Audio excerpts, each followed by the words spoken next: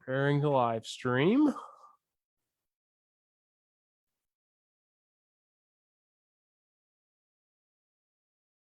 All right, redirecting to Facebook Live. Says we are live. Preparing to live stream. We're live. Hey, Facebook Live. Let's go. Preparing to live stream. We're live. Hey, Facebook Live. All right, so close that on there and make sure on my phone it's good.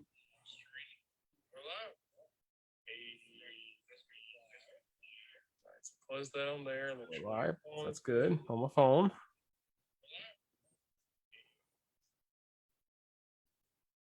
Sure doesn't sound weird for some reason.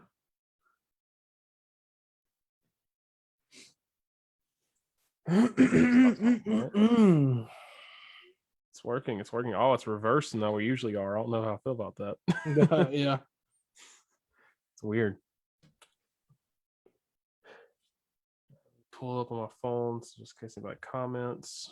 Yeah, that's me too. Say something to them. Oh, my phone charger. All righty. Say something to them. Yeah. Okay.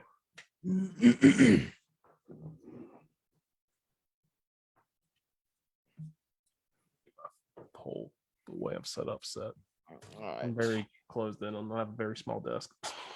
Yeah, I'm using a TV tray. Yeah, create a little space so I can move my mouse a little bit here. Yeah. All right. Well, if you're joining us early, of course, right now it's just me and Waffle. It might be just me and Waffle talking to the void tonight. Who knows? But thank y'all for the 45 of y'all that have liked this page and have said y'all are be interested in this. It's gonna be fun. I guess I could share this, make this a start. Oh, yeah, duh.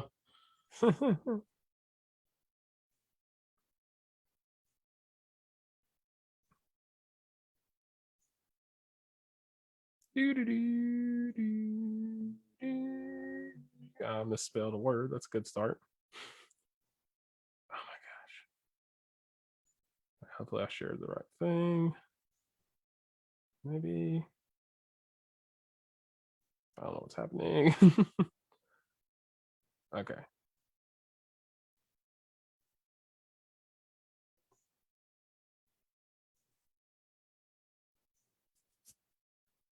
And let's get a pick for some shiznizzle. Look there.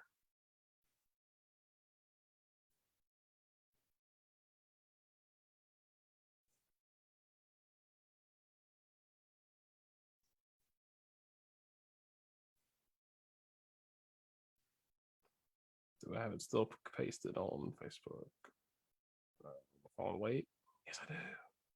Hey. Cool. All right. Well, I think we're all set up for the most part. Let me share Twitter too. Yeah.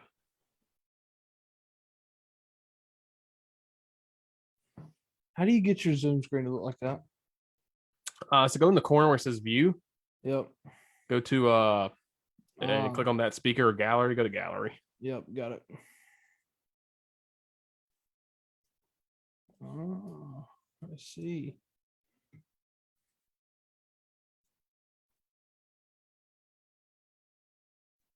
Cool. Okay, so now I think we're actually set and ready to go. Maybe. Let me pull it back up here. Make sure we have audio. Cool. I forgot my profile pic on Twitter is now Zeb Nolan. Gosh, that was funny. Yeah. So I Wow. think we're all shared. Again, Waffle and I are probably going to be might be speaking to the void tonight. Who knows? You might see something great though. If you're watching this on Thursday when the show usually comes out, you missed a heck of a watch along. We have a Facebook page now, Breakfast Time with Waffle and Richard, same as the show.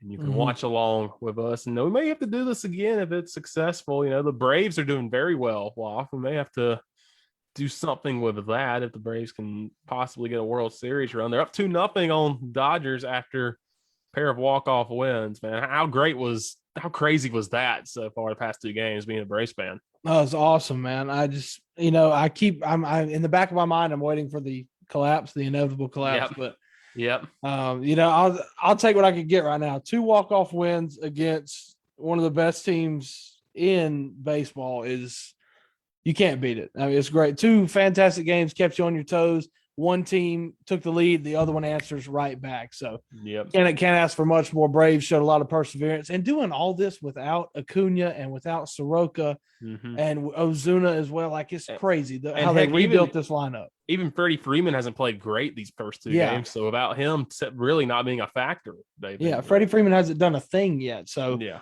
And we're doing all this without him. So once he gets going, I mean, who knows? You never know. The Dodgers have been great at home, but we'll see what Atlanta can do. I do expect it to probably be 2-2 coming back to Atlanta, but you never know. Never know.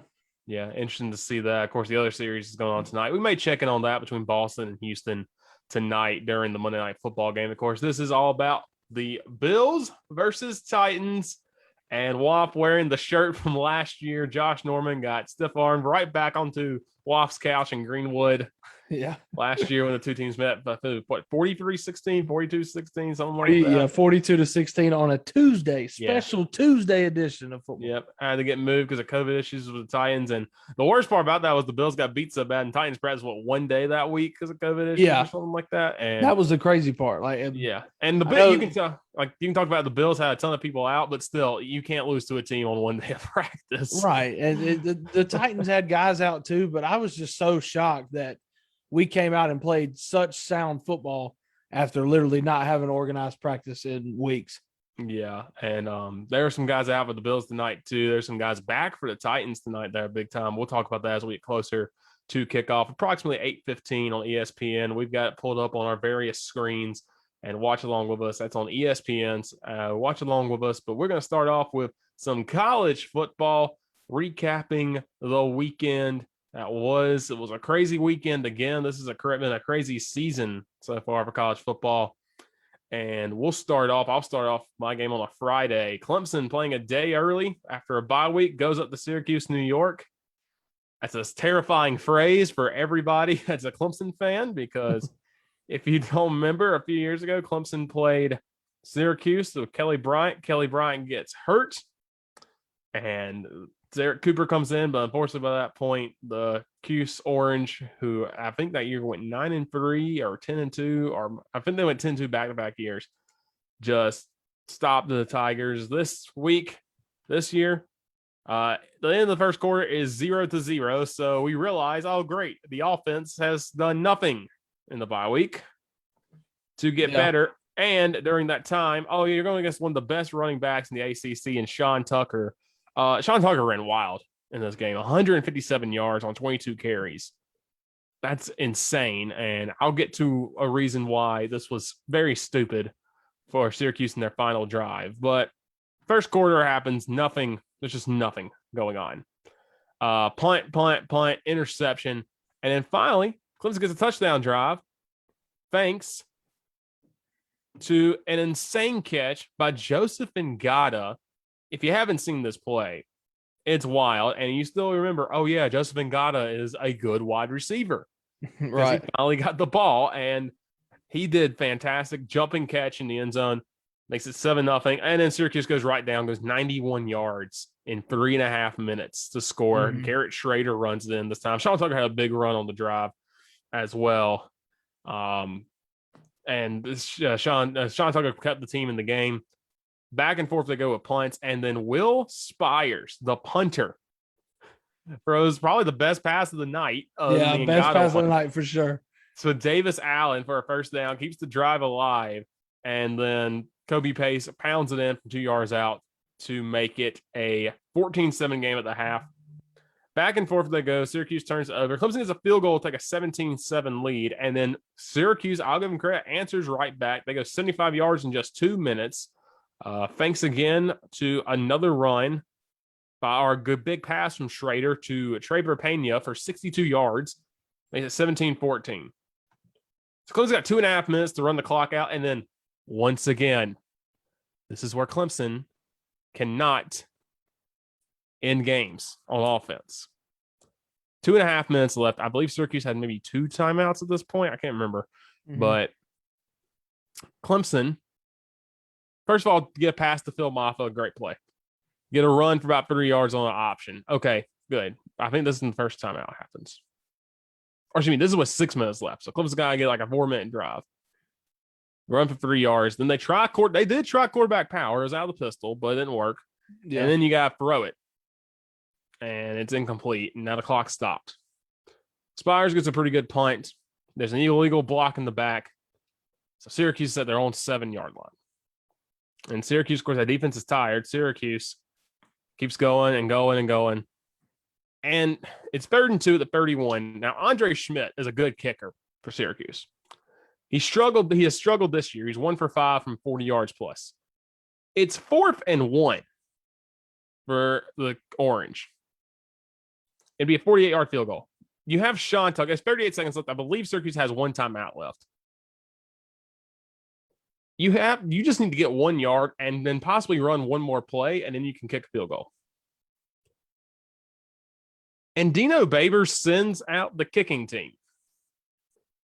And immediately I sat there, and I think I texted Waff. I finally got to watch this part of the game. I texted Waff. I said, he's going to miss this, I think. I hope he misses this, but I think he is.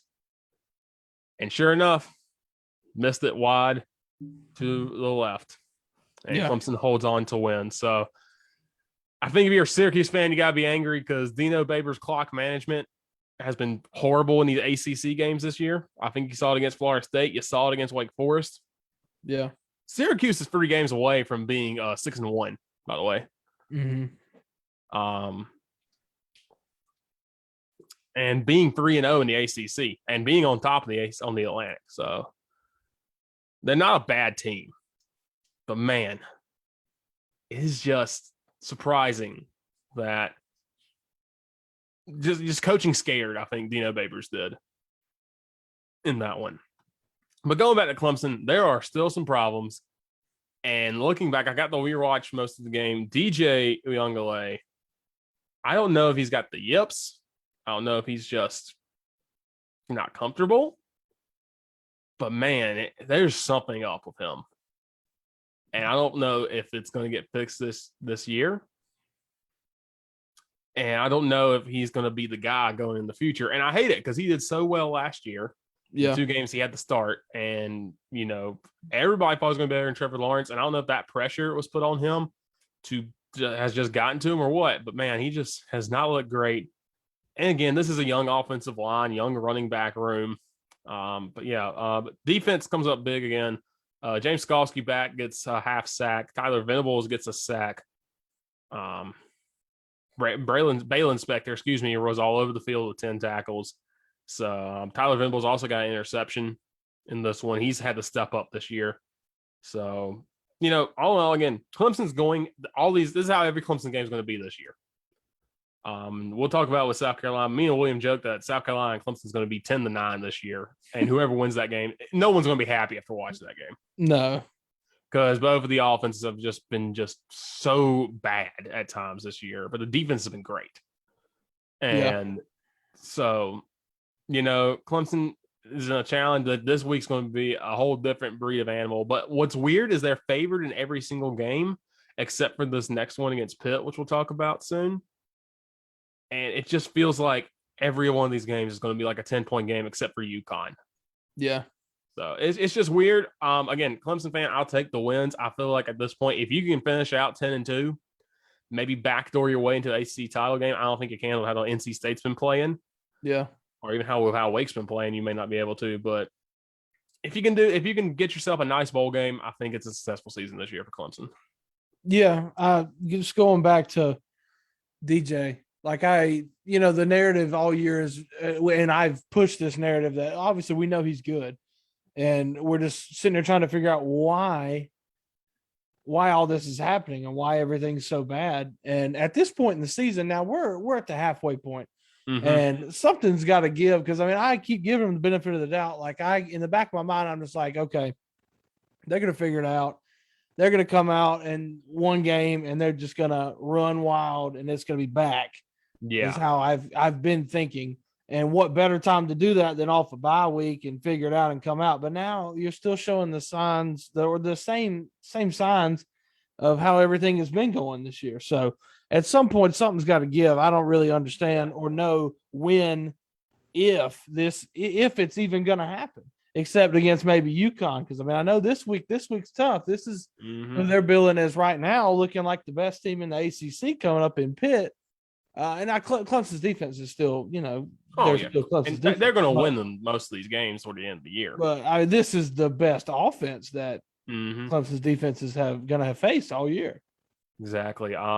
They were talking to Tony Elliott earlier, and I think he just said basically it's like, we still don't understand the playbook. And I'm like, how do you not do that 6-7 weeks into the season? Yeah. Because last year I would get it because last year the COVID year was weird. This year you had time. You had plenty of time to get ready.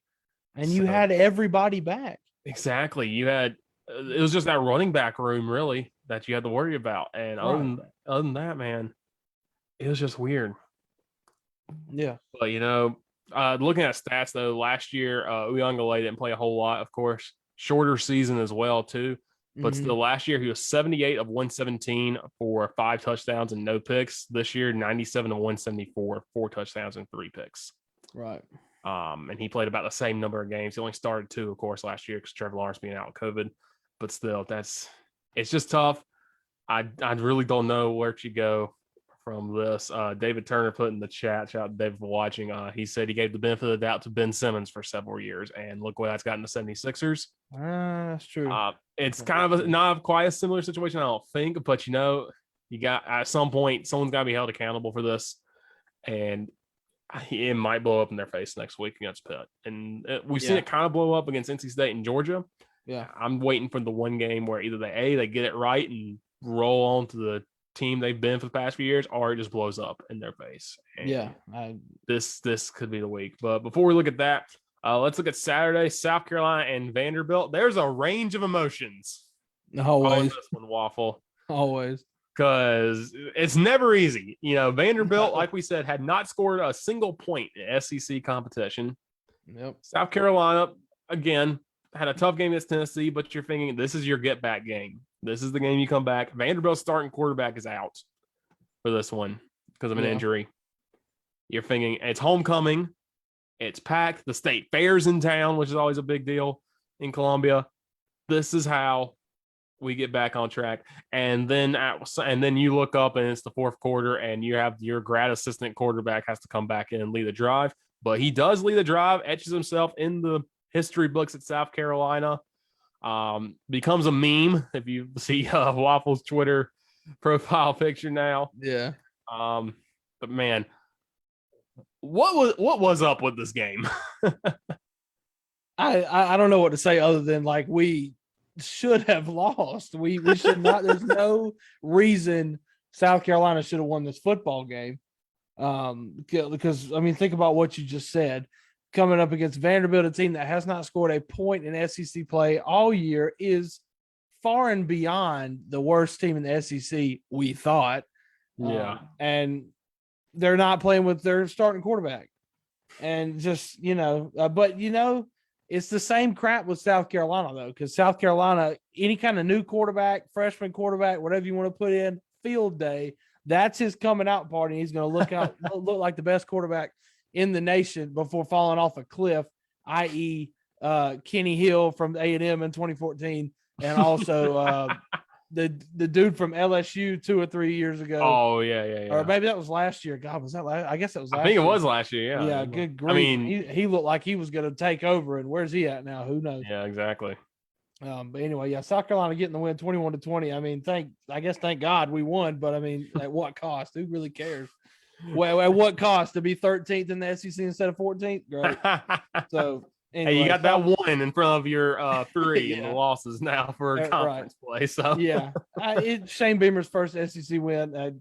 What a crazy game to get your first SEC win. But, I know. Some stats: Luke Doty, 17 and 27, 242 yards, 2 touchdowns, and 2 picks. Zaquandre White ran 12 times for 65 yards. Jaheim Bell, 6 receptions, 136 yards and a touchdown. If I do have anything positive to take away, Josh Vance kind of has fallen off in the past couple of weeks, but Jaheim Bell has, been at least fairly consistent, not really, but kinda, and his name always pops up. So, but yeah, Carolina. Just let me just take you through this, because this is just I was half watching this game because the first half I was working at Lander, so I mean I was watching, Yeah. but I wasn't like real intent on it. So anyway, Carolina comes out. It starts off great, by the way. Yeah. Carolina comes out 12 plays, 75 yards in 5 minutes. Touchdown. Oh, yeah. Here we go. Set the tone. Vanderbilt drives down, gets the field goal. Okay, great. I would have liked to stop them, but you know what? They didn't score a touchdown. Carolina, 2 plays, 75 yards, touchdown. It's 14-3, and we are barely 9 minutes in. And that was a Jaheim Bell 82-yard touchdown that Todd Ellis lost his freaking mind on the radio. And then Vanderbilt goes on downs, and then it turns into your typical Big Ten game: punt, interception, downs, punt, fumble, and yeah, just a crapshoot. And before Vandy scores a touchdown with a short field, and then that's when I was like, because I had gotten home at that point, and I was just like, I got home in time to see that too. So yeah, we're deep in the second quarter now, and I'm just like, all right, we haven't pulled away. We scored 2 touchdowns really early. We're letting them hang around. This is not going to be fun, is it? And then we fumble. They score in 3 plays. It's 14-10. We punt and then end a half. So 14-10 at halftime. Things could be better. Whatever. Let's go into halftime, clean it up. We'll come out and figure it out. No. Vanderbilt punt. We go 5 plays, 64 yards. What do? Oh, we fumbled. Vanderbilt gets it. 8 plays, 89 yards, 3.5 minutes, touchdown. Vanderbilt is winning this football game. A team that it took a game-winning field goal to beat UConn is winning. And that lost to ETSU to start the year by 20. Yes. Vanderbilt is winning this football game in the third quarter on homecoming. Oh, no. South Carolina drives all the way down. And then Vanderbilt gets it back, punts, interception by Carolina. This is just when we're right in the thick of it. And I'm half watching at this point. Like, I'm starting to make peace with myself in my mind that, yep, this is going to happen. We are losing. I've got the Facebook post in my head, what I'm going to say, and I sent it to you. I think it's a great post. It's beautiful. It is fantastic. Yeah. So, and anyway, South Carolina throws that pick. Vanderbilt gets a field goal. It's 20-14. What are you going to do, South Carolina? I knew this was going to happen. Sorry. All right, Carolina, what are you going to do? You are down 6. You did hold Vandy to a field goal, so I guess props to you there. And then South Carolina struts out Zeb Nolan, the grad assistant, who obviously made his rounds in college football headlines for the first couple of weeks when he did get the original start. And he comes out, and by God, what happened? Zeb Nolan, 8 plays, 75 yards in 59 seconds, and we score a touchdown just to steal this game away from Vanderbilt and leave unscathed, like this was the plan all along. Like, I don't know what has happened here. I will say this, though. Vanderbilt's a ton of cowards. They dropped 8 every single play. Oh, Vanderbilt played to lose, no doubt. Yeah, they deserve to lose that game after their defensive I agree. strategy. But yeah, no. Nolan just comes out and looks like, I mean, my God, he looks like Connor Shaw out there leading this drive. And freaking Nolan all the way down the field, pass, finds Xavier Leggett in the back of the end zone, touchdown. Hey, we got the lead. Vanderbilt, 1 play, fumbles. JJ Enigbare causes the fumble, and Carolina gets it back, and somehow we win. And I'm sitting in this exact chair, watching this exact TV, and this whole drive, I have not made a sound. I don't know what to think. I'm literally sitting here looking at the TV like this. And we scored a touchdown to take the lead and win, and I had nothing to say. No, there's no reason we should have won that game. And we literally are just a hair better than Vanderbilt, which is just obviously not where you want to be. But at the same time, at least you're better than Vanderbilt. Well, yeah. But at the same time, Nobody ever said that South Carolina was good, This is true. including myself. We are not good. Was there hope? Yeah. Is there optimism? Yeah. Are we good? No, absolutely not. We're not good. And a lot of Carolina fans just want to kind of take it like that, which is fine. I expect to be good, and I like expectations. I don't want to come out and lose every week, but we pretty much do. And we're not good. So, but to be on Vanderbilt's level, like I thought we were at least a little bit better than that. But yeah. The funniest stat line is Mike Wright, the quarterback for Vanderbilt. He was 11 of 21 for 206 yards, a touchdown, and a pick, had that fumble. Yeah, he had a QBR of 24, and Vanderbilt almost won this game. Yeah. So, let me say this, and something that I thought about when I was thinking up a Facebook post for when we lose is I just want to say to the defense, like, I'm sorry. This defense, like we've talked about, this defense is not Clemson's defense. It's not a world beater. We know that. Yeah. But this defense has exceeded all of my expectations and has put us in positions to succeed. And our offense has been so inept, we can't do anything with it. and that's just the simple fact. It's like this defense has been very good and put us in the necessary positions to succeed and win some ball games, and we haven't done it. That's why this game's going to be 10-9 in November between South Carolina and Clemson. We're all going to hate that game. Correct. And I'll hate my Facebook post just for the people was going to be, there is no pain, only death. This loss is a death sentence. Worst team in the SEC. Relegate us to Division II. Happy homecoming. Go Cox. I crave the sweet release of death. Yeah, and I crave the sweet release of death. So, man. That's pretty much that. Carolina escapes. They should not have won. There's no reason they should have won this game, but somehow they did, and that's really all I got to say. We're not the worst team in the SEC, but it's not by a wide margin. Yeah. Once again, we'll give our weekly Jalen Foster shout out. 6 tackles, a tackle for loss, and a pass deflection. So great job again by Mr. Foster this week. Yeah. In that Carolina defense. We're going to go rapidly through the schedule from last week with college football games. We'll start another game on Friday that got exciting. Cal and Oregon. Oregon escapes Cal 24-17. Cal usually plays the Ducks pretty tough, especially late in the year at times. So let's see what happens if Oregon can win out and fight their way back to the playoff. This one I want to talk about. San Diego State knocks off San Jose State in 2 overtimes. This game was 6-6 at the end of regulation. Yeah. There's your Clemson, South Carolina preview. San Diego State now 6-0. They knock off the defending conference champions, the Mountain West. No Nick Starkel, however, of course, for the Spartans. He got hurt, but Nash, their backup, comes in first for 228 yards. So that's a solid performance. Got to have some silver linings with the Spartans. On Saturday, Georgia rolls over Kentucky 30-13. Waff, this might be Georgia's year to win it. I'm not saying anything. I don't trust any any team from Georgia, but they look great. And I really wanted this game to be competitive. I hate that it wasn't, but Georgia looks far and beyond like probably the best team in the country right now. Where's the inevitable collapse? Will it happen? Likely, but who knows? They do look really good. It looks like they're going with Stetson Bennett as their quarterback. I just hope they don't screw it up like they did a few years ago. That's something that I did not expect. That's just crazy with all the JT Daniels hype at the beginning of the year. But exactly. Purdue rolls over Iowa 24-7. We can't have any nice things, can we? I mean, come on, Iowa. Are you serious? We cannot. David Bell goes off for Purdue. 11 catches, 240 yards, and a touchdown. You figured this was going to happen at some point to Iowa. You didn't think Spencer Patriot was going to throw 4 interceptions against Purdue of all teams, but it happens. Purdue. This defense is elite, and they crapped the bed on Saturday so bad. And we know their offense wasn't great. Yeah. But for Purdue to come in here and the quarterback to go 30 of 40 for 375 and 2 touchdowns, like, oh my gosh, come on, Iowa. By the way, we've talked about how crazy this year's been compared to 2007. Guess who's ranked for the first time since 2007? The Purdue Boilermakers. So, oh my gosh, that's crazy. I didn't think it's been that long.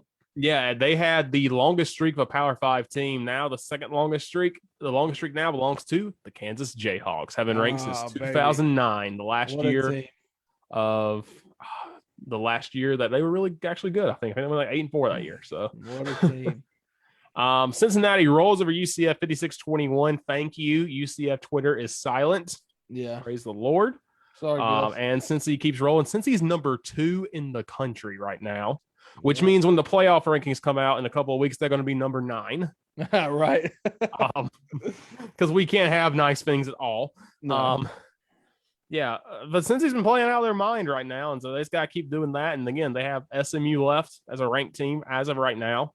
Yeah. At the end of the year, hopefully that can stick around. Oklahoma beats TCU 52-31. This game got close late, but Caleb Williams, man, yeah, he just stole the starting job from Spencer Rattler, which I don't think a whole lot of us saw coming. No, best thing Oklahoma's ever done is bench Rattler. He throws for 4 touchdowns and 295 yards, only 5 incompletions. Max Duggan, though, we got to give a shout to him for TCU, 346 yards and 4 touchdowns. Your typical Big 12 game, 52-31, but TCU, man, I feel like TCU just kind of exists right now, and it's kind of a shame because of how far they've fallen from winning the Rose Bowl about 10 years ago to this. And it's just kind of disappointing. Mm-hmm. You think Rattler's going to transfer somewhere? I don't know. I've seen it. I mean, oddly enough, I've heard South Carolina in the mix, which I don't even know if I really want that. But yeah. I mean, it sure looks like it. Somebody put out. God, I should have saved it, but somebody put out a thing with like 5 schools that I don't know how accurate it is as far as if these are schools he's officially narrowed down or if people are just speculating. But like, it's looking like he's probably going to be on his way out. Yeah, that's wild. We'll see where he ends up. I know a lot of people love to have him because I think he's still a solid quarterback, but yeah, he was one of my Heisman picks, and now he's might be gone. That's wild. Yeah, I think all our Heisman picks are stinking. I think all of our Heisman picks have been bad. I mean, yeah. 2 have gotten benched. I said Georgia's quarterback. I said Sam Howell, and he's the king of inconsistency. So yeah. He might be the best one we picked. Bama rolls over Mississippi State 49-9. So they, God bless you, Bulldogs, for taking the brunt of the beating after Bama lost to Texas A&M. Somebody had to do it. Yeah, somebody has to do it. Texas loses to Oklahoma State 32-24. Another come from behind win by a team from Oklahoma against Texas. Is Oklahoma State good? Are they good? I have no clue. All their games have been the same. They have been losing and have come back to win. I still don't know. They haven't blown out anybody. I know. 16 points in the fourth quarter for the Cowboys to beat Texas. Yeah. In this one. Oklahoma State's undefeated, and I feel like we're going to get the Bedlam's always weird between Oklahoma State and Oklahoma, and I feel like that's going to be the weirdest game ever. They have Iowa State this week. That just screams stupid. Yeah. Something's going to happen in that game, and we're all going to be very confused after that one. And then there's a lot of history there with with Oklahoma State. Mm-hmm. I think was that not 2007 where Oklahoma State? I believe so. Yeah, Oklahoma State it might have been or 2009. I think they were number 2. Oklahoma State had the chance; they could have played in the national title game, but nope. Iowa State, who sucked, took them down at home. Yep.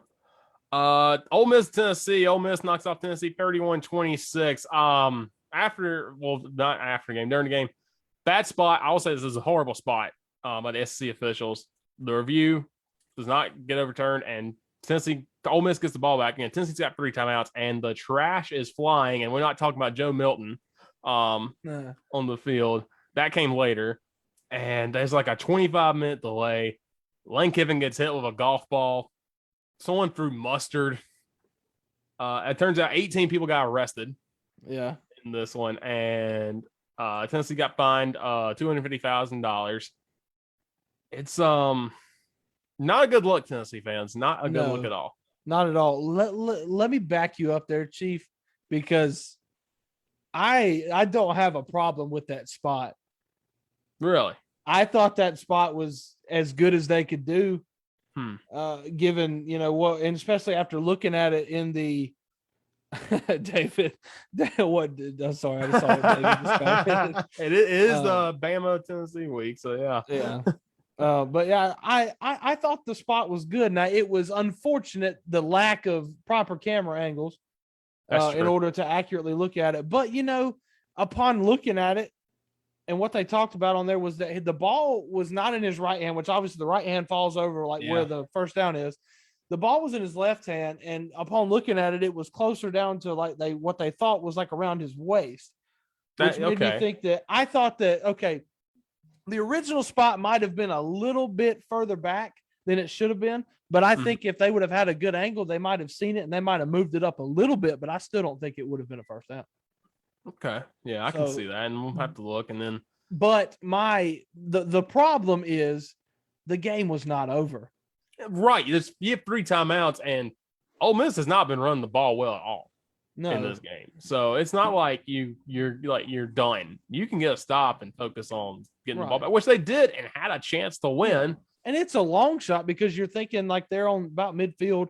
You're going to be in bad field position after the punt, but Tennessee got the ball back and had a fantastic return to the Ole Miss 47, and then had a shorter field to work with, and then Hendon Hooker gets hurt, which he played a heck of a game. Was drilled.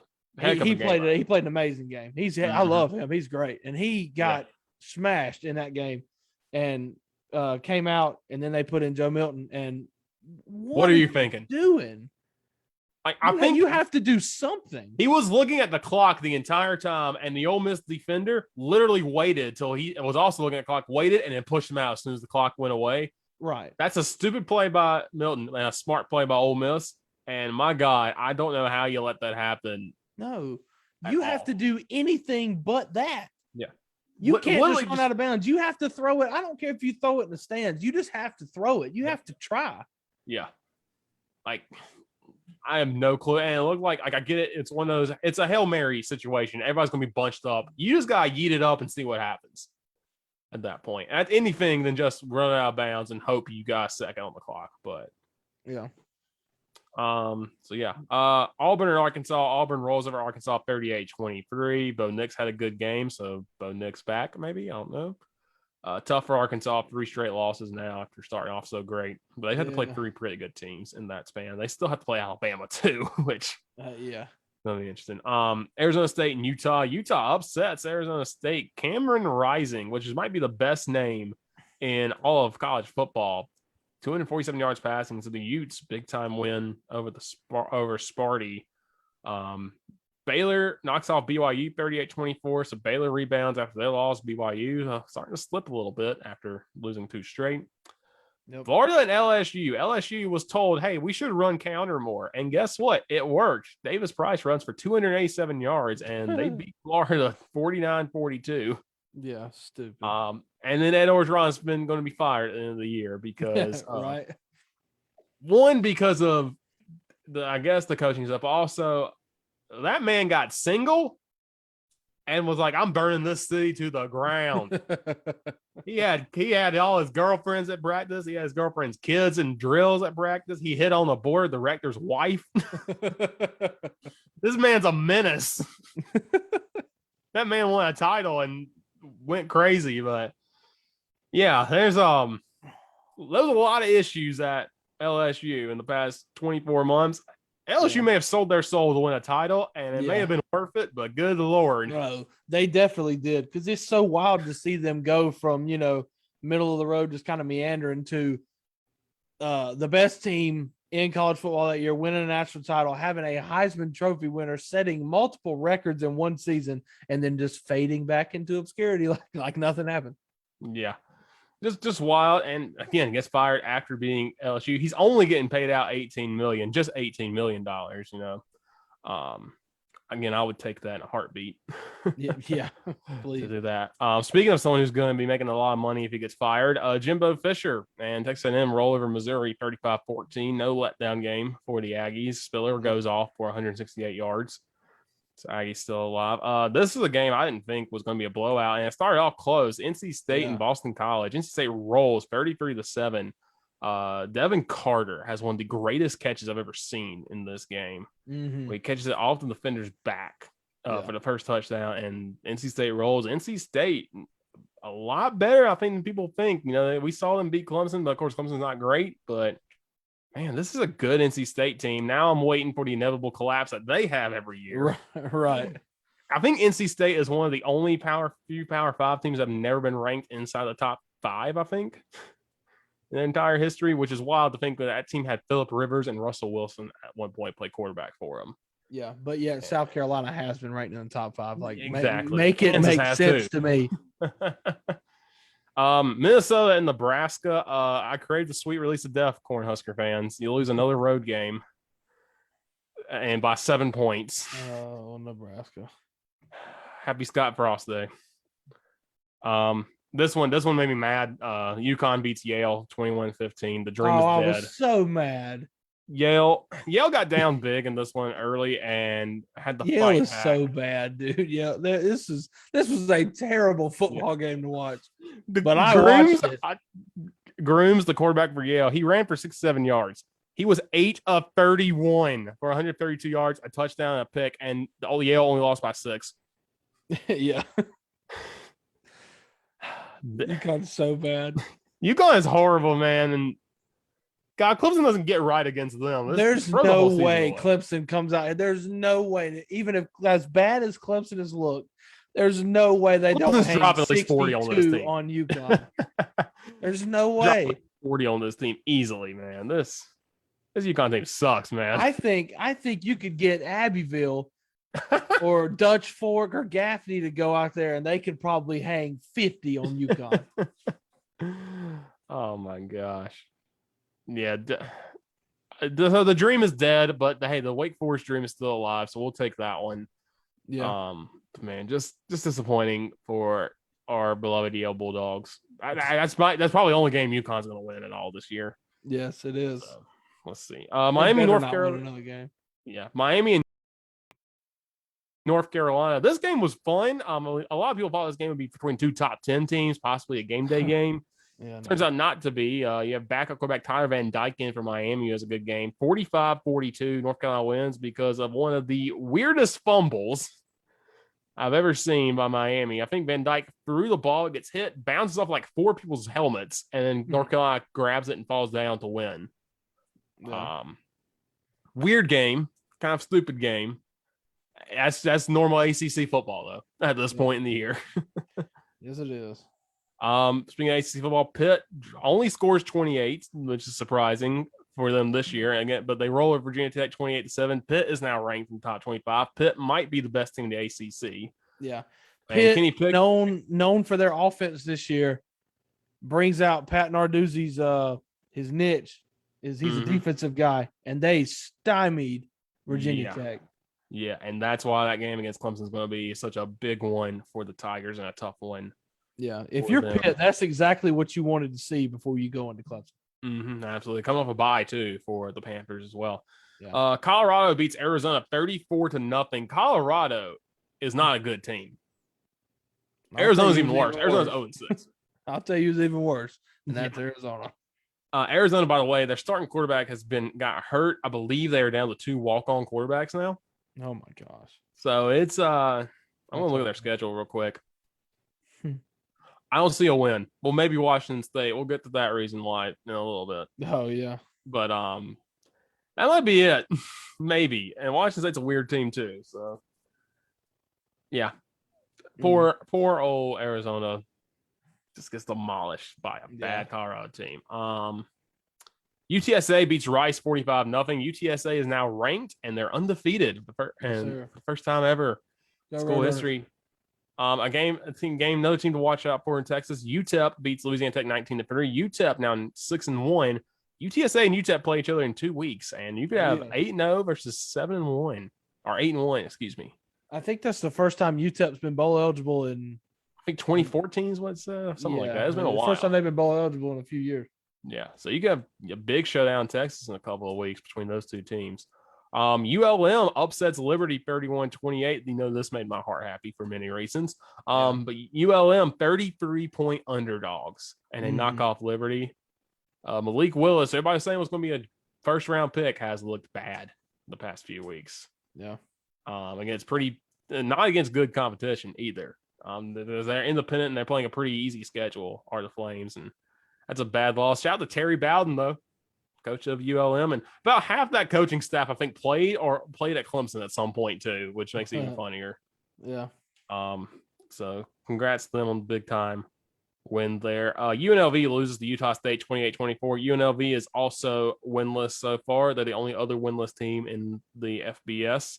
And Tate Martell came into the game for UNLV. So he's still around. He's like 28, I think. I don't know. He's probably our age at this point. Yeah. Which is wild. Washington State beat Stanford 34-31. Wild, stupid game that you usually see from the Cougs. Of course, from Stanford, who we don't know if they're good or not. I'm going ahead and putting Stanford in the category of they're not good. Yeah, they're 3-4 now, but we'll see what they can do. And Washington State just fired Nick Rolovich, their head coach. Nick Rolovich, of course, said he was not going to get the COVID vaccine. He had the mask up on the sideline on Saturday.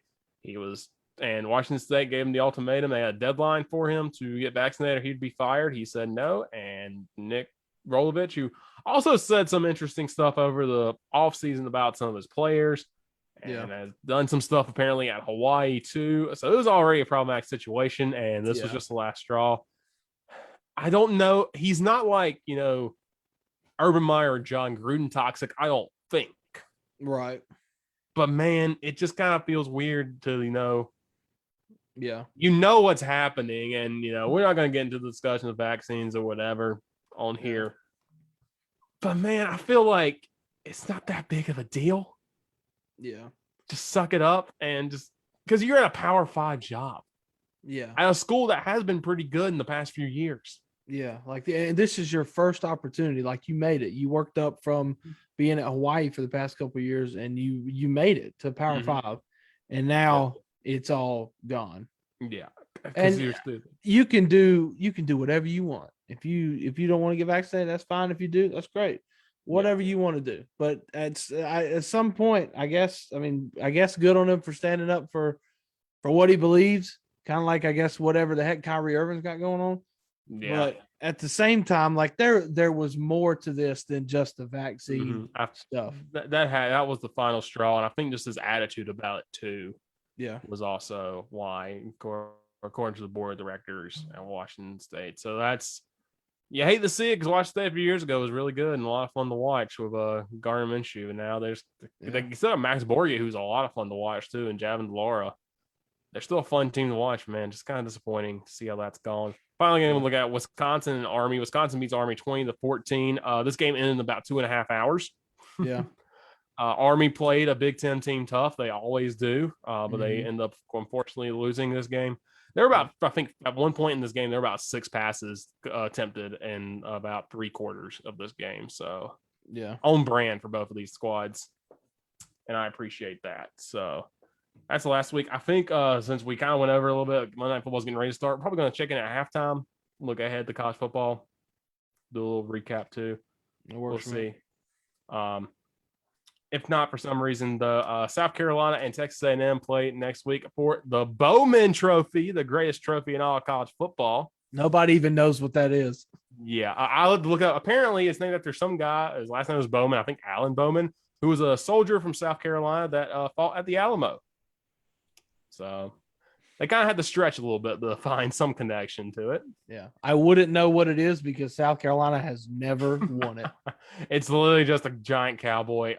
South Carolina, Texas A&M. It'll be an interesting game to see. It'd be a huge win, of course, for Shane Beamer in his first year into the Gamecocks, especially after that Vanderbilt game. Yeah. Clemson, like we said, goes up to Pitt. This is the first time Clemson has played in Pennsylvania since 1947 when they played Duquesne, which is wild to me that Clemson's never played Pitt at Pittsburgh. They played at Clemson in the Gator Bowl and at the ACC Championship in Charlotte. Yeah. So that's wild. Pitt's picked to win this game by 3 points. This is the first time Clemson's been picked to lose an ACC game by at least 3 points since 2014. So that was against Florida State the year after they won their title with Jameis Winston. So Monday Night Football is starting. We're going to push college football to the side a bit, and we're getting ready to kick off here. So turn your TVs to ESPN if you're watching this live. So we get set for Monday Night Football. Tyler Bass, the Dutch Fork graduate, kicking off for the Bills. Oh, here we go. Oh, God. You're going to see us both be stressed out for about 3.5 hours tonight. I just want a good competitive game. please. No blowouts either way.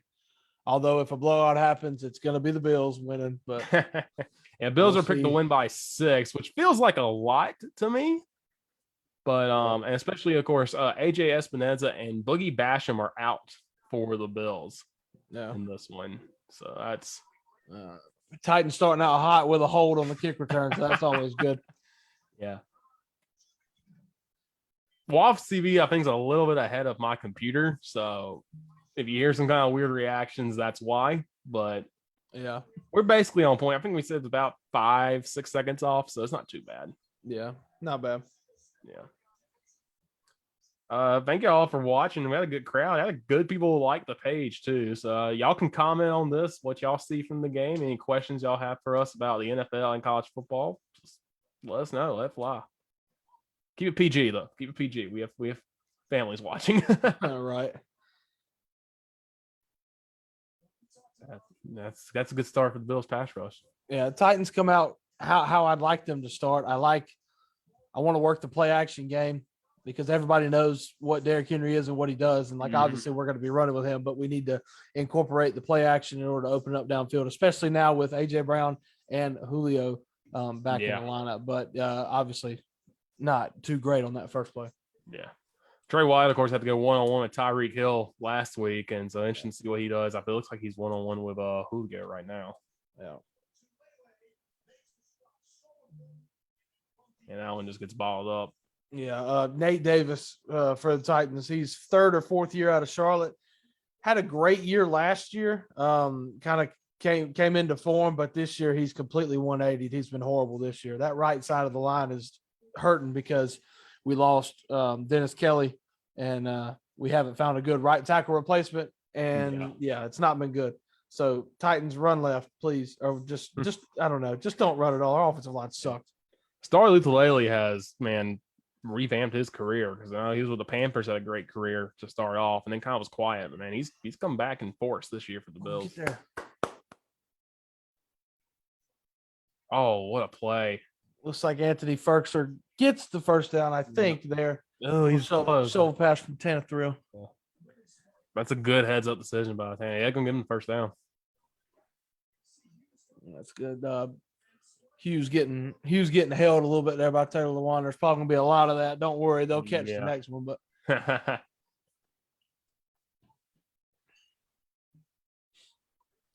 that's a smart play by Tannehill. Like we said, you get away from Adam Gase, look what you can do. Yeah, right. Yeah, Tannehill is his time with the Titans. He's thrown 61 touchdowns and 15 interceptions. I mean, you can't ask for much better. No, yeah. Kind of weird. He's only he's 10-6 at home. It's a winning record. That's kind of a weird record. But I feel like they've had a lot of tougher home games than away games in his career. Plus that was that Ravens game at home last year. No, Ravens game was on the road. Oh, it was away. Yeah. Well, the playoff game was, yes. The playoff game, yeah. So that makes sense.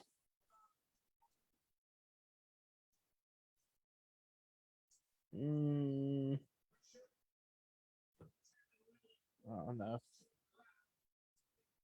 Trying to target AJ Brown at least. Yeah. We got to get him involved. Got to. I know this Bills defense is good. The secondary is very good.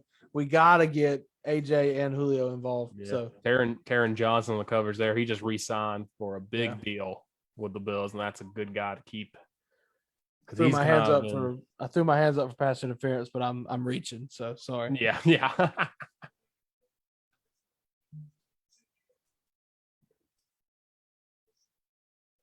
Let's see how much the Bills blitz. They didn't blitz at all against Mahomes. They blitzed a little bit more tonight, and looks like they're going to on this one. Oh, no, they call it off. Oh, that's a good throw. You got to make that catch. Incomplete pass looks like, I think, to Marcus Johnson. I think so. Yeah, that was some coached by Levi Wallace, but I think it just hit Johnson. He dropped it. Yeah. Also, I think it's worth noting that AJ Brown is going to be on a snap count until at least week 10 is what I heard, or it's from AJ's mouth directly. So yeah. Also, it looks like Brett Kern is still not playing, which, oh God. Hi, Townsend. despite the 12-yard punt he had the first time, Townsend has been okay. It's no Brett Kern, but that was good fun right there. I'll flip the field. Yeah, McKenzie it's a run good, back to 20. good play by Nick DeZubnar, special teams boy. Yep. When are the Titans going to get the red jerseys, Waff? probably when If the it was Bills get up the to red a lot helmets of back. if it was up to a lot of old Titans fans, never. But I don't know. I think it'd be a cool thing to have. I don't really know if I would like them on the field, but Yeah. Some Bills fans wanting the red helmets back with a modern look, so yeah. I'd be a fan of that. I like the red helmets are in the red. Those jerseys were horrible though, that the Mhm. Bills used to wear. Yeah. Once again, thank y'all for watching and enjoying us. Don't forget you can ask your questions for us about football, about Bills, Titans. You're probably want to know why we're Bills and Titans fans. Yeah. Since we are from South Carolina, why not the Panthers? Who, Sam Darnold looks rough again.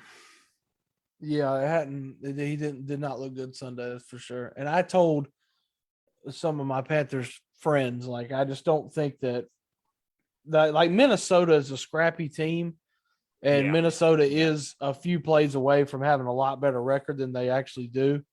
So I don't necessarily think that's a bad loss, but I mean it always hurts. You started 3-0, now you're 3-3. Mm-hmm. So coming back for the Panthers, though, they have 3 winnable games coming up. They play at the Giants here on Sunday, and then they go to the Falcons, and then they have the Patriots. Now the Patriots look pretty good against the Cowboys, who are 5-1 as well. Shout out you, Mom. Can't say I never say anything nice. But yeah, the Panthers have 3 winnable games coming up, so hopefully they can get back on track here. Yeah. One team that still looks great is the Cardinals, and they just destroyed the Browns. Yes, that surprised me big time. I picked the Browns to win that in my pick 'em, and I look like an idiot. But the Cardinals look great. Yeah, and they were underdogs in that one. Mm-hmm. And once again, JJ Watt. I feel like JJ Watt's not having a renaissance, but he's done well enough to force pressure onto Mayfield as I did yesterday. So, yep. All right, let's see what Tennessee's defense can do. I'm really not excited. If I'm being honest. Yeah. Titans are without Christian Fulton, one of the starting corners, who has been our best corner this year. He is back on IR, which is obviously great. But I think we got Amani Hooker back. They activated him, so I think so. Yeah, I don't know if he's starting tonight or what's. Yeah, he is. He's out there. So yeah, Amani Hooker's back. Caleb Farley, we should see a lot of him. Our first round draft pick. So we'll see what we got here. Cole Beasley getting involved early. He's been kind of quiet this year. Mm-hmm. So let's see what he can do. I think I've called back up with your Waffle. Okay. I'm seeing the Star Watch right now. Yeah, me too. Okay, sweet. So we hopefully are in sync now. Yeah. On here, I'm using an older computer to stream. So. Oh, I also got to mention Bud Dupree is playing for the Titans for the first time in like 3 or 4 weeks, which we spent a massive amount of money on him to sit the sideline. But you know what? It's a long season, so he should be back in action tonight. So I'll be interested to see him. Had a little fist pump there. I have Josh Allen and Stephon Diggs playing in fantasy right now. I'm down by about 15 points entering this game, so I need a big day from both of them. Well, unfortunately, my opponent has the Bills defense, and I'm like, man, I want this to be like a 49-42 game with Allen having 7 touchdowns and 5 of them going to Diggs. Mm-hmm. And the Bills defense, they don't look good, but the Bills win. So Caleb Farley's his own Diggs right now, so this should be a matchup that the Bills can expose. Yeah, because Caleb Farley has not played a whole lot yet, and I hope he can be good down the road. But good pickup block by Singletary there to help Allen get free somewhat. David Long pushing him out of bounds. David Long, I can't say enough about him because we re-signed Jayon Brown, and Jayon Brown's hurt again, which is looking like a bad investment, which I hate. But David Long has stepped up, worn the green dot, been the leader of this defense. For what it's worth, David Long has been playing out of his mind this season.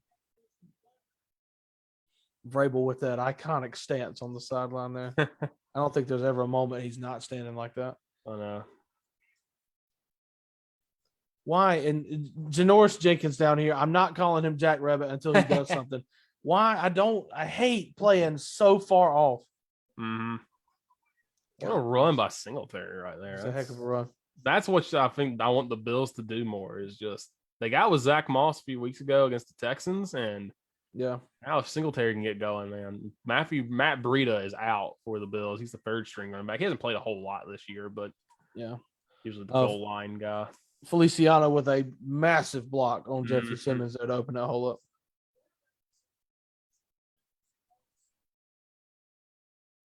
I do like the sweater vest Vrabel's got on, I'm not gonna lie. He's like quarters up. always wearing that little vest thing. I like those, but they're so expensive. Oh yeah. David Long chasing Josh Allen again, man. pushing him out. That's all right. Yeah. Singletary picked him up again. That's a good job by him, man. Long already. Titans, Titans have to get pressure on Josh Allen. That's obviously a big factor.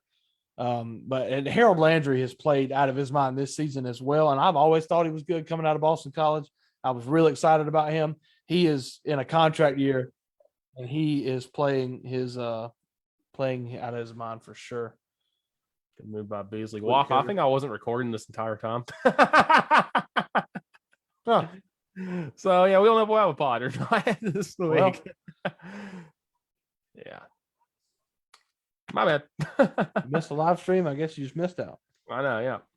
No, we'll pull it back up on Quick hit. Once again, there's Caleb Farley, just inexperienced there, just not good pursuit. Yeah. Bill's driving. Oh, wow, good fake. I thought Singletary held the ball. Mm-hmm. It's a good job by Allen.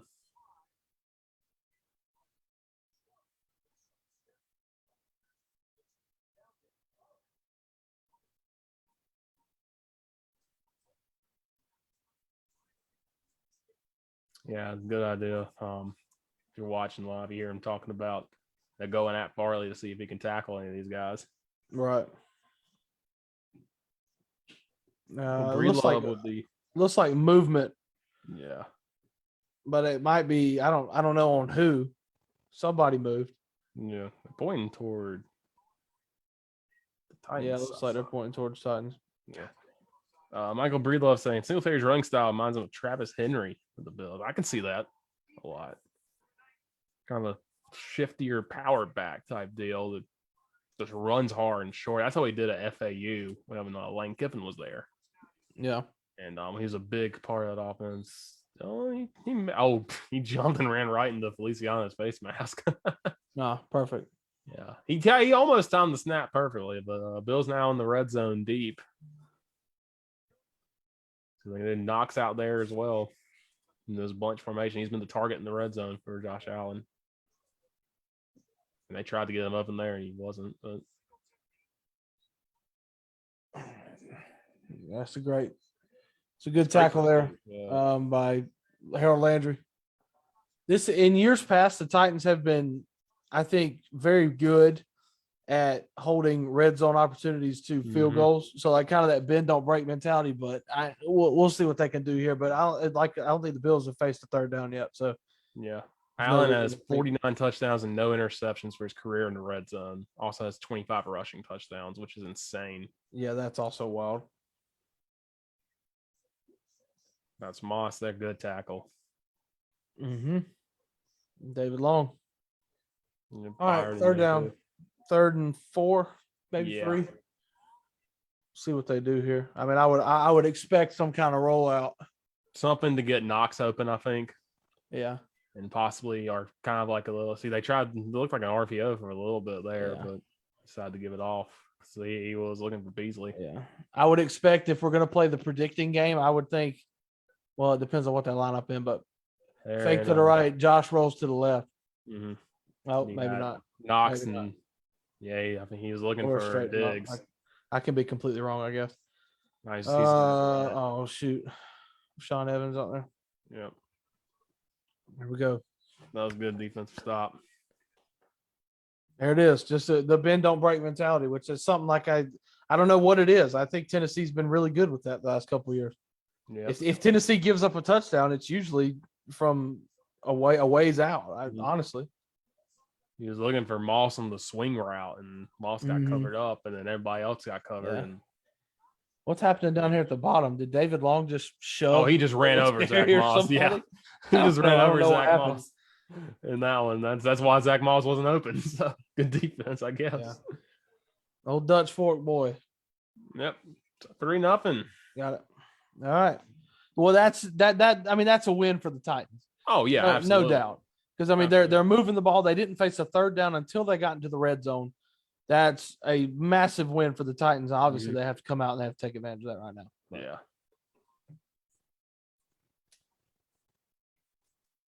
All right, I forgot I have food, so let me go get something to eat. I'm hungry. Yes, go eat. Go eat. I'll be right back, people. Okay, I think I'm gonna get some water. So probably I'm going to be away for a bit. So We'll just have a small intermission. Yeah, entertain yourselves in the chat.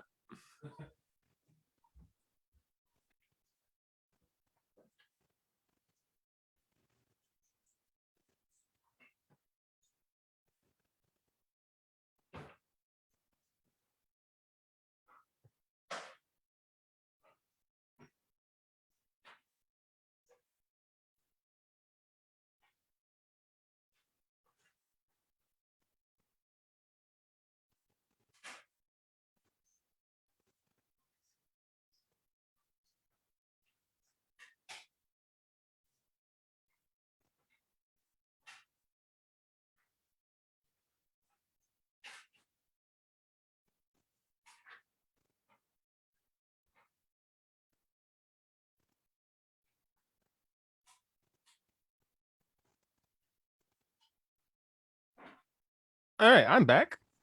I think. I love how you just get a shot of Waffle's couch on the Zoom because I stopped my video. Thank y'all for joining us, by the way. See a lot of y'all watching and hopefully enjoying the game. Again, don't forget to ask questions.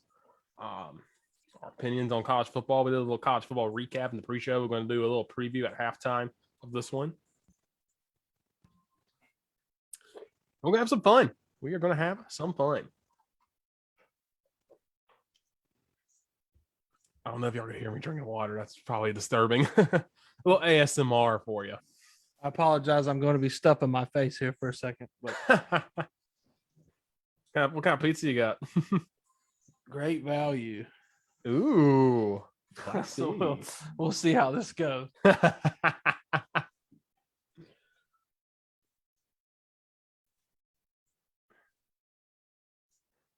Meanwhile, I thought about going to this game, but man, tickets are so expensive for Monday Night Football.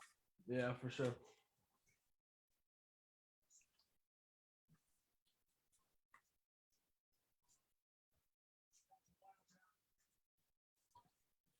Bills, the thing, they showed it 58% Bills fans what is predicted here in the stadium, which is wild. And it usually happens with Titans on these big games. What did they just try? Okay. Oh my god! Good. Oh my god! What? What are we doing? He looked like he's trying to throw it across the field, and at the last minute pulled it down. But Incoming Music City Miracle joke. please no. Where do we see the Vols next year, and what's their record going to be this year? Is a question. I think the Vols are ahead of schedule under Heupel. I was wondering how they would do in the offense. Who asked that? Comes from Taylor, my boss. Taylor. Yeah, so This isn't about your Tennessee Vols, brother. I'm just kidding. Honest answer, Taylor. They're ahead of schedule. I feel like a win over Ole Miss would have been better. I don't see them beating Alabama, or Georgia, but man, a win over UK would be huge for them. After that, winnable games against South Alabama and Vandy, so I can see 8-4. Then this year, next year, we'll have to see what they can do. Next year.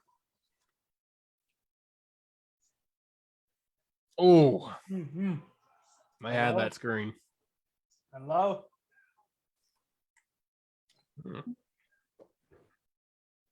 Maybe roughing the passer. Did he trip over his own feet? Are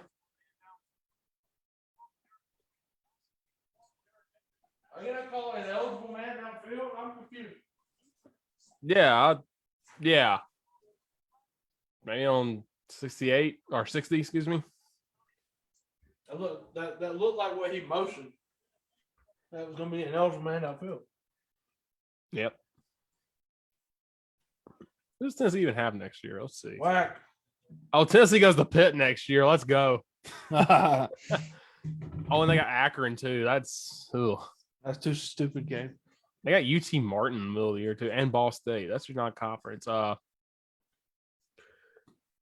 got Florida, go to LSU.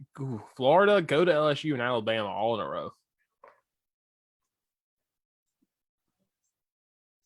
You know, their last 4 games, only one's at home.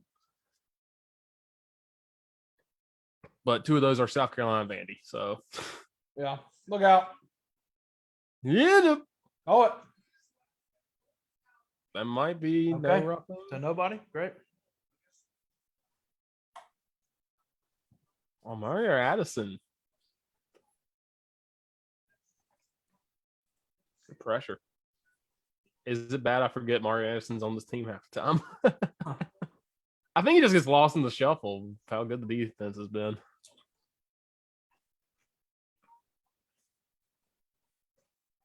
I've seen more Johnny Townsend than I wanted to see already.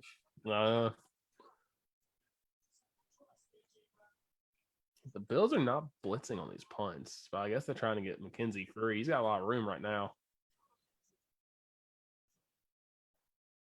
Almost a block in the back. They might call it.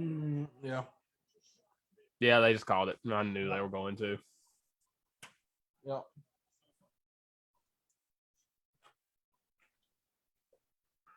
It was very close, but I figured they'd call it.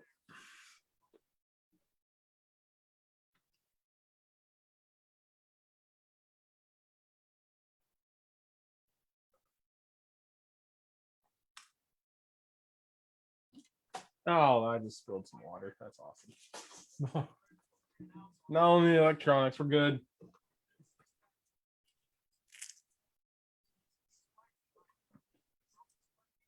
How many flags are out there? Good Lord. Yeah, good grief. What's the deal here? I saw the one I think they're going to call for blocking the back, but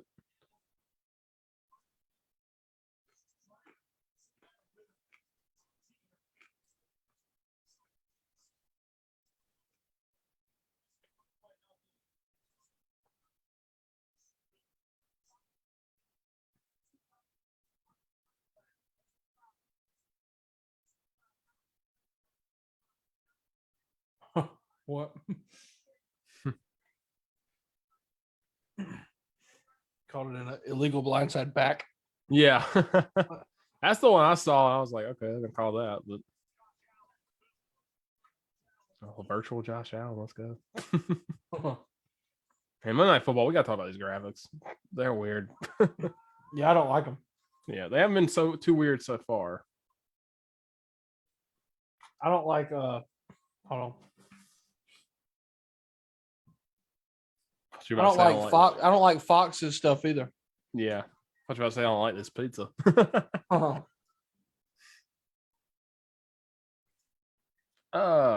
Sooners, contenders, pretenders. I don't know. They look better. I will say contenders now without Rattler. That's true. That's true. That's the first game they've. I mean, if they keep that up and if they keep playing like that, yeah.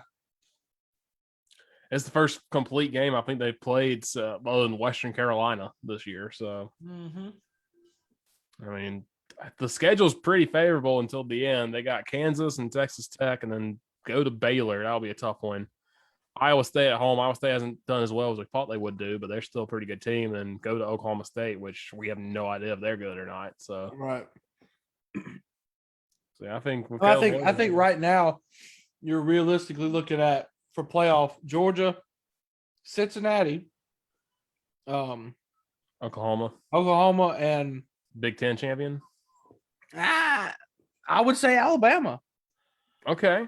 if Alabama wins the Wins West the SEC, yeah. and comes in and plays Georgia in a closely contested, like sound football game and beats Georgia, I'd say they both get in. Yeah. Ohio State's sneaking their way back up, but they still got to play Penn State and Michigan State and Michigan. So that's the one thing I'm questioning about. And all those teams got to play each other because they're all in the same division. So, but we know who the real team that's coming into. Join the D quarter. Wait for Who do they have this week? Army. Army, yeah. Oof. That's gonna be a tough one. It is. They got to go to Army. That's only a 3-point favorite.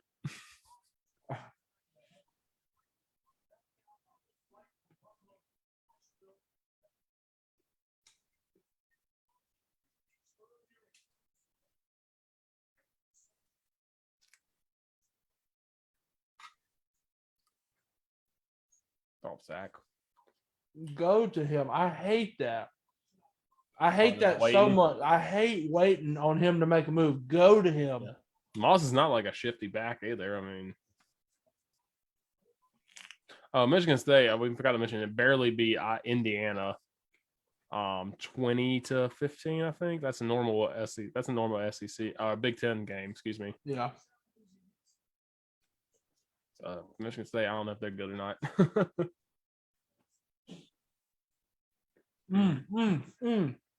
Let's go.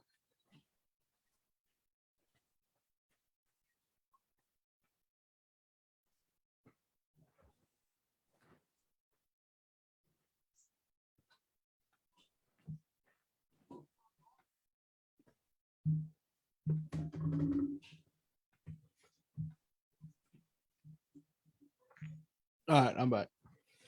Yay. Well, let's look and see. That's a big stop. We got to go, Phil. Oh, Let's go, Harold Landry. Let's go. big play. Yes, sir. Now, get the ball back and do something. All this is going to be for naught if we do nothing, and then eventually the Bills are going to figure it out and score a touchdown. I've seen this story 75 times before. Do something. Yeah.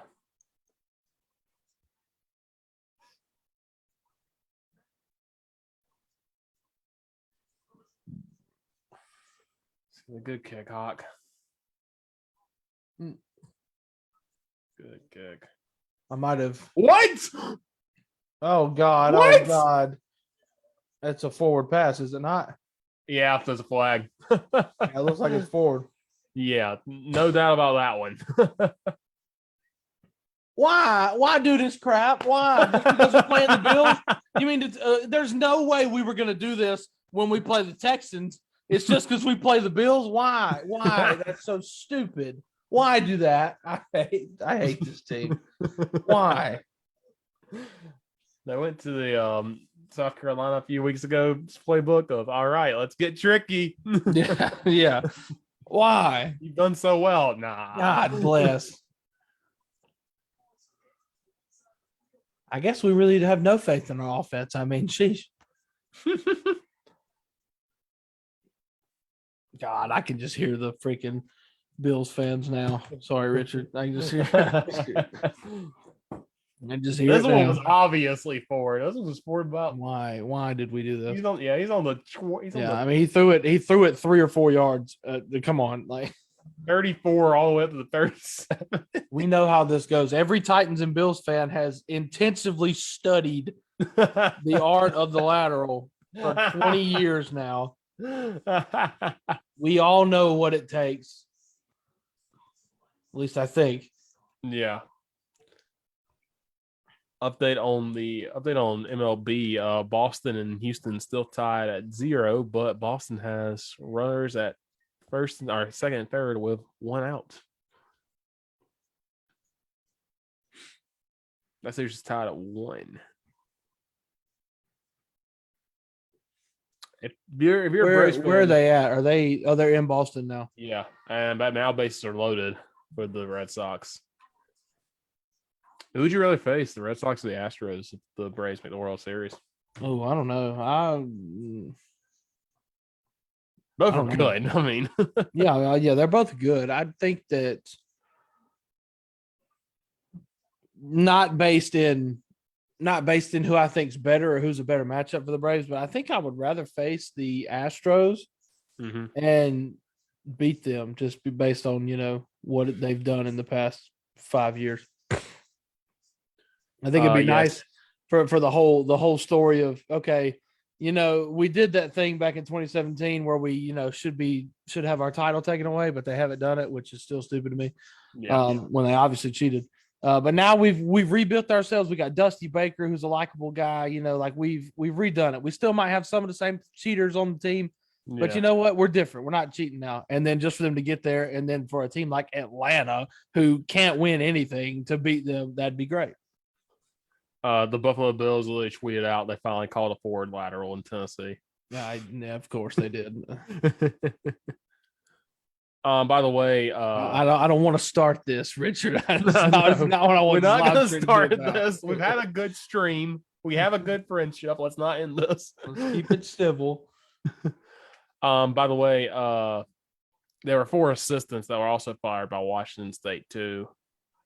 We're not getting vaccinated, so I was about to say for the same reason. Well, yeah, including Craig Stutzman, who's the co-offensive coordinator. So. yeah. Ha! Derrick Henry, one-dimensional back. Ha! Flag, of course. God, I eat my words. Here we go. What do we do now? Let me guess. Is it Nate Davis? I bet $100 it's Nate Davis. Holding 64.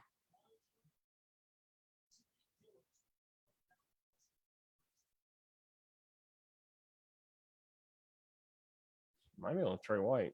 Ah. Yep. He grabbed Oh, Brown. well. That was a pleasant surprise. Hey, Trey.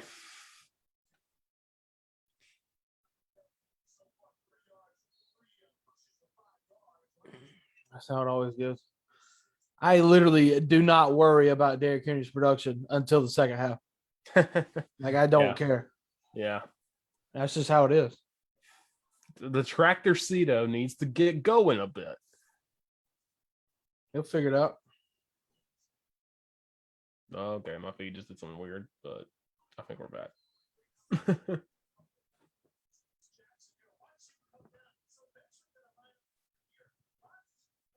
Red Sox just scored, so it's 1-0. Nice. All right. Let me see if this was going to work. Oh, my God. It was going to work. Oh, yeah. No, it was set up beautifully. It just was forward. Dumb. That's still stupid. Why call it? Dumb. Well, like I said, they thought they were going to do it on the kickoff earlier. Yeah. And it didn't. Oh, Trey White looked lost on that one. Hello, Julio. Welcome back, sir. It's nice to see you.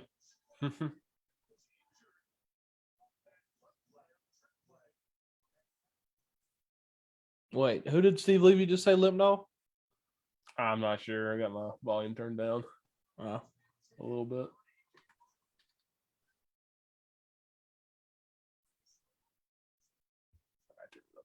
The speakers on the computer I'm using to watch is kind of suck. Man, they said AJ Brown had food poisoning. Who poisoned him? I gotta tell you, I'll show you after this play. Oh, Teddy. Oh, God dang it. Oh! Go Poyer. Let's go.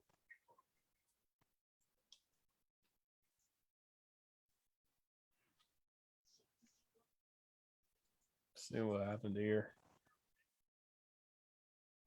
Poyer's all the way back there. Mm-hmm.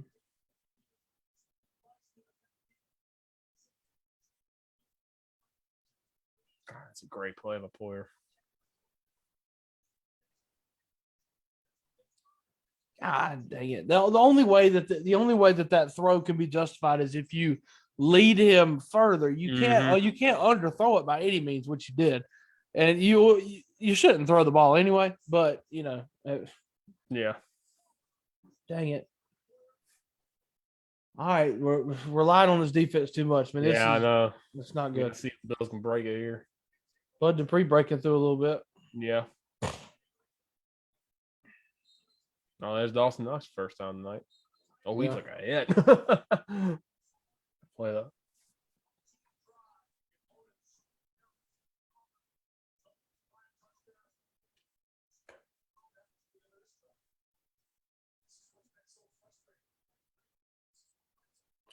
I swear, if it's a Bills like this, it could have more. It could be a Bills Cowboys Super Bowl, and I don't want that because remember the last time they played each other in the Super Bowl? Yeah.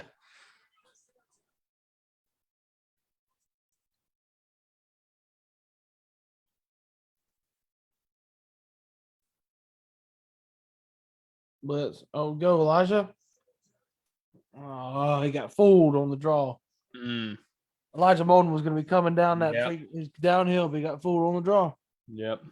Dang it. I think he follows a read.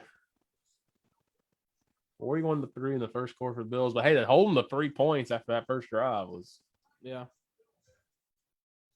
so that's first quarter. I mean, I think Bills are looking like they're getting momentum, of course, getting that pick, but Yeah. I think that's a good first quarter for the Titans for sure to hold them to just 3 points. Yeah, it's a good first quarter for the defense. Offense looks anemic. Yeah. Which is it's so crazy to me that for as good as the Titans offense has been, they've also been as head scratching. I don't understand it. Yeah. Like as good as they were last year, there's still plenty of moments where we just look like this, and I'm just like I don't get it. It's just weird. But I mean, offensive line play is just inconsistent this year. Having people out, we got people back, so I don't know. They just got to figure it out. Yeah. Derrick Henry's time is not the first half. We all know that. So. Oh yeah, no. But we just can't let it get out of hand before that point, because then if it's a 2-3 score game at the beginning of the second half, guess who's not getting the ball? Derrick Henry. Exactly. So I was talking about food poisoning. Jackson Carman, the former Clemson O-line, did you see what happened with him with Cincinnati Bengals this weekend? So he put out a tweet when they got to Detroit asking, "Hey, where's a good place to get food in Detroit?" Okay, whatever. Apparently he threw up in the middle of the game on the field. Oh my gosh. So, and then I think he put up a tweet saying something about like, yeah, food was not good, what y'all said last night. God. Speaking of team, Detroit is cursed. Oh yeah. They get a good. I mean, Stafford was a good quarterback, and they get another good one in golf where we fought, and boy, ain't working out. Of course, I've had those 2 field goals kicked against them that shouldn't have even happened. Yeah. Poor Lions. And of course, the Jags get a win before they do.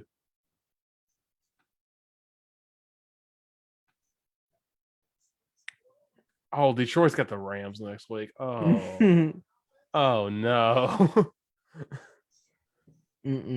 Oh, they have the Rams, Eagles, Steelers, and Browns. Ooh. Maybe the Eagles. Yeah. And then Bears, Vikings. Yeah, I'm not seeing a whole lot of wins here. Yeah. I gotta play the Cardinals too. Oh.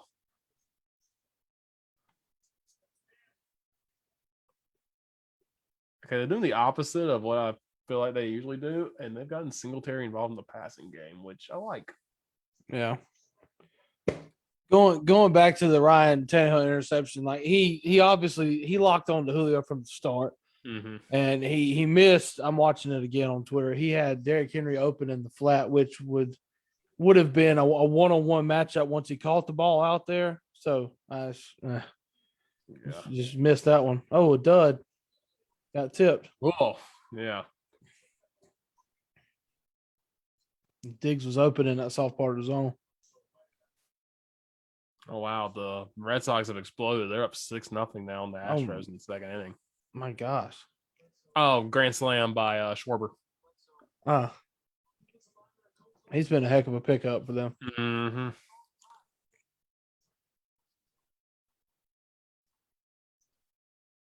How much Okay, time you that's got fine. on the play clock? I got 13. Okay, so I'm about 3 seconds ahead of you now. Okay, yeah, my computer did something weird. I'm gonna refresh in the commercial. Oh, draw again.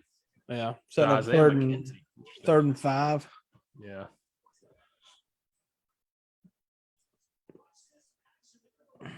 David Long. He's been all over the field. I'm telling you. David Long is good. He's a definite bright spot on this defense. He's going to play his way to a starting job over the guy that we just signed a 4-year contract. I know. Uh-oh. David Long was coming. Yeah, I saw that. That was an ugly pass, but Diggs called it. Oh. Janoris, hello. Do something. I freaking hate him. God, I hate him. Good coverage there. Diggs got free. A heck of a catch.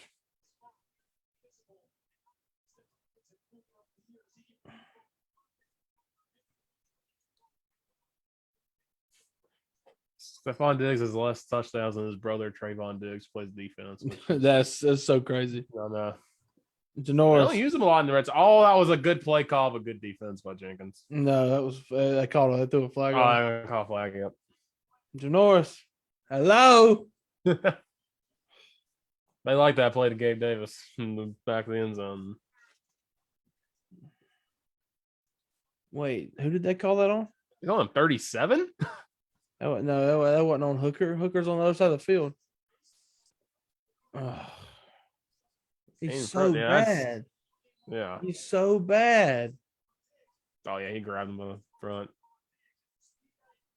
He sucks. That's what that was in the end zone. That's at the 2 right now. No, they call it the spot. Oh. Okay. Oh, Sweet. multiple Knox. Yeah, they're gonna call hold. Yep. Oh. Dawson Knox about busted it. Yeah, I saw that. Good. Don't do that, Dawson. Dang it. You let the big boy get a sweep and Emmanuel Sanders gets a hold.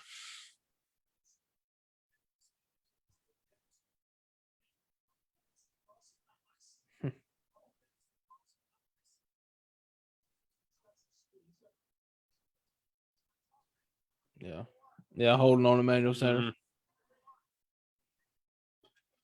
All right, a gift, Tennessee, a gift. Yep.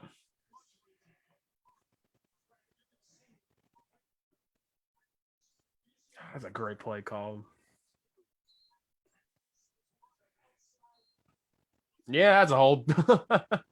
I'm reaching for stuff here because I want good things to say about Caleb Farley. I mean, that was good on him to, keep fighting with it to draw the holding call. Yeah. Yeah, he made him have to go outside and grab his pad. So, oh, good pull. Do something. Whew. There's...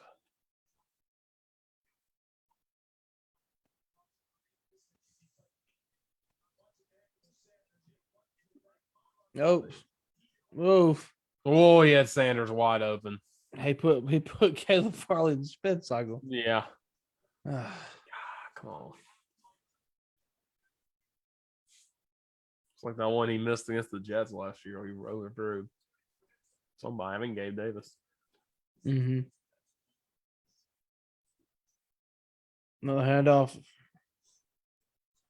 All right. 3rd and goal from the 10. That's an interesting call there to put Zach Moss in, but yeah, I don't like that call. Yeah, 11 yards out in the end zone. All right, 3rd and goal from the 10. Can Tennessee somehow hold them again? If they do, we don't deserve them because we all know what the offense is going to do, and that's nothing. I call time out here. No, it's not. Oh, Josh. Got him. Chris Jackson from Tennessee wanted an offensive pass interference. Yeah. I mean, I'd like to watch it again, but no, I want to see that. I don't know.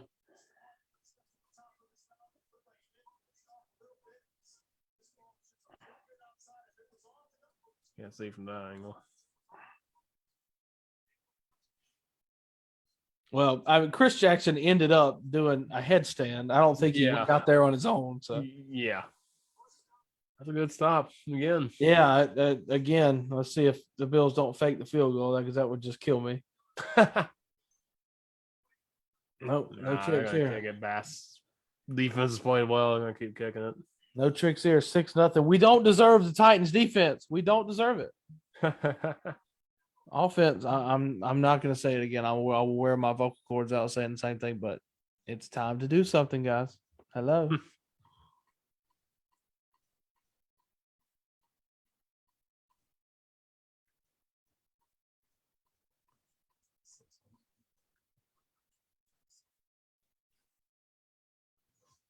Man, that's wild. Red Sox are the first team in baseball history to hit 3 grand slams in one series. Wow.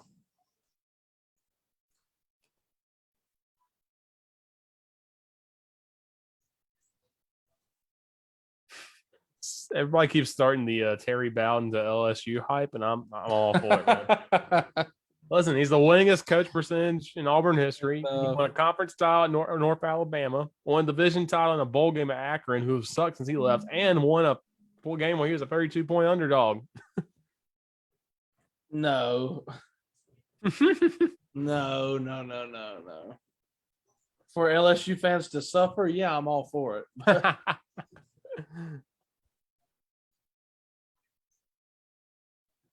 At this, like that's got to be Terry's last stop. Like the Bowden family coaching football, it just needs to die with Terry, and it just needs to end. Like that's got to be it. Have you heard this thing about the American Conference expanding? No. They have reached out to Florida Atlantic, Charlotte, North Texas, UTSA, Rice, and UAB. Okay. All those are in pretty big cities. I think they want to be the big cities conference. So yeah, I figured the Charlotte one would come soon. It's gonna be all over the continental U.S. Mm-hmm. I mean, you already got SMU and Tulsa, so you got the West. Right. Had some more teams in there, and then for Charlotte to kind of connect that bridge between the South and the North. Yeah.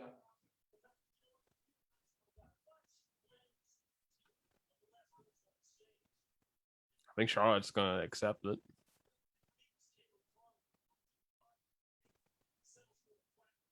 You know, they just showed that play again. He's got Sanders, but he also has Diggs for a split second across the middle. Yeah. Taylor Byard is sitting under the route, but he also has him too.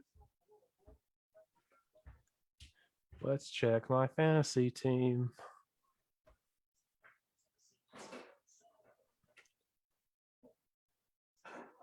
Oh no, I'm projected to win by 0.3 points right now. Oh, because the Bills' defense on his side. Dang it. I'm sorry, what'd you say? I am right now projected to win by 0.3 points in fantasy. Tight finish. Tight. Depends what Diggs and Allen do, because the defense has stepped up for the Bills. All right, let me check mine while we're checking them, because I know Diggs is close to beating me already, and that's not good. Yeah. So to recap how my fantasy situation is going right now, in one league, hold on, I'm gonna watch this play. Yeah. Hole, go, oh, let's no. go. No flags, please. He's gone. Let's go.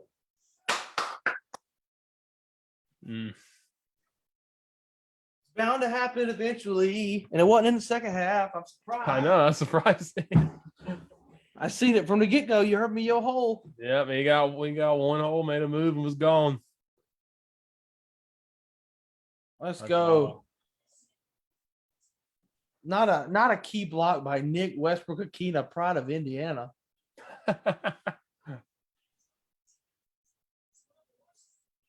That's a good block by Swain too.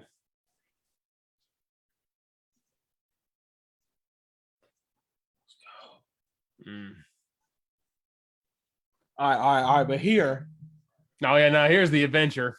here's where we get, dare I say, fun. Not for me, Right. but here's where we get fun. This defense has been, dare I say, pretty freaking good so far, especially stopping them in the red zone twice. Yeah. Here's the inevitable where they forget how to play football, and Josh Allen goes right down the field, and it's 13-7. Mark my words. What time is it? It's 9:07. By 9:18, by 9:20, it's 13-7 Bills. Mark my words. All right, I'm back. I got some water. Not. Derrick Henry just destroyed me.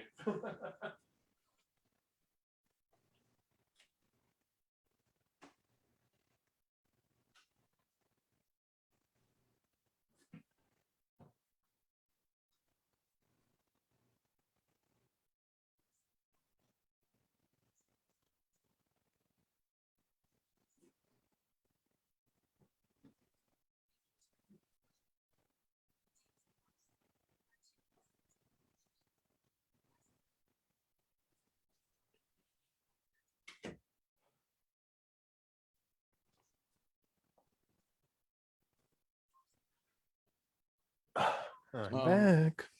All right, but my fantasy situation. So one league, I was up 147 to 140 with nobody left, and he has Diggs. Diggs has 5.5, so I'm up by 1.9 points. I mean, obviously, I'm going to lose Yeah. unless something Unless Diggs just catastrophic does happens. nothing. So I'm losing that one, which sucks because I started Justin Herbert as my quarterback, which has been fantastic. Oh yeah. And even though Baltimore has been stout, there's no reason to bench Herbert in favor of my backup, who was Joe Burrow. I know Joe Burrow had the Lions, but the way Herbert's been playing, there's no reason. And I don't think anybody expected that Ravens-Chargers game to be a blowout like it was. But I also have on my bench somebody that I picked up that I have not used yet, who has not been great, but I should have put him in. I had Hollywood Brown in. Once again, he's had his opportunities. He's been hit and miss, but he's trending up. So I kept him in and did not put Jalen Waddle in, and Waddle had 29. So I could have avoided this, but now I'm going to lose. And in my league with other enterprise people, I'm currently down 164 to 74. So that's going great. But then the one that I really care about, because there's a lot of money on the line. Yeah. Bills defense has got me 6. So, and AJ Brown's got me nothing. So I literally need 2 points. Yeah, this one has moved down with the Bills defense. They lost 4 points down after that run. Oh, here's a good run back. I got stopped. Now I'm there to win by 4 points now, thanks to that big run. Like I said, I don't need the Bills defense to have a great night. I just need the Bills to win. Yeah.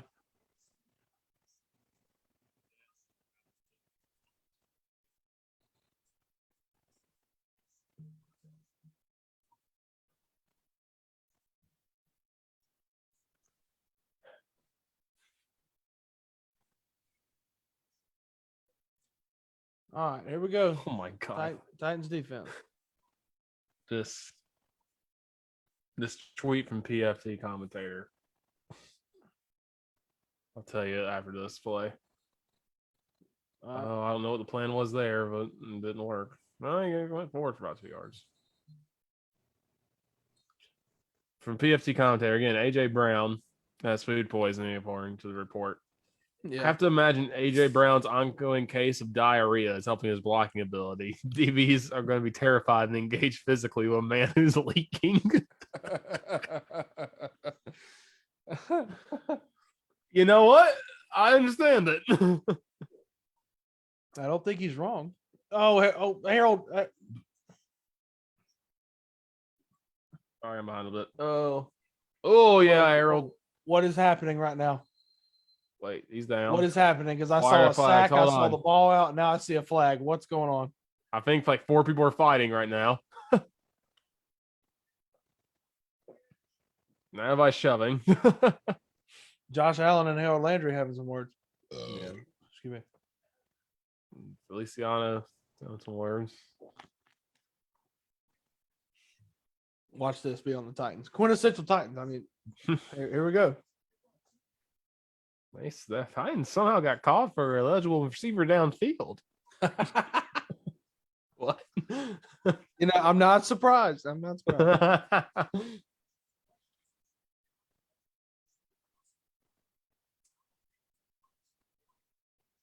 I'm sorry. Every time I hear Harold Landry's name, I think of Harold Flowers. SpongeBob.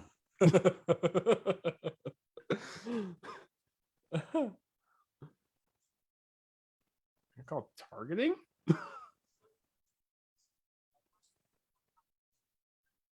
Long.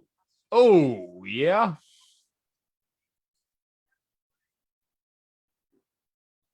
They called, but okay. They called it a dead ball. Oh, yeah. So it should be a fumble, wouldn't it? That's what I don't understand. Like, yeah. they said he was done already. They already blew the whistle. Yeah. Not probably forward progress. That's what it's got to be. That's weird. God dang. See, that's the crap. Here we go. Two fantastic plays by the defense. And Yep. here we are. Dang it. Stupid. Chunk play incoming. Okay. Yeah. Yep. Singletary took a shot too.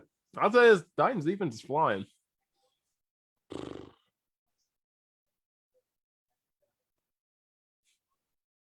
They're going right at Jenkins now too. Why wouldn't you?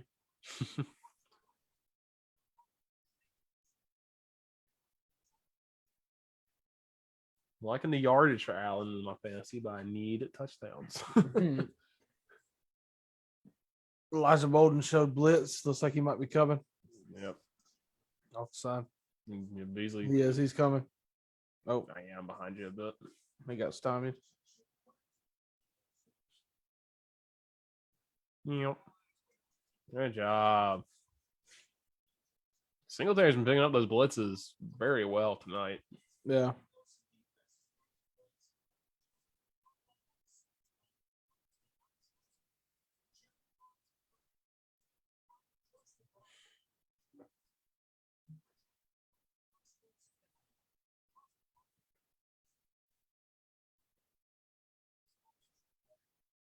God dang it. Oh, who's that then? Ooh, that's not good.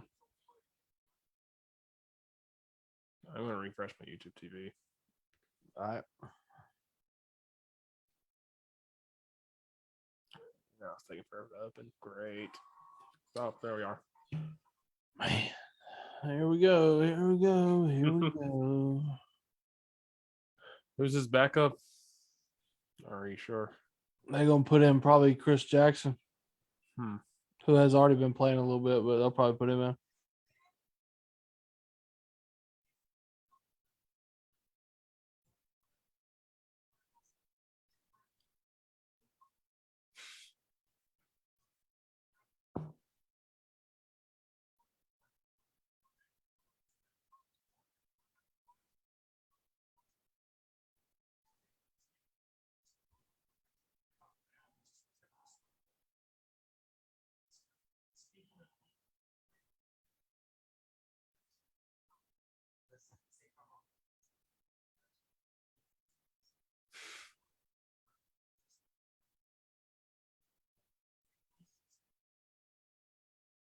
God, Derrick Henry reached the top speed of 21.8 miles per hour, the fastest speed reached by a ball carrier this season. Yeah, I was just reading that too. That's insane. And Buck Rising, who, if you're a Titans fan, is a fantastic follow, but he's on the radio in Nashville and also does a lot of Titan stuff.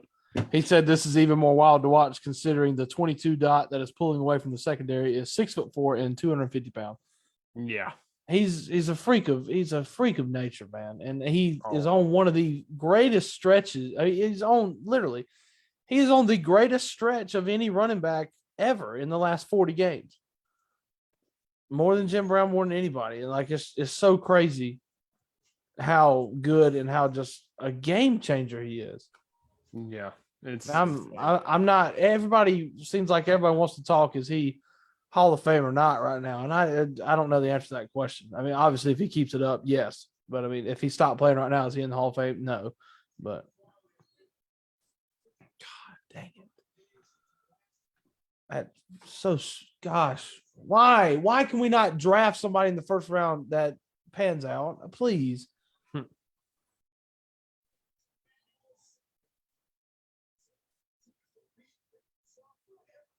Oh, good throw. And I don't like Harold Landry being back in coverage. I don't like that at all. He's done good blitzing.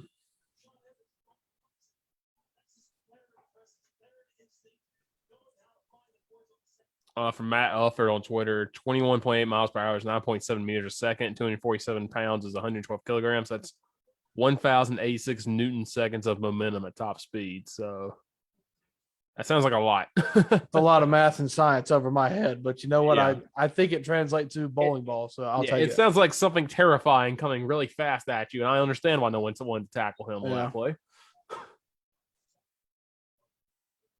Good pump fake. Somehow got that off, and okay, we got Lyman flying in. Yeah.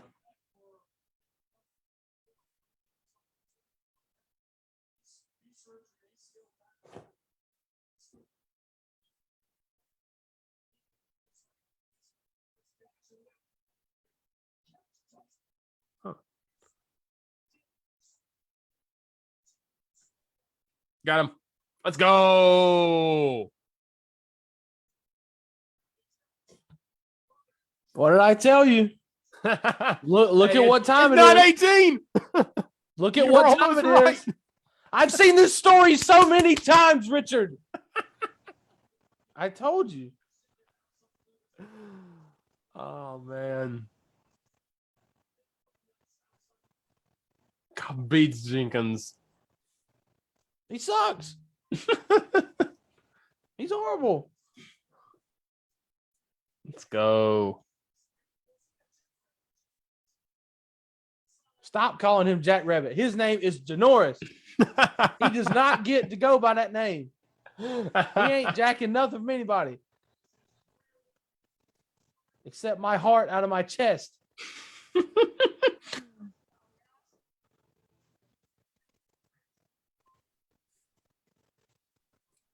Yeah, it's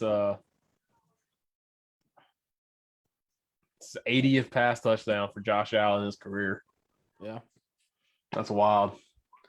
I think you're behind me even further now. That's awesome.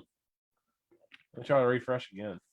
Because that touchdown was like a good 7 seconds before you said anything. Cool. Yeah, it's taking. Okay. I'm seeing Stephon Diggs celebrate. I'm on Josh Allen stats.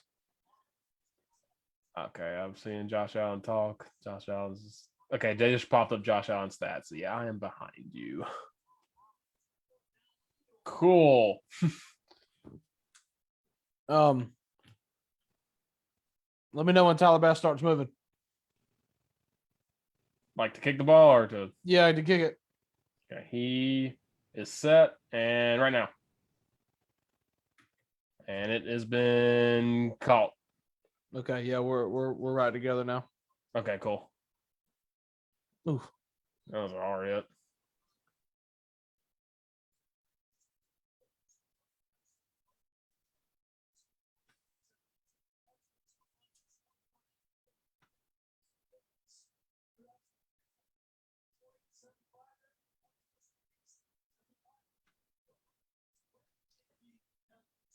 I'm only down by 6 points fast now. Let's go.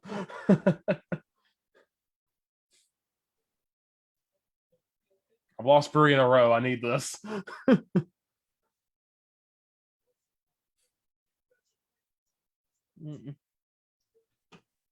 Yeah, put Mike Williams back in the starting lineup. He did nothing. Neither Randall Cobb either. So most of my wide receivers did not help me at all, except for Spawn Diggs and Adam Thielen. All right, look, but do not bench Mike Williams. Look, I know he had a I'm bad not week again. but don't bench him. Yeah.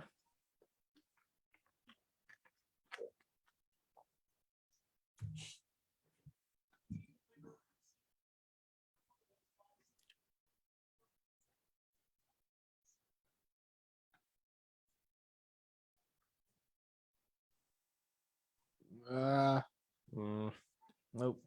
A little bit of hold there, but I mean, there's nowhere to go. Oh, the Astros starters this series against the Red Sox have gone 5 in the third innings with a 20.25 ERA. Ew. That's not good. God. I'm giving up a 4.48 batting average. Oh.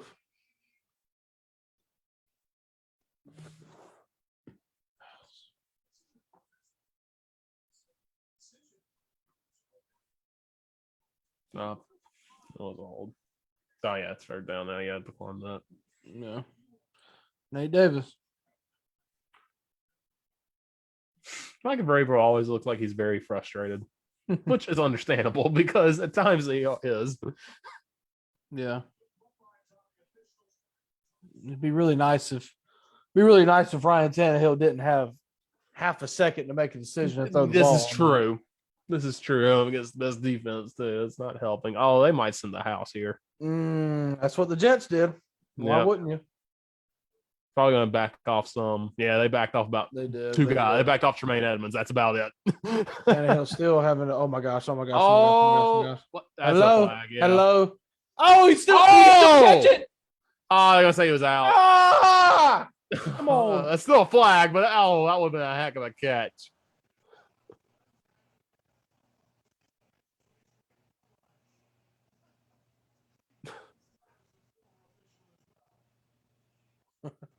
Give him the catch. That was cool.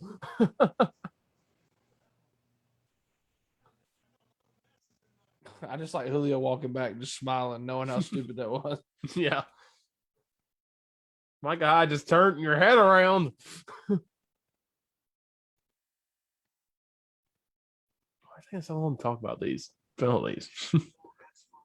Was there not a flag earlier when Tannehill was rolling out? There might be two flags. That might be it. I might be saying they offset. Which is They're probably what trying to ask if they called it. So that's what I'm dreading. Oh no, they're pointing. I think there might have been 2 on defense because they're talking to Vrabel. Yeah, I mean, Oh, is it? He called it. Oh my God! Whoa! Oh, but it's pass on the defense anyway. Okay, so it was offside. That's the first play. What a catch! Okay, so if they come back and review this and they say that he didn't catch it, oh, then you're screwed. So then do we get to take the penalty? No, he caught that. Oh my God! Yeah, it looks like he caught it because that pass interference is a spot foul. Yeah. What catch?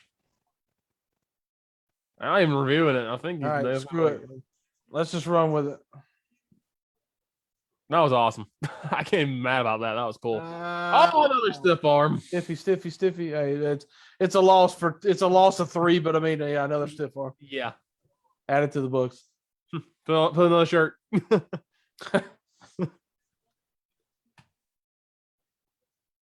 Why is it look okay, so yeah, another nice stiff arm. The Josh Norman one was like a gain of 0, and there was also an offensive flag. And this one, like, okay, another stiff arm. Yeah, we lost. Was a loss of 2, and I'm confused. It was a loss of 2 while down by 6 points. So let's look out. That's a good play call. Well, that's like what Christian McCaffrey had that great catch or whatever a few years ago, and he got like 3 yards. Yeah.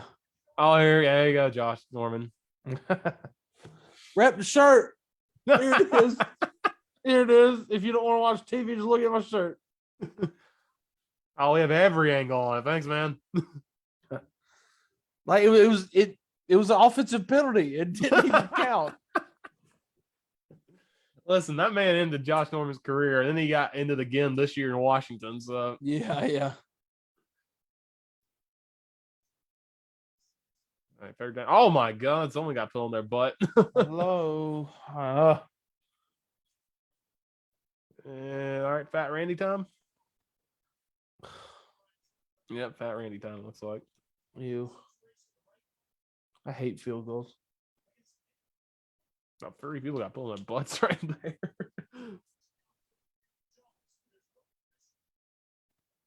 Oh.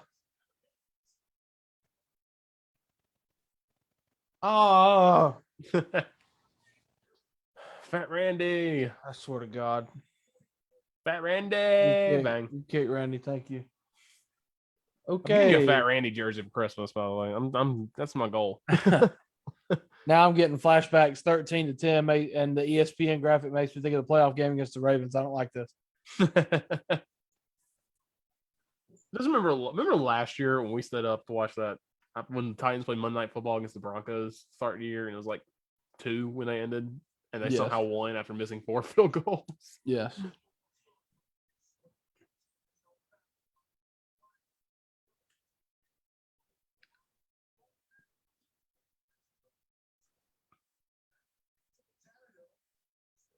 Well, yeah, what is with your hair, man?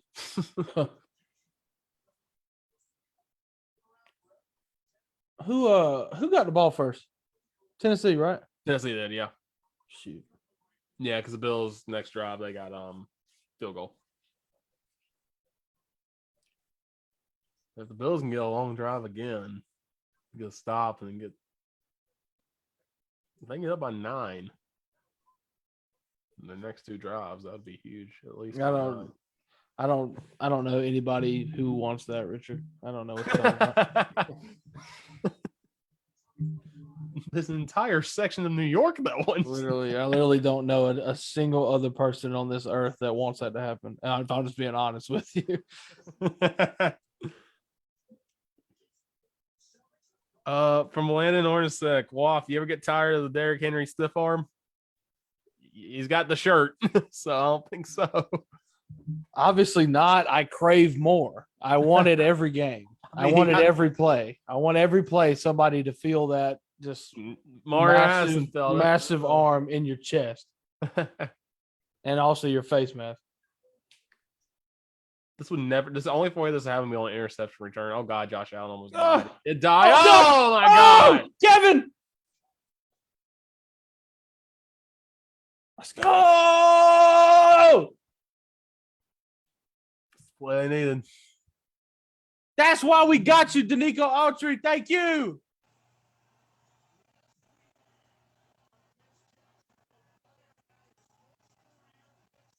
Oh yeah, we didn't get to talk about last week or anything like for NFL stuff yet or anything or whatever. I don't know really what we're gonna do, but anyway, freaking Kevin Byard had an unreal day against Jacksonville last week. Yeah, he did as well, which he desperately needed.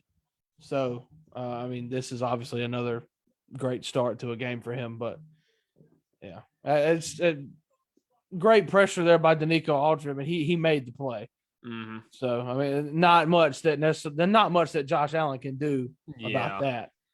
He got hit, and yeah, Zach Moss couldn't get there in time. Titans in the driver's seat here. So, see what we do. Now you know who it's going to. Yep.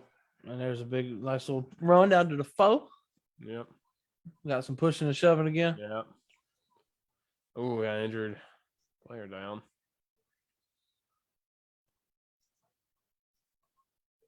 Oh, God dang it. It's Taylor Lewan again. Never stops. It just doesn't end. It doesn't end. Yep. Here comes Kendall Lamb's trash self. God bless. Every time Lewan gets hurt, it looks like he died. I know, yeah. Every time he gets hurt, he got shot in the back of the head and he's motionless. I hope it's not too bad. Landon, to answer your question, do I get tired of seeing the stiff arm? Not really, since Josh Norman does not play for us anymore. And since last year, That was just a bad game. I kind of put that game out of my mind.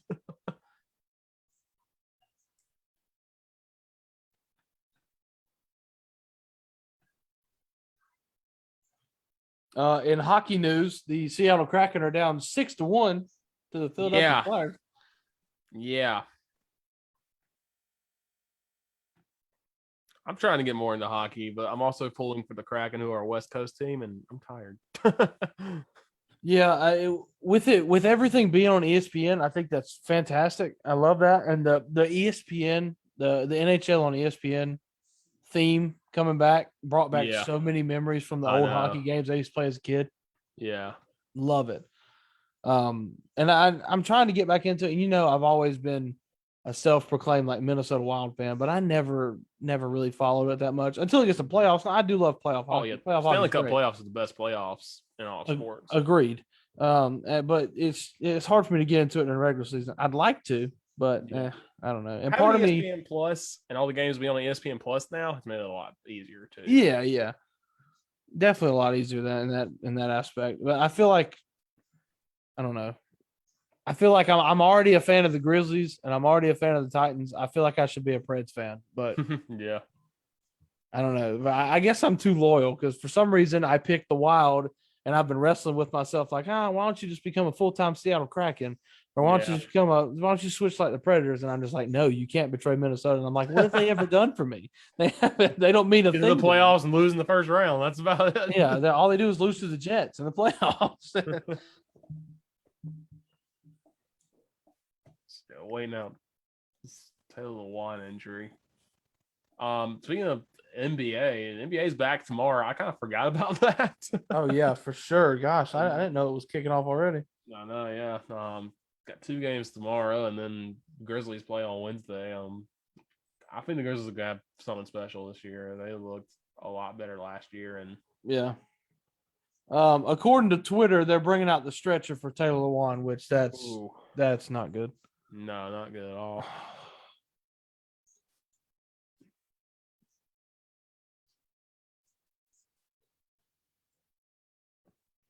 God dang it.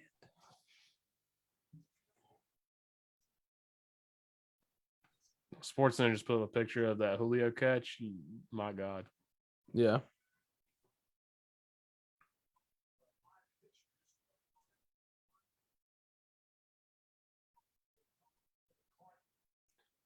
Well, in other news, Stephon Diggs also might be injured too. But he's stretching on the sideline. He may have pulled something. So Mm-hmm.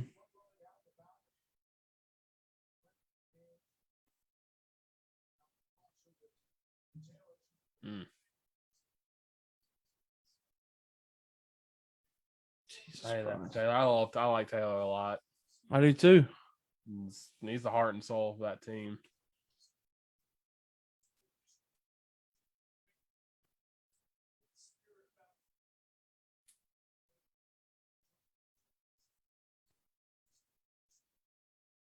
God dang it.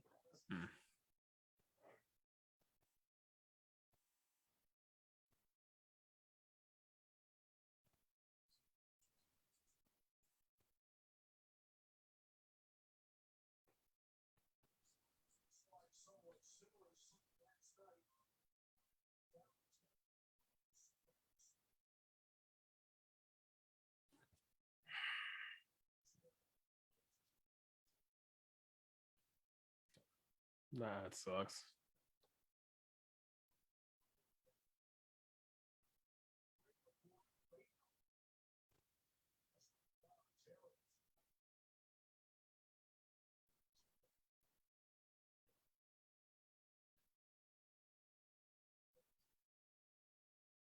He's giving the thumbs up, which is good. So Yeah. always a good sign. Mm. Man, ever since that Ryan Shazier injury, though, stuff like that is just see what happened here. Goes in with his head and it might be something to his knee. We rolled over Jerry Hughes. Mm. All right, well, Mm. Come on. Oh, good fake by Tannehill. And he's in. Listen to me. That is the best play the Tennessee Titans have ever ran in their history of being a team, even back to the Oilers. That play has a 100% success rate. And I have said that for 3 years now, ever since Tannehill took over. That play, 100% successful. Please, somebody can go and look at every time the Titans have ran that play in 3 years, and it works every time. Every time. Little read option. Every team thinks it's coming to Henry, and yes, it's literally perfect. It's exactly what we did in a meaningless game against the Packers last year. Ryan Tannehill breaks off a 60, 70-yard run on a freaking read option. It's 100% success rate. They've run it for 2-point conversions. They've run it in the middle of games like this. It always works. Yep. Titans take the lead back 17-13 in the second quarter, thanks to the interception by Byard.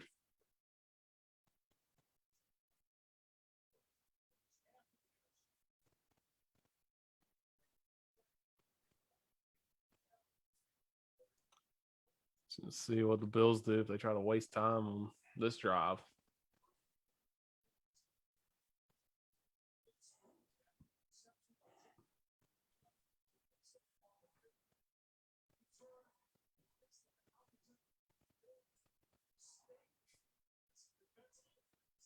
Yeah, Ryan Tannehill.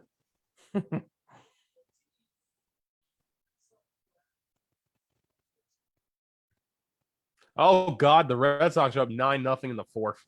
Dang it, Astros. Only game 3, but ugh.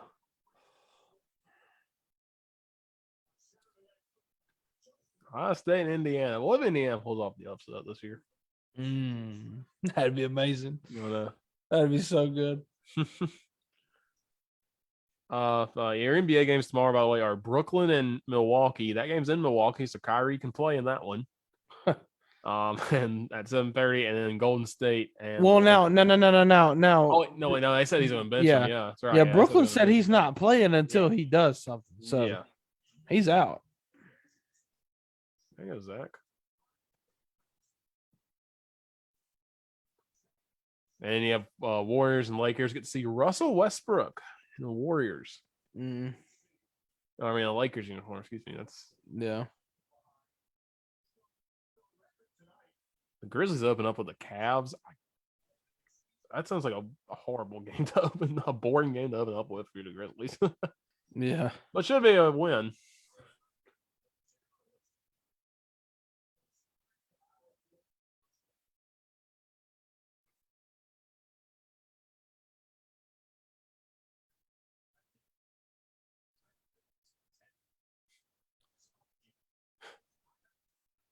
Trying to see.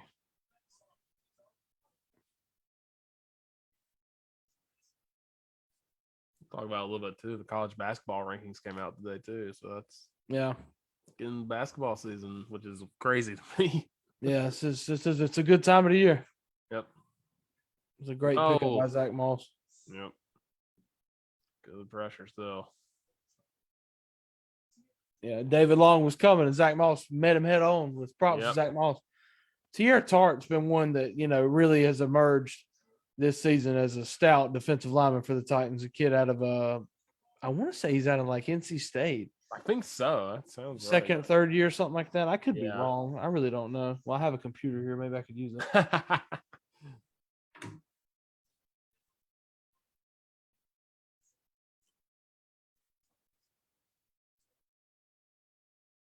Quick screen to Davis. All good tackle by Great tackle, David Long. Yep. Davis could have broke that one first down. Telling you, all y'all, nobody watches Titan games except me. Nobody knows about David Long. Oh, he had Diggs open. I know they're on a screen, but they had Diggs open.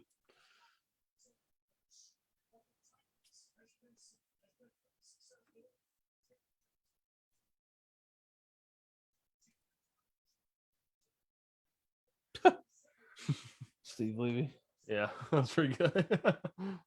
Oh, Tierra Tart went to FIU. Sorry, I was off, but similar, but absolutely same conference. Yeah, sure. What? Get off the field. Get off the field. Yes. Good job. Uh, Fine. As long again though. yeah. Shoot. It's probably gonna be 2-minute warning.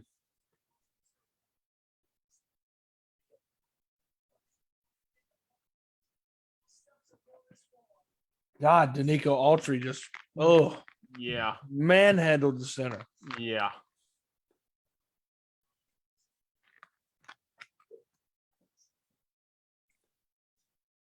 Speaking of basketball, how about the WNBA Chicago Sky? Candace Parker goes home and wins a championship.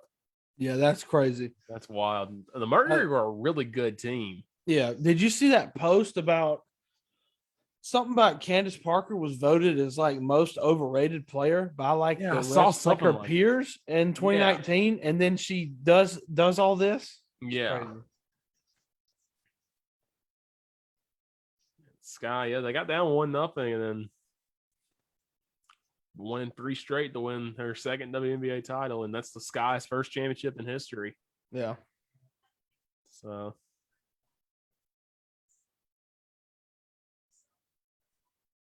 she had 16 points, 13 rebounds, 5 assists, and 4 steals in that game. Yeah. Insane. Side note, I'm sorry, but I'm definitely not sorry. If you don't like women's basketball because you can't get over it because you're manhood, you're an idiot and you suck Absolutely. as well. God, like I mean, we're from South Carolina. What Dawn Staley has done down there, Yeah. insane. And they are one of the most fun team to watch. The NCAA women's tournament is so fun to watch. Yeah. Too. UConn, of course, has been fun. Iowa in recent years has been really fun. Stanford has been fun. And like, even at D2 level, you work with Lander, Yeah. who my guy Kevin Pedersen has done so much that's been fun. I work up at Carson Newman and what Mike Mincy has with his team. Yeah. Every year it's just fun to watch when they're just shooting the lights out of the gym, both of those teams. And Lander made that run to the Final Four last year. Yeah, it's a lot of fun, y'all. And if you haven't watched any sort of women's basketball, WNBA, college, even high school, they have some pretty fun. Yeah. If you can't get over it because of just yourself, then that's a you problem and you're an idiot and you're missing That's out. a you problem. Sure. That's why they beat the Mercury, who had that big three of Tarasi, Griner, and Diggs. Yeah. I thought the Mercury were going to win the title. Yeah, I did too. Or Diggins Smith, excuse me, but yeah. Didn't the Chicago Sky? Isn't that where Deladon used to play? Mm-hmm. She's where is she in Washington now? Yeah, she's with the Mystics. That's right. Then they have Quigley. Yeah. Yeah, and Vandersloot. Dolson. They have Dolson from UConn too, right? That's right. Dolson. Yeah. Their coach for the Sky is a former Kennesaw State basketball player.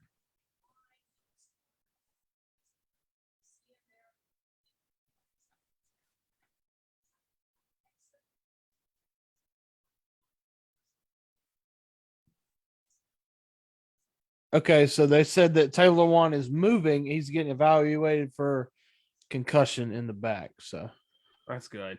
At least he's moving. Good job finding Diggs. yeah, sitting in the zone. Mm-hmm. Don't settle for a field goal here.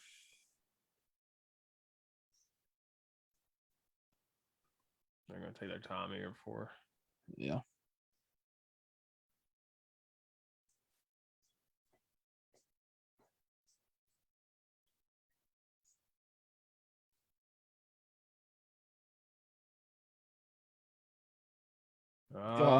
Do something, Josh. Yes. Good job, Harold.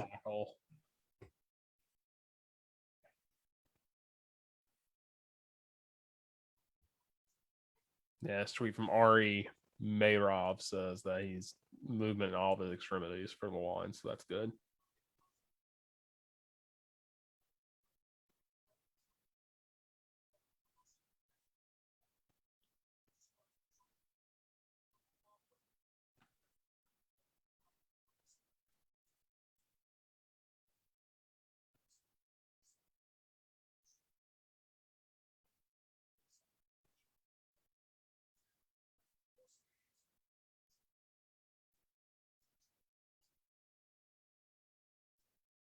looks like Titans are going to bring even more pressure because it's been working. Yeah. See what we got here. It's third and second 8. Yeah. Hell, bring Opening pressure check there. down. Sure. Oh! Oh, almost.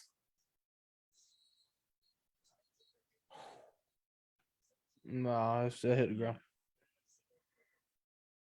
Oh, man, heck of a catch. Yeah, Amani Hooker, the Iowa Hawkeye. Hey, wish they would have had him yesterday. Or Yeah, Saturday. right. Yeah, I hit the ground That's just barely. no doubt hit the ground. It hit the ground like 3 times. Yeah. All right, third and 8. It's big for both teams. Somebody get up and like they Hey, get the we're- ball to start the second half and they'd be down 1 if they made the field goal. But I really want. Hey, we're press covering. That's a That's- false start. That's a false false start. start. Oh, I got this touchdown. Oh, he's incomplete anyway. False start. Yeah.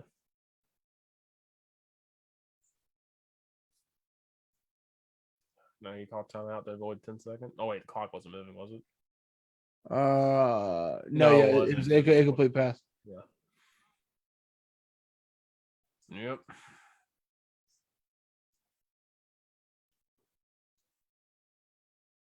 Spencer Long is a rookie. See, but they were going at Chris Jackson, who was the third string cornerback. Why is he lined up? Was that Diggs? Yeah, why is he on Diggs? Hold up. Why?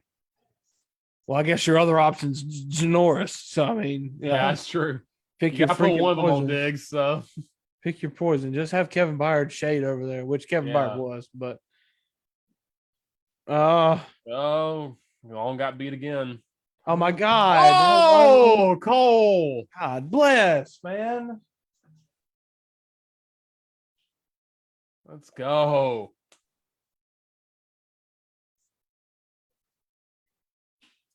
Cole just got wide. No, Virgil's It's always this.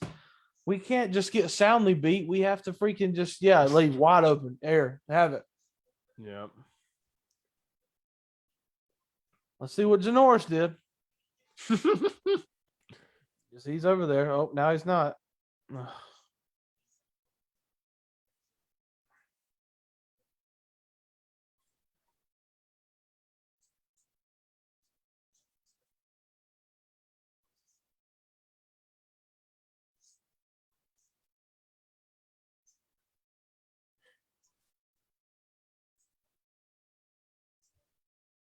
Yeah, they lost him.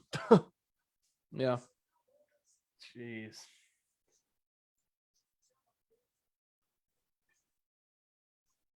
Does that puts me over just one fantasy. Nice.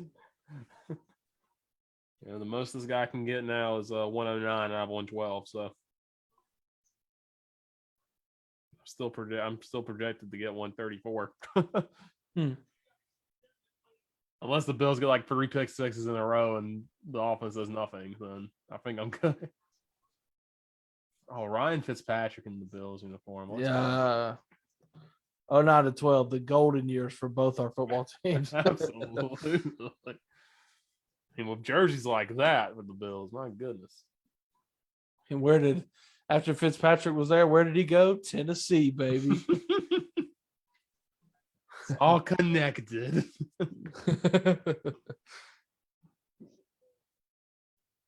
All right, don't do anything stupid for the last 38 seconds. That was great, Oh. Cameron Batson. That's All just right. awesome. That's real nice.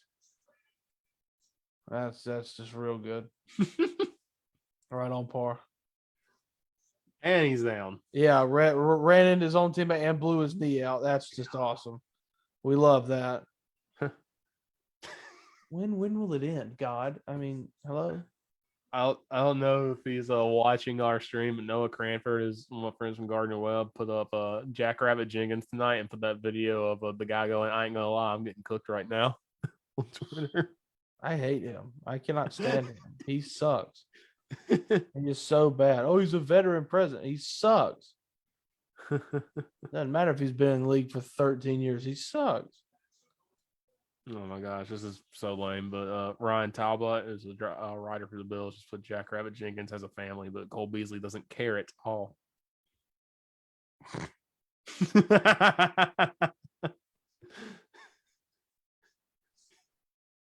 uh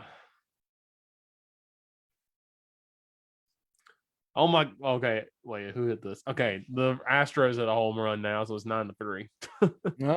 I thought it was the Red Sox hit another one. I was like, come on.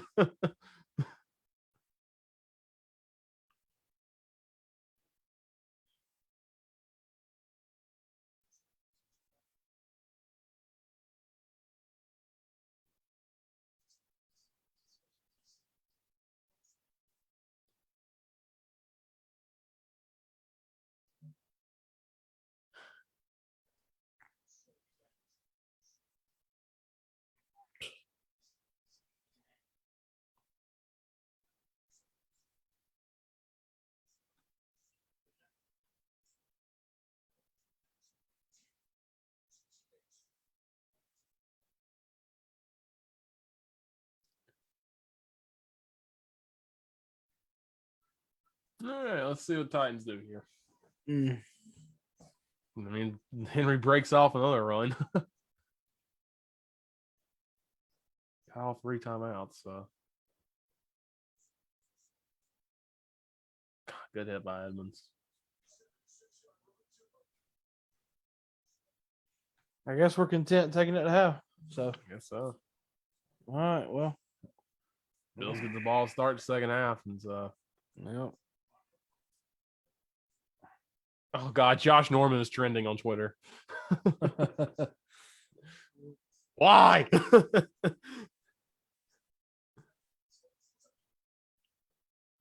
All right. First half thoughts, Richard? Well, other than that interception, the Bills have looked pretty good. They have that sack too. The Titans are going to blitz more, it looks like, and Allen on that last play fed it well, rolled out and found Cole Beasley. Diggs is getting open, which he hasn't been able to do much early in the year. And so he's been good. Got to find Emmanuel Sanders more. Got to find Dawson Knox more, I feel like, to make it more than just dump offs to the running back when Diggs and Beasley can't get open, which it looks like it's been so far. Defensively, Derrick Henry got one. You figured that was going to happen at some point in the night. Unfortunately, it was early in the game, not in the second half, like you said. Right. They've made Tannehill uncomfortable at times. Interesting to see what happens with Lewan out for presumably the rest of the game. If you blitz more, because I know they've been blitzing more than they did against the Chiefs. See what the plan is here. Also, interested to see what they do to kind of like. I mean, we've seen Ryan Tannehill run. He did the read option play for a touchdown. See if they make him run more or what they're going to do there. But overall, I think a good first half for the Bills. Make your adjustments to get ready. If it wasn't for that interception, it maybe could be a bigger lead. You just don't know what would happen on that drive. Yeah. But yeah, just one real bad mistake. But you figured it was going to happen because I still think this is a good Titans defense, and they carried this team most of the year so far. Man, I keep attacking Jenkins, man. He hasn't proven that he can stop you right now. Right. So your thoughts on the Titans in the first half? Yes, I mean, not a whole lot of good things to really take away from the offensive side of the ball besides the 76-yard run for a touchdown. Because Ryan Tannehill's 4-12 for 71 yards, 1 interception, extremely pedestrian there, with a terrible interception, just a bad mistake. Shouldn't even throw the ball. Had the little rushing touchdown off a short field, so glad he could capitalize there. But Titans on offense, we have to get these wide receivers involved. Now, Julio with a couple catches, one being obviously a crazy catch off of Micah Hyde's helmet, but we got to get these wide receivers involved, man. Yeah. Like Ryan Tannehill's completed 4 passes, 2 of them to Julio, 1 to Ferkser, and then another one to I don't even know. My thing's taking a long time to load. Chester Rogers. And AJ Brown hadn't touched the ball yet. Now he is on snap count, but he's been on the field, so. Titans offense hasn't had the ball a lot. Bill's been going on very long drives. And then the Titans had a short drive with 76-yard touchdown and then a short field. So they haven't really had the ball for too much of an extended period of time because they punted twice, 2 or 3 times already.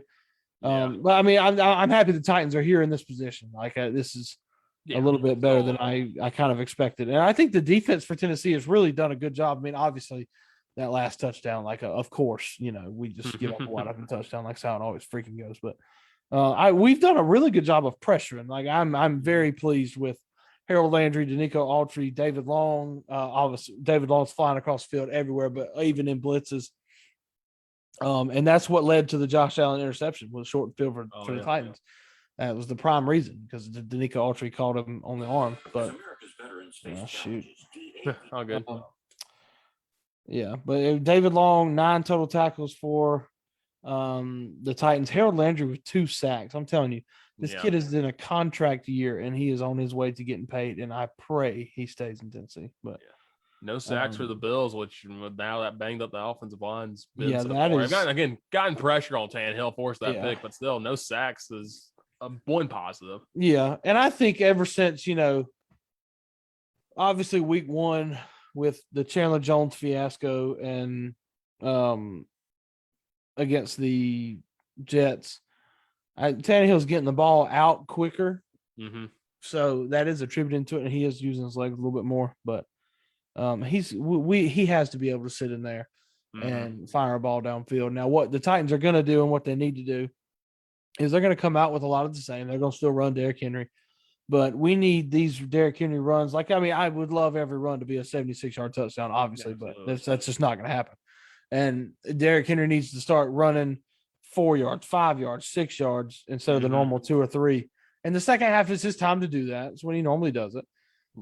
So use the run to set up that pass. It'll be open eventually, and keep getting Julio and try to get AJ Brown involved as well. But the defense is doing good. Tighten things up on the defensive end. Janoris Jenkins, just go somewhere else. Like go to an island and never come back. I don't care what you do. But that's pretty much it. Yeah. So good first half, been an entertaining game.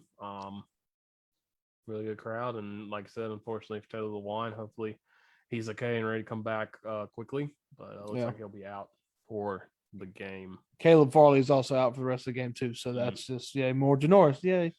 Yeah. Let's see how the Bills attack that. Makes me sick. Since we're at halftime, we'll kind of look around college football for next week. Both of our teams, a little quick preview. I'll go first here with Clemson and Pitt playing each other. This time the roles are reversed. Clemson has a chance to be the slow, methodical, plotting super weapon that does nothing on offense and ruins somebody's season. Oh my gosh. While Pitt's the ranked team. Someone said that Clemson could pull what West Virginia or what Pitt did to West Virginia in 2007. Clemson could do that to Pitt. I would hope would happen. I don't see it happening because regardless of how good this Clemson defense has been, they haven't faced a quarterback as good as Kenny Pickett, who's got 21 touchdowns to just 1 pick. Yeah. Almost 2,000 yards passing. You have Addison, the receiver, has 34 catches, 586 yards, and 9 touchdowns. This is a good Pitt offense, and I don't care who they've played. I know their schedule hasn't been great, but they shut down Virginia Tech 28-7. Virginia Tech doesn't get shut down a whole lot.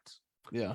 And Tennessee and Western Michigan, the only games their defenses look bad. And Pitt has one of those stupid games in them that they lose every year. Yeah. This is the hardest part of Pitt's schedule. They have Clemson, Miami, Duke, UNC, Virginia, and Syracuse. They got the next 2 weeks are going to be tough. After that, they got North Carolina, who's been so up and down. Yeah. This is going to be a big game for Pitt. This is a big game for Kenny Pickett. And remember the last time a quarterback at Pitt needed to have a big game to survive. That was Nathan Peterman. And he went off against Clemson and eventually got drafted by the Bills, and we hate him for life. Right. So this could be a type of performance for Kenny Pickett. This is the toughest game of the year so far for Pitt. It's the second toughest game of the year for Clemson besides the Georgia game. Yeah. Pitt's picked to win this one. Clemson's not been, has been given the favor for most of these ACC games still. And this one is either going to be a punch in the mouth and Pitt's going to roll, or Clemson's going to dance around, get close, and Pitt's going to beat them at the very end, I think. Yeah. I'm leaning more toward that because of how good the Clemson defense has been. Andrew Booth has tightened up in that secondary, but Clemson can't get the ball rolling. They cannot. They're not going to be like last time they played. Deshaun Watson was able to play keep up and play catch up and stay with the Pitt Panthers when they played in Clemson. Right. The last time they played the ACC championship, Clemson used Travis Etienne to run the ball down their throat, and they were able to pull away late. Yeah. They don't have that right now, and right now I see if there's 2 drives where Pitt can score back to back and get a 14-point lead or a 10-point lead, this game's over. Yeah. So I think. I'm sorry. Go ahead. Oh no, you go ahead. You go ahead. I think that this is tough. I mean, this is like you said, the second toughest game for Clemson so far. And I do think Pitt is good, regardless of who they've played. I think Pitt is a good team, and Kenny Pickett is a next level talent. He's going to be drafted in the NFL for sure. Absolutely. And I just think Clemson's defense is going to make Pickett look human. I would say probably force a turnover or 2.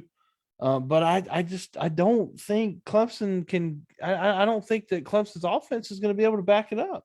I don't think they are either. I just think that Pitt, not necessarily known for their defense this year, but with a good defensive outing this past Saturday against Virginia Tech, I think Pitt's defense can do enough to give their offense time to figure it out, because I think this offense is good and it's going to take time to figure it out against a good defense like Clemson. But I mean, I think Pitt is probably going to end up having a pretty good Saturday, and just the way that things are going. And I mean, I hate to say that, and it's crazy to say that. I guess it still does not sit well with me that literally Clemson wins this game. It's an upset. That's wild. Yeah. But yeah, I mean, I think it's Clemson's keys to victory.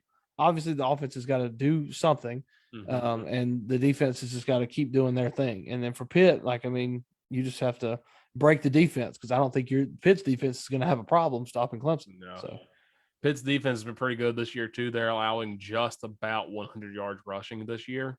Yeah. Clemson's only rushing for about 113, so they're allowing right at what Clemson gets on offense. That's not a whole lot. So these gotta be able to stop them if you're Pitt. South Carolina goes to Texas A&M, a night game in Aggie Stadium. Yep. Tough environment to play in. Texas A&M's picked to win this one by 21 points. This would be a big-time win for the Gamecocks to go into College Station and knock off the Aggies, who, of course, have that win over Alabama. But what are the odds for South Carolina? What do they have to do to go in and just knock off Texas A&M? Well, yeah, we all know by now Zeb Nolan is going to get the start for Carolina, because Luke Doty, they're saying he re-injured his foot, which I guess would make a lot of things make sense as to why things look like they did in the second half on Saturday, but still, that's no excuse. It was Vanderbilt. But anyway, so Zeb Nolan getting the start for South Carolina. And I'm excited about that. I mean, I think that's obviously it's great for his story, which is still a wild story. Just being, graduate assistant and everything. Having play. But I think that Carolina should offense just has to get rolling.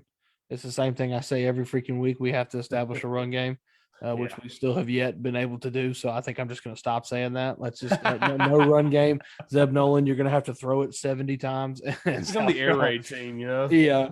Do those jet sweep passes. That's all you got to do. Yeah. But I don't think Carolina has. I don't really give Carolina much hope of going into College Station and coming out with a win. But Texas A&M, who knows? No letdown game last week. Could they let down against Carolina and let Carolina bring that sweet trophy back to Columbia? Sweet open trophy, baby. Who knows? But I'm very excited to watch Zeb Nolan play. And leading this offense, I mean, it looked like a completely different team, even if it was just for one drive against Vanderbilt. So maybe things will get revamped. And like I've said, week in, week out, I think Carolina's defense is going to put them in positions to make good plays and to succeed. It's going to rely on the offense to back it up. Absolutely. That's going to wrap up our college football preview. Already back for the second half here on Monday Night Football. Yeah, that didn't last long. So we'll get set. We'll probably go through at some point some of our games we're looking forward to in college football. But yeah, big games this weekend against 2 ranked teams for South Carolina and Clemson.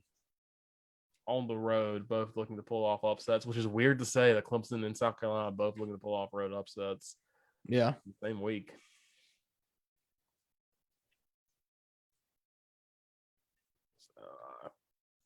Showing highlights here.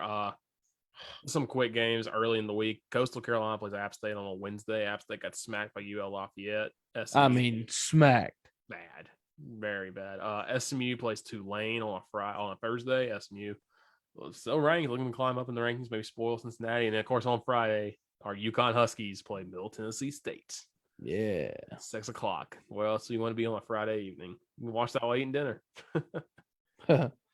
We'll get to the Saturday games when we get a chance here, as they've just kicked off the second half in Nashville. Oof. Oh, that's a big hit. Yo, who was that? Who are you? Wow. Isaiah McKenzie got laid out. Mm-hmm. All right. So quickly, keys to the second half. I'll go first. Mhm. Titans obviously need to get a stop here. They can't let the Bills go down, score a touchdown to go up 10. Titans need to stop here. And like I said, in the second half, they just have to figure out, they have to establish a little bit better of a run game. And then just open up the passing, get AJ and Julio involved. And I think the Titans defense, keep it up, obviously limit the chunk plays and the stupid decisions, but keep getting pressure. And that should be a recipe for a good night for Tennessee. I think they got pressure there, and Bills tried to answer with a screen to Singletary. It didn't really work there. He only got about half a yard. Yeah. Bills probably might see some more screens. I feel like they still need to get the running game involved. You haven't seen Josh Allen, in those designed runs too much. He's had ones where he's been forced out of the pocket and had to run for his life, but yeah, that's just something he can do with his feet, and that's why they drafted him. I say continue to go right at Jenkins. He hasn't really proven anything to you yet. Yeah. Like, there is more pressure again. He just gets it off just in time to Sanders. Yeah.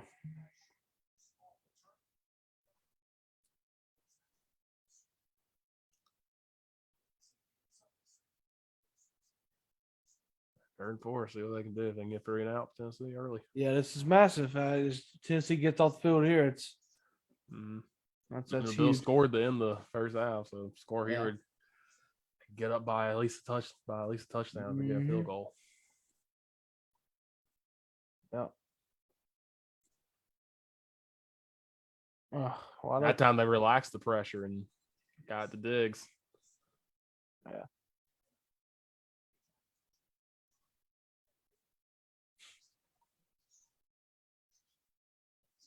Guess who? David Long. Yep. That's a good move by him.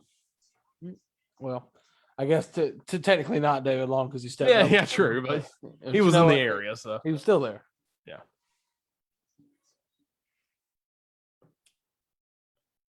Our corners are suspect. No, finally getting Dawson Knox more involved. That's dang it, David Long. Knox really only had that one catch, and they had that jet sweep that got called back. So yeah, he's been kind of quiet. I didn't know he's from Nashville. I thought he was. I forgot he went to Ole Miss. I did too. Yeah. I mean, we went to SEC school. Which one? Good protection. Good blocking. Yep. Wide open, Cole. Cole Beasley covered by Bud Dupree. I don't get that. I really don't understand that. He's so shifty. I know it's zone, but at the same time, I just don't like that. Yeah. Yep, right there, just snuck right by him. He's a guy on my bench too, fancy. Dang it. Already won, but Yeah. There you go. There's a little rush. Keep him honest. David Long. I've been impressed with him a lot. Regardless of the outcome, he's looking really good. I'm telling you, I mean, people who don't watch the Titans, like he's one that flies around, and Harold Landry's been flying around this year.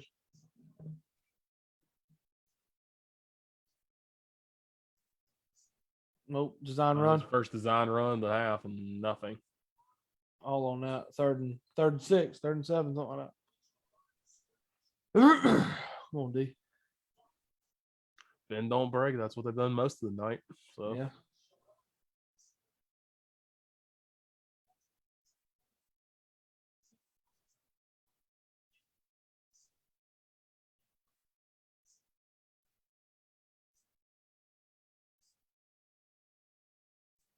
No kidding. $80 yeah. million. Haven't recorded a sack. And he's dropping back in coverage again. Oh, whew. oh, what a great catch. Thank God. I gotta punt it. Yeah, I can go ahead and put him deep. Or kick it. Yeah, I mean, that'd be a Long kick, but 51, 2-3 yarder. So why not? yeah. Yep. Yeah. Well, Bass. The swaggiest kicker in the league, according to Stephon Diggs. 52 yarder officially.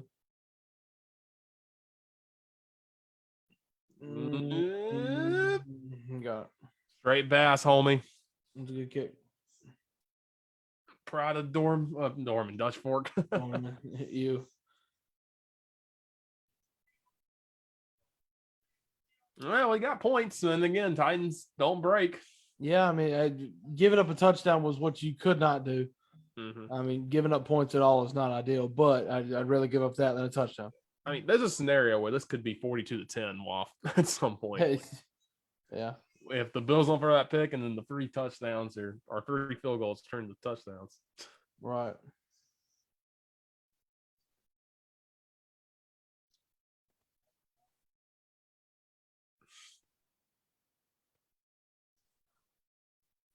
All right, break. Let's go for some college football matchups again. Cincinnati's at Navy. That might be a tough one. Navy runs a triple, of course. Oklahoma is at Kansas. That's going to be a bloodbath. Yeah. Northwestern at Michigan. I'm so sorry if you choose to watch that game. That game's going to be about 10-6, and it's going to be horrible. No one's going to love anything. Penn State and Illinois. Penn State should roll. Wake Forest and Army is an interesting game. Wake Forest has sneaky good. Yeah, Wake Forest has to go to Mikey Stadium to play that one, and that could be a tough one for Wake Forest. It's the triple option. Virginia Tech hosts Syracuse, and what should be a pretty good to see if Syracuse can finally win an ACC game. Yeah. Purdue, first ranked game since 2007. They host Wisconsin, who's maybe trying to start something. They got to win over Army, but yeah. See, Oklahoma State against Iowa State, and got to see if they're the real deal. Trap game in Jack Trice Stadium. Your game day game, it's a weird one. It's Oregon and UCLA. UCLA, of course, started off great and then kind of fell apart, and see if they can sneak up. I don't get excited when they're when game days in the Pac-12. Exactly. I don't care. Yeah. I'm just wondering. Yeah, it's just. Again, Dorian Thompson-Robinson's going to go, 8 of 14 for 612 yards. Yeah. 7 touchdowns, and they're going to lose. And it's going to be like, okay. Yeah. Ole Miss, LSU. Again, Matt Corral and the Rebels looking to continue their strong season. Both. They said they don't know if Matt Corral's going to play. Ooh, yeah, he did look kind of banged up. He got banged up against Tennessee, and I think they said that he's right now. They're listing him as I think he's not going to play as of right now. Interesting. So let's see. And yeah, we'll finish out that slate next commercial break. The Bills just kicked off. You would think Ole Miss wouldn't probably need him, but yeah, especially with all the players. LSU did just beat Florida, so who knows? Yeah. Just be ready to defend the counter because that's all LSU runs. Yeah. Another flag. Clete Blakeman, what you calling on Titans this time, bro?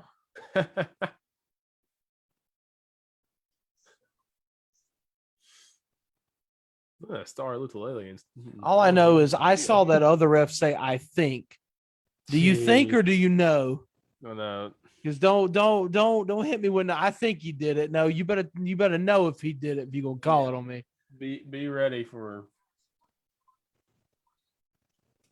They've been talking a lot tonight about these calls, and that's troublesome to see.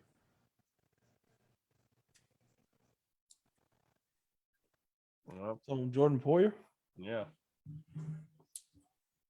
I didn't even know Jordan Poyer was on special teams. I'm not gonna lie. Also, still kind of wild to me that of all places to meet an NFL superstar, I met Jordan Poyer at Lander University That's right. That's so and random. took a picture with him. I also have a picture with Josh Norman, and now he's on my shirt. You have 2 pictures, Josh Norman. Yeah, that's so crazy. The man landed back on your couch last year, so Hey AJ, welcome to the show. What are you doing? God, I thought he was about to I pitch. thought he was about to ladder. I was about to lose my mind. That reminds me of that play Josh Allen did against the Texans in the playoffs a few years ago, where he just said, "I'm going to lateral this" to Dawson Knox, who's just standing there. Yeah. Gosh, the Bills defense has gone down to getting me 4 points, and then AJ Brown. So I'm still down by 1 whole point. I swear, dude. If I don't win, oh my gosh. If I don't win, I don't care the outcome of this game. I'm raising Cain. Oh, good second effort by hell. That ball almost came out, but good second effort by Henry.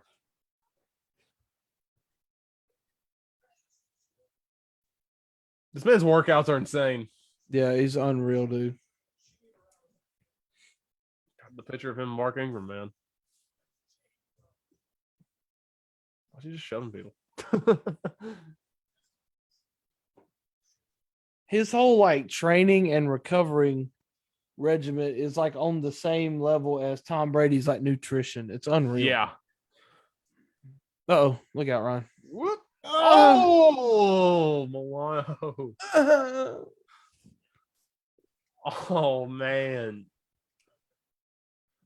Ryan, stop smiling. Show some grit. Good job, Jerry Hughes. His Paul up. Man, Matt. Guess that one. I was saying this Matt Milano's been quiet. They're coming back tonight, so that's been a good job on Titans.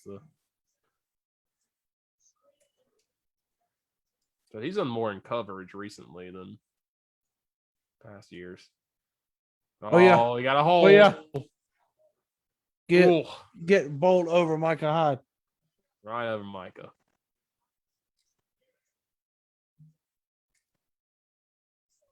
That's how he did against the Ravens last year. Wink. Come on, Russo.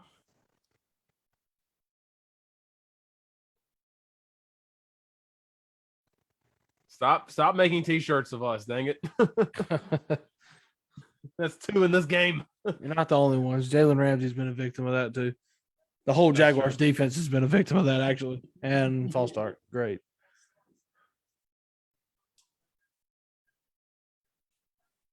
Oh, false start on Henry. What? Ooh. It wasn't our beat up makeshift offensive line. Oh! He just fell. That's all Ryan Tannehill, man. Snap the ball. Snap and just throw it at Henry. What? Hello? Well, Hello? Yeah, that's gonna be I'm offsides. confused. I'm confused, dude. That's What? gonna be offsides. Or neutral zone. Yeah. Okay, thank you. Since 72 stood up, that's I just have this phobia that every penalty is on the Titans because it usually is.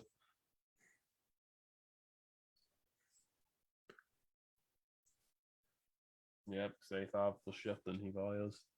They did the same thing. Yeah, I did. Tried it again. Yep. Now you move. Okay, look out. Oh, look out. get him.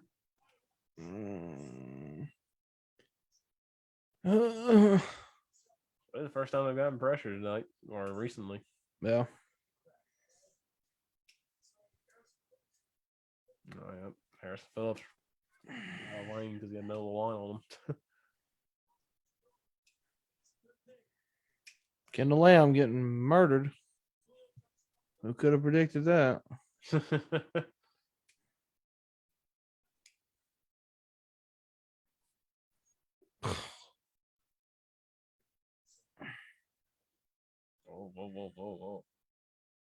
So, Those defense looked lost for like half a second there. oh, hello. What is this? Yay. 3rd and 10. We love that. Run the Wildcat with Henry.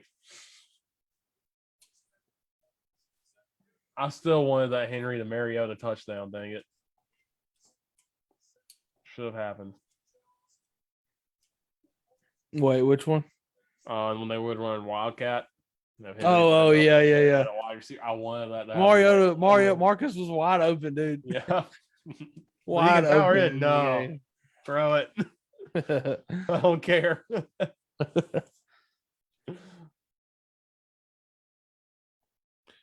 Good pickup by the Titans. Nah. I think go for it. All right, well, yeah, what are you doing here? I don't want to kick a field goal. I don't, because Randy's going to miss it. I just don't. Yeah, I would much rather go for it in this situation, just because if we kick a field goal and we miss it, which is extremely likely given the history of the Titans, that's going to piss me off even more than if we went for it and didn't get it. Like, I just,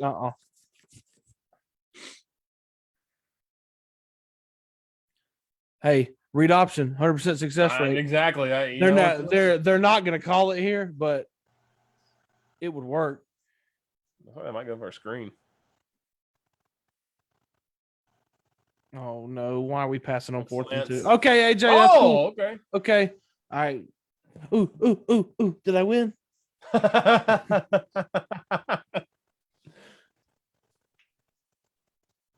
Hannah Chaney, I agree with you though. Go Fat Randy. Hannah, what did Hannah say? Go Fat Randy, man. Let me go. Shut up. Ball's got tipped. Dang it. Shut up, Hannah. Dang it, Harrison. That's a good. All right. Well, for whatever reason, I can't find the stream now. Huh? There we go. Run. Quick 4 yards. Like that.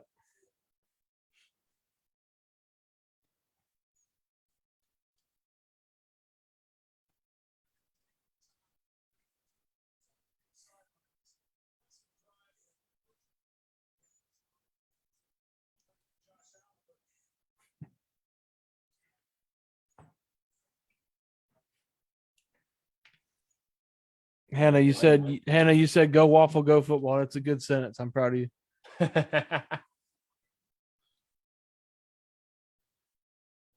Look out. Pass again. Go Swaim.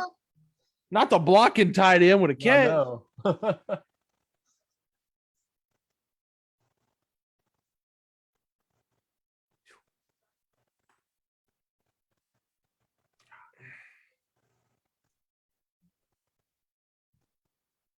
Snuck by Milano.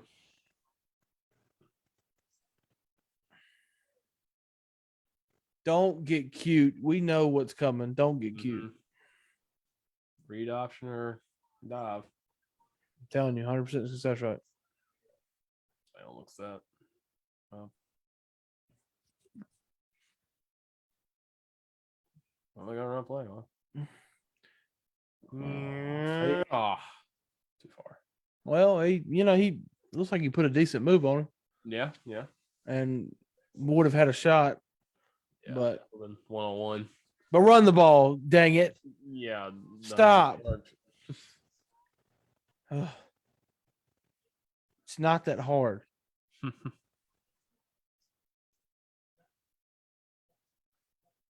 I want AJ Brown to score as much as the next guy, but run the ball. Henry's so far back.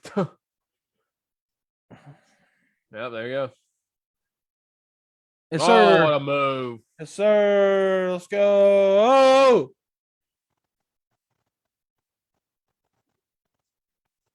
An animal. The icing on the cake missed the extra point, Randy. I bet you will.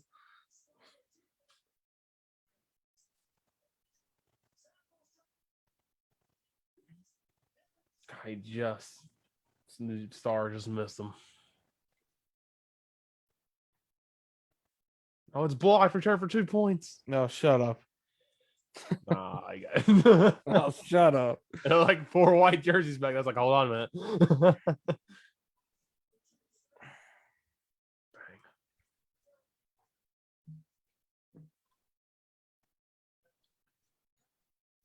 All right. See, I told you, run the ball. It's not hard, guys.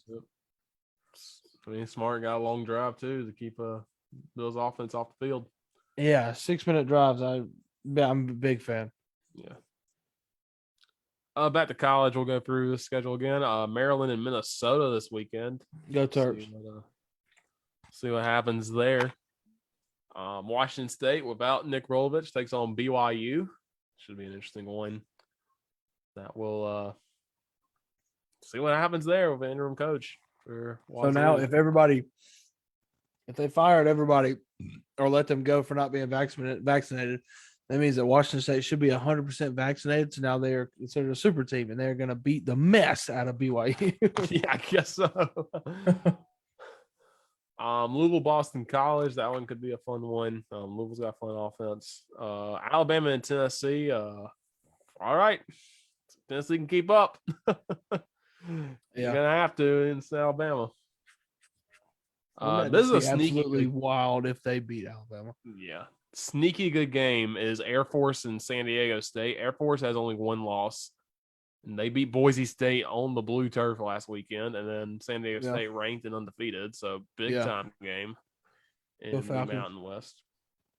Ranked UTSA goes to Louisiana Tech, and their first game is a ranked team. And Fresno State and Nevada, both those teams have 1 loss in the Mountain West. Mountain West is a sneaky good conference this year. Yeah, I got a lot of good teams. You got a lot of pretty good ones. Ohio State at Indiana at 7:30 on ABC. Notre Dame hosts USC at 7:30 on NBC. That should be an interesting one. See what happens with that one. Miami will host NC State 7:30. And then that's about it. You have no games starting at 8 o'clock this weekend, which is weird. And then the latest game is Hawaii and New Mexico State at midnight. That is interesting. Yeah. So I guess they want everybody to go to bed early. Yeah, I guess. This week. That's weird.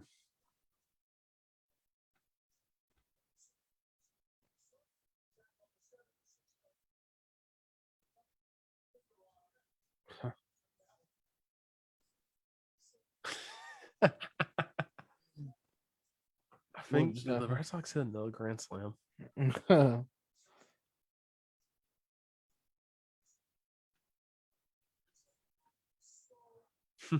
This is good. Ass Stephen Ramsey just asked me, is like, would you be willing to sacrifice the Bills for the Braves to win a World Series? Honestly, probably. Oh, I don't know. That's a tough one, though. I've never seen either of them win one in my lifetime. What does sacrifice mean, though? I guess they. Does that mean like completely go 4-13? Just miss the playoffs, or does that mean we go like 2-15? Yeah, the fun sacrifice. Because they just lose this game and still make the playoffs. I'm still pulling for them, of course, but let's see. Losing this game for Bill, absolutely. Oh yeah, if it was just this game, yeah, I might even give up the next 2 games for the Braves to be guaranteed a World Series. If they can't win and if they have to lose until the World Series ends, yeah, absolutely. Yeah, you know what? I thought about that too. I'm down. Because that's going to be to what? Just 2-3 weeks. Yeah. Oh, that's cool. Yeah. Yeah. That's easy money. You're 4-4 in a crappy. We're probably going to lose anyway. We played the freaking Bills, the Rams, the Chiefs. We're probably going to lose anyway. See, the problem is the Bills, but the Jets during that time, I think twice. I'm like, I can't. No. Oh yeah, I played the Dolphins. That's later. They played the Dolphins and the Jags back to back, but I think that's after the World Series ends. So yeah. Oh yeah, bye. There we go. Perfect. This loss and a bye. Okay, we're good then, man. Not losing to the bye week. During the bye week, Josh Allen just breaks his ankle. Oh God. No. Oh, false start. That's not what you needed. Great. Oh, the Bills have the Dolphins, Jags, and Jets all in a row next after this game. Oh my God. How did we get that lucky? Y'all are going 16-1.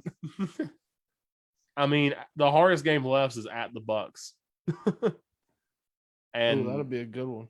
yeah, and the Panthers, depends on what they do. Oh, he's wide open. I guess we forgot. North Jenkins. Guess who tackled him? David Long. David Long's gonna be like that kid from Ford and like 31 tackles. Yeah, right.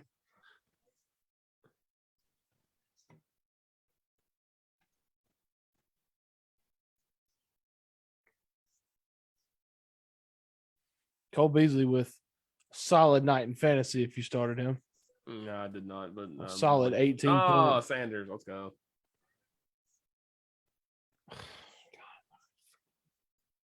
I hate our corners so much. How far back you are. Look how far back you are. Turn, God, turn around. Shoot, just keep slinging it. Oh, go get it. Oh, that would have been a great catch. Good coverage. All right, Chris Jackson, you redeemed yourself. And let me tell you who couldn't do it, Janoris.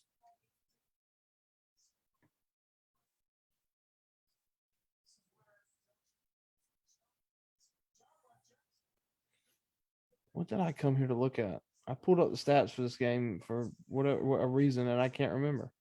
Norris is our long tackles. Ah, yes. Yes.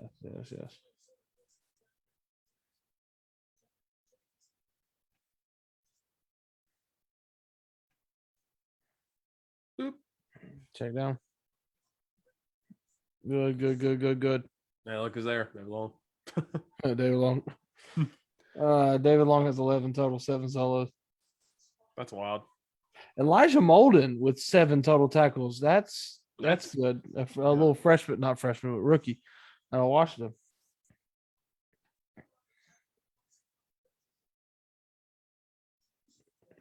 Oh God. No. That sucks.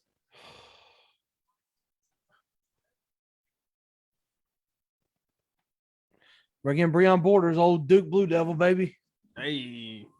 He's had his moments. I mean, I'm not upset with having to play him because I guess I like him a little bit better because he's from Duke and I'm happy he's doing good in his life. But Yeah. I'd rather have Christian Fulton who's on freaking IR. Whoa. Okay. Away with you. All right, good. All right, I gotta stretch my leg.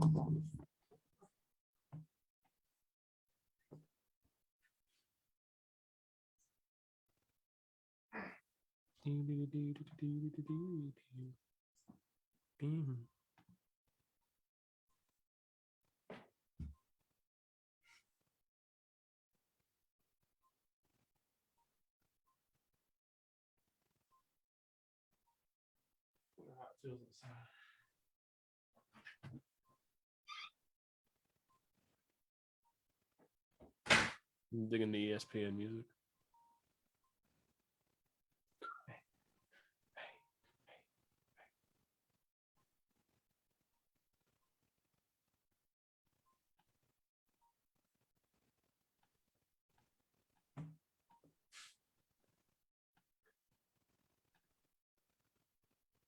So I'll probably talk about this later, but I'm doing some preseason baseball scrimmages for Carson Newman this weekend.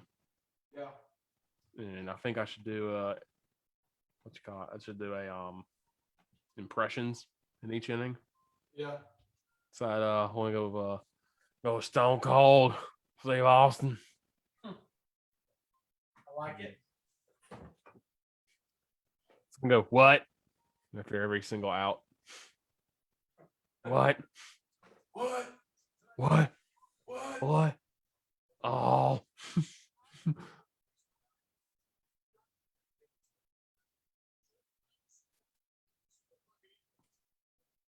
Why did they bring that up? I don't know. Antonio Brown fight. Why did they bring that up? That was so long ago.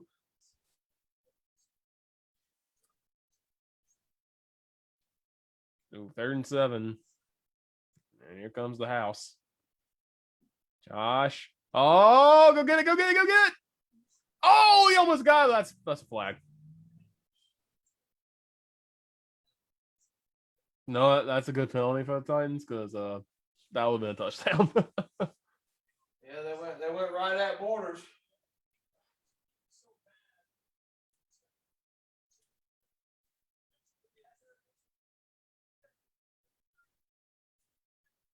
Oh,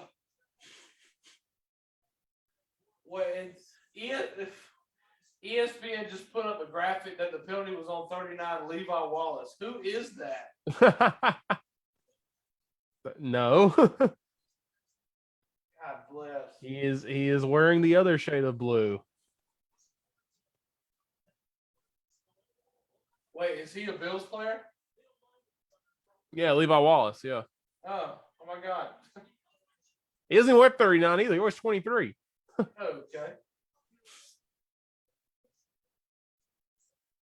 Go, go, go, go, go. Oh, Colby's. Ah, he's short.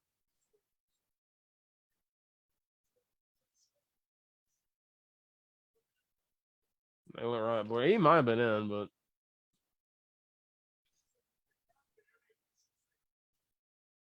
let's see. Look at this move.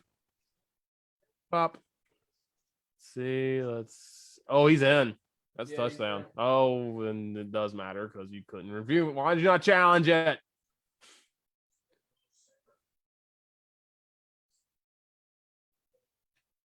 Yeah, God, they should Should have waited and then challenged it. My God, now you can't They do missed anything that. with that. They definitely missed that one. Hey, look, there's David Long again. Hey, David Long, yeah. All right. I swear, if we get stopped here because they didn't want to challenge that freaking touchdown.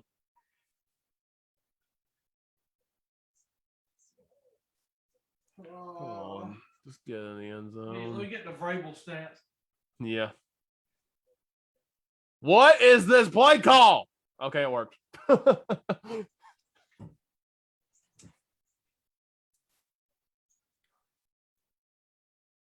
Tommy.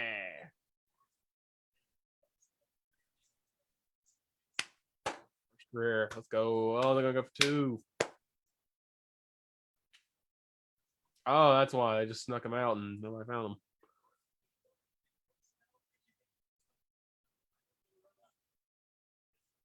Well, look who's on him. Harold Lang. Yeah. Why?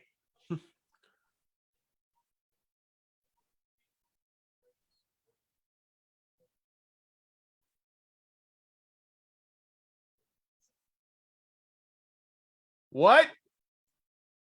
Okay.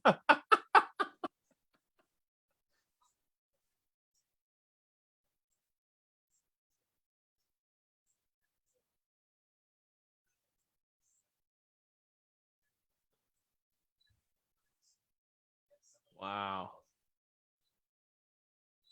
Beverls look like he's about to kill his defensive coordinator.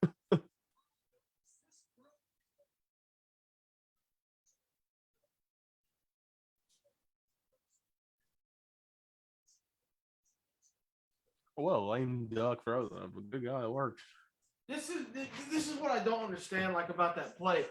As many times as we have seen that done, not only by Philly, by anybody. Why don't you just run at the quarterback? When you gotta put somebody on Josh Allen, like you know where that ball's going. Mm-hmm. As soon as he gives that first ball off, you're like, get on, Josh. If you see Allen go in motion like that, like one guy just has to be get back.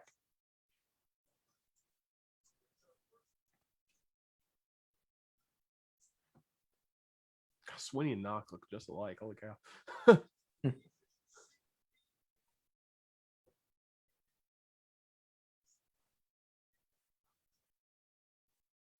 See what happens here. Oh, short kick. Oh, you got a hole. That's a good return.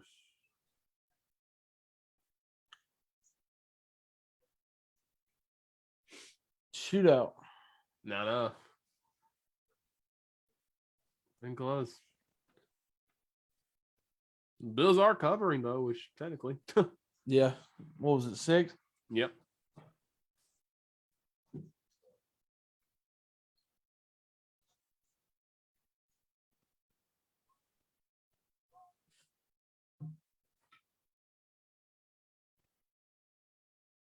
Sooner.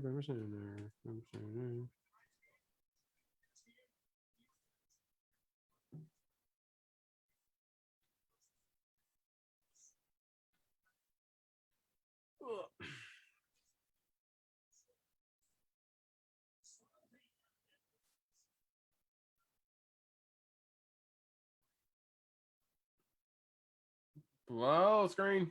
Go get him.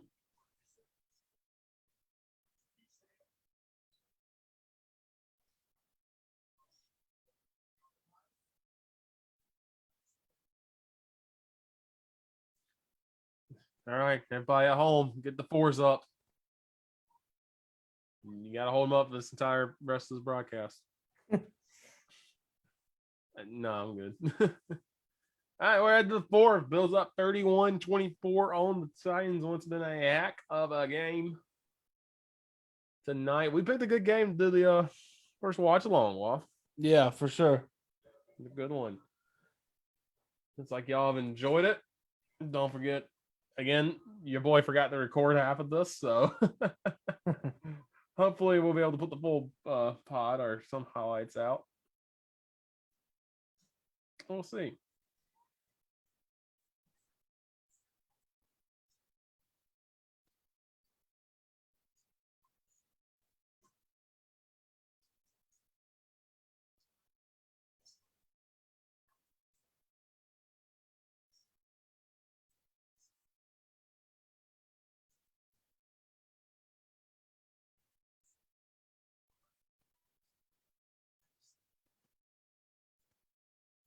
Yeah.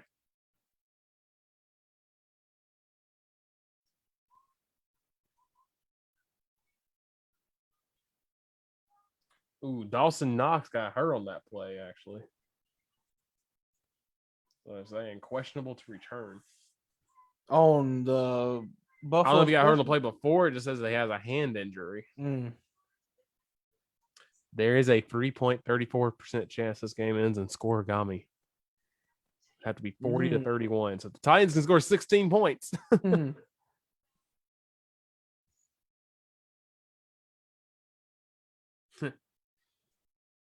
They're calling that play the Billy special.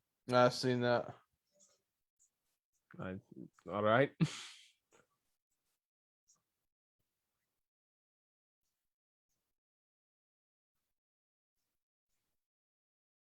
Does Josh Allen get fantasy points for a 2-point conversion?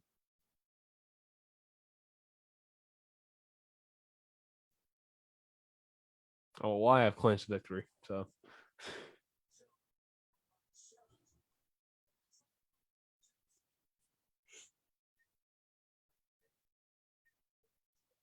yeah, Cole Beasley would have got me 20 points right now.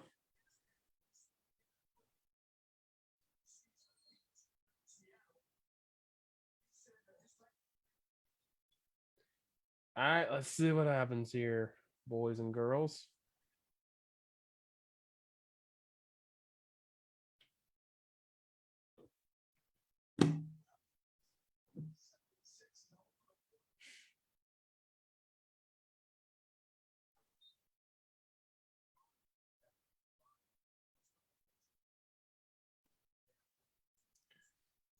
Hit.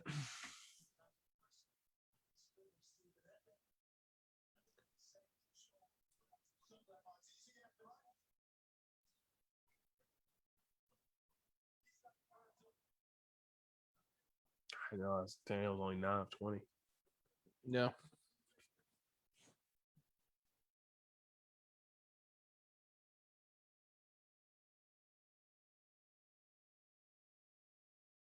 Oh, Milana, that's a good block pickup. Oh, good catch, AJ.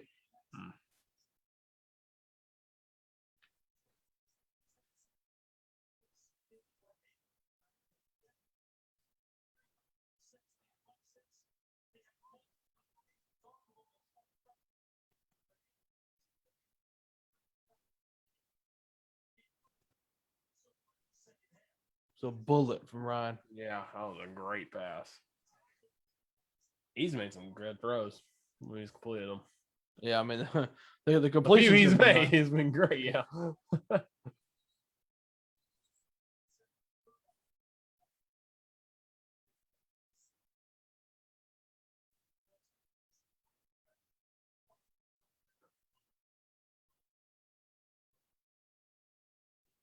Kind of a weird situation if you're the Titans because you want to run that clock down to leave a little time for the Bills, but then the Bills can run the clock too. So Yeah. take a lead. Stacking the box. Yep. 7 in the box Spread for out a eight, bit. 8, maybe 8, not 7. So Good play. good, AJ. Yes, sir. That's it. That is how Titans offense should be. Mm-hmm. And it should be predicated on Derrick Henry establishing the run and then bang bang, play action, crossing route. That's how they became one of the best offenses in the NFL last year. Yep. Doing that. Yeah, Milano recognized it too late. And that's something that I've always said. Like, obviously, I've said this many times before. Like, Ryan Tannehill is not a top 8 quarterback in the league, Yeah. but he can do what is necessary, and he can manage the game. Absolutely. And I would normally say be pretty efficient with the football, but that first interception would say otherwise. But Yeah.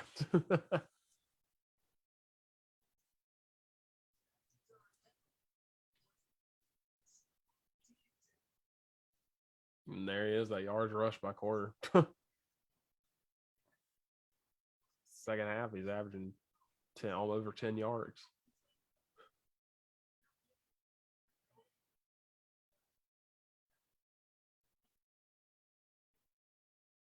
Swing. Oh, yeah, flag. Taron Johnson almost got to put on another t-shirt. that was quick. God bless Roger.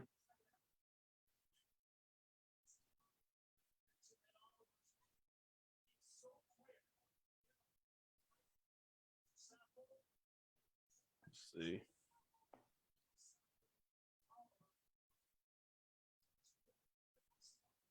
Yeah. Yep. Oliver almost beat him.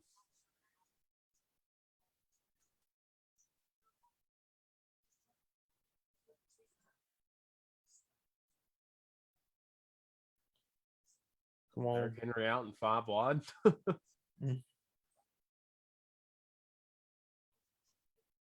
get most of those yards back. He's third and what? 9, 8, 10.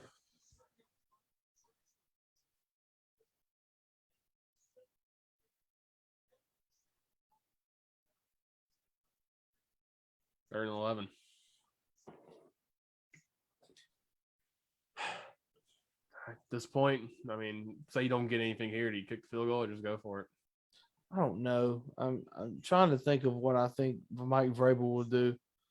And that would be, I feel like Vrabel would strut out Fat Randy for a relatively meaningless field goal, but I'm all for going for it. Yeah. See how much you can get here. Yeah. Now I think you go for it. You got about half on that place. Half again. I don't know. Yeah, he's going to kick it. I mean, just, I don't know.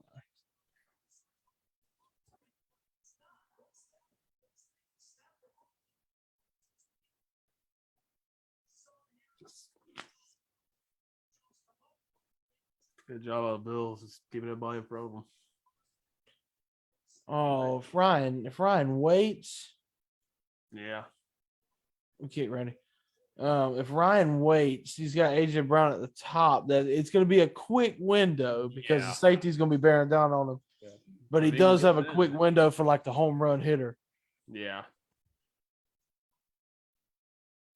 Right. Okay. It's water. He's back from it. All right. Stretch. Talk amongst yourselves.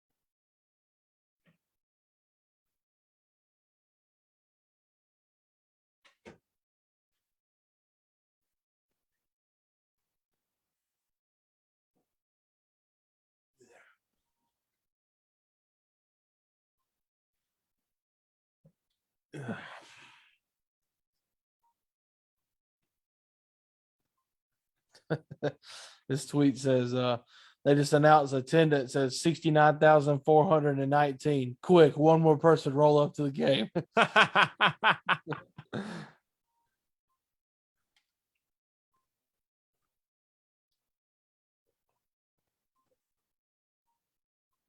Regardless, that's a very good crowd. That is a very good crowd. Next week it's the Seahawks and the Saints. Oh, Geno Smith versus Jameis Winston has stupidity written all over it. I'm down. Oh yeah, I feel like we have to talk, at least mention the fact Jamal Adams is a little intro yesterday, best Yeah. in the nation, and he's like what 60 something out of 85 safeties. Yeah. Like, come on, bro. And DK Metcalf, dumb. Yeah. Dumb. Yes. And then Just go out getting into it with Shannon Sharp today. And then he said he is better than Shannon. I'm like, bro, no. Yeah, shut up, dude. Yeah.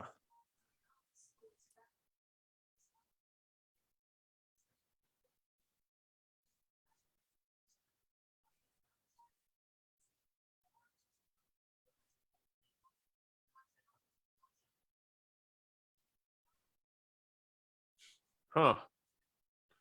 Huh. That's weird. I mean, that's probably why that ball was just a lame dunk pass. Yeah.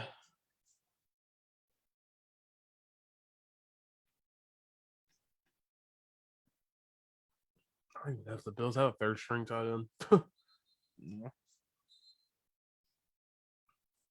Tommy Sweeney is in permanently.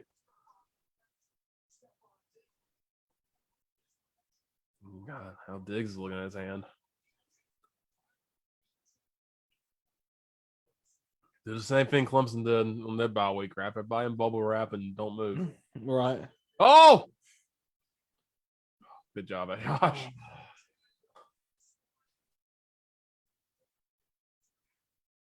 Did he just say? Wait, I don't want to rewind it, but I swear to God, Steve Levy just said Tannehill with the smart play to bat it down.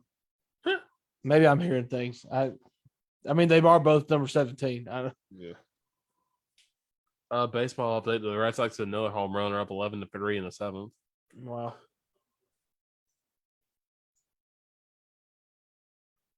Oh, good catch. Oh my God! There's a flag, and David Long was losing his mind about something. Yeah, I don't know. I I don't know what's. Pointing at where the ball was. No, What was David Long? I don't understand what's. I don't understand. Yeah, What was all the commotion? maybe holding. Oh, they're gonna show it probably, but.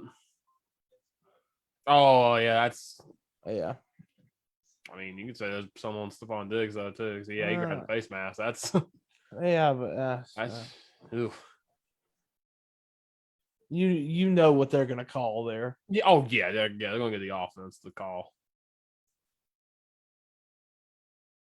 I made the mistake of looking at the stat cast before that play. Oh, let's go. Let's go, Big Jeff.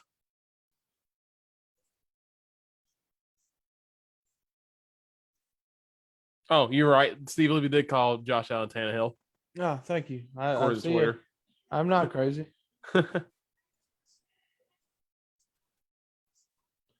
Hello, give me 2 holds.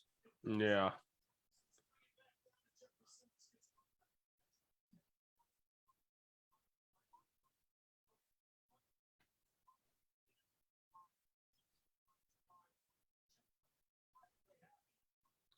Someone hurt? Please God, no. No, that's Jackson.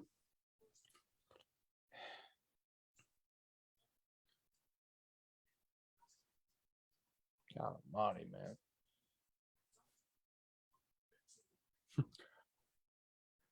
Oh, by the way, they showed a picture of Josh Allen and Matt Barkley meeting up before the game, and I got emotional.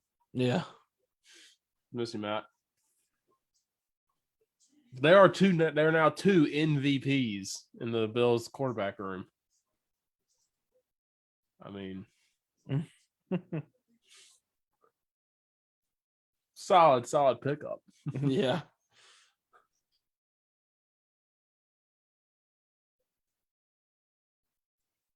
All right. You go for the kill shot if you're the Bills. Oh, he's going for it. Picked. Oh, Of course we can't pick it because that's just too easy. It'd be too easy just to pick it. Let's just do the hard way. so now they're gonna take the shot in the next Hey. play, and then it's gonna be a touchdown. It should be way too. It would make too much sense to just intercept it there. Big brain, Breon Borders. Yeah.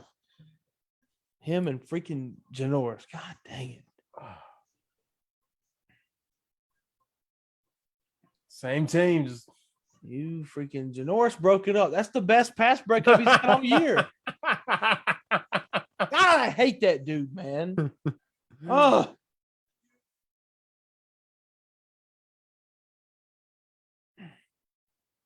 that's an ugly pass.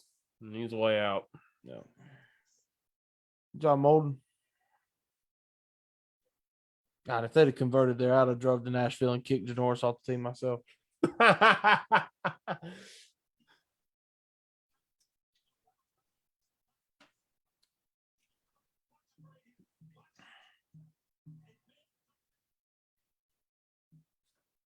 Oh, if you just step earlier, chance. It's a tight window, but Yeah. I mean, Josh Allen could make that throw. Yeah. Oh, they're coming after this one. Woo! Don't rough. Okay. Okay. That was close. Oh, that's a penalty, no? Oh, I got blocked to him.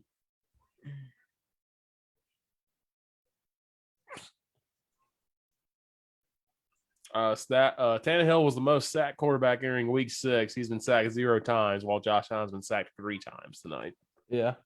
The Titans line is doing a great job. Yeah, no, they have done better. Like I think Tannehill was sacked either 0 times last week against the Jags. Yeah.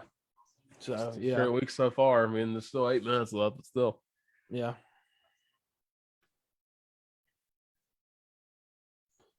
All right. I still just want to point this out. I've pointed this out every week since week 1. Mhm. Chandler Jones, where are you at? Where are you at? Everybody's like, "Oh, this man needs to get paid." Where's he at? I'm so confused because I don't think he played last week on Sunday. He must be hurt or something like that. Where are you at, son? I don't understand. Yeah.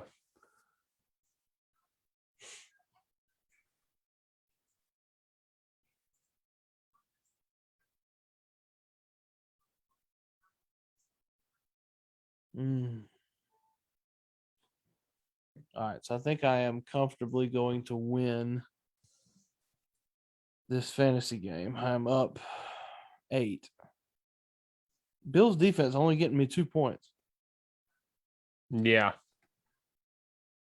because they've only recorded an interception, and like you said, Tannehill's not been sacked, so that's crazy. Once again, it's just another product of Tennessee playing to their competition. It's exactly why we lost to the Jets, and it's also why we are in this game. Yeah, I know. with a You're chance playing to up take the now. lead. And we've always been like that, and it's so frustrating. Like we can't, and I say that, but like I say that we can't blow people out, and we just beat the Jags by double digits last week. Like, but it's the Jags. Like, Yeah. I don't know. I don't really know what I'm saying. Like we've handled the Jags pretty well Yeah. last 3, 4, 5 meetings, except no.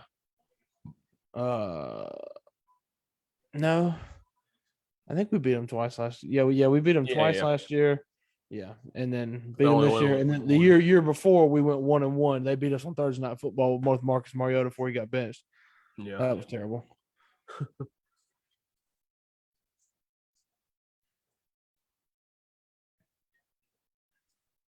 Can't get Brown set. So I keep moving them around. I figured it out. And all that for a 1 yard run. Yep.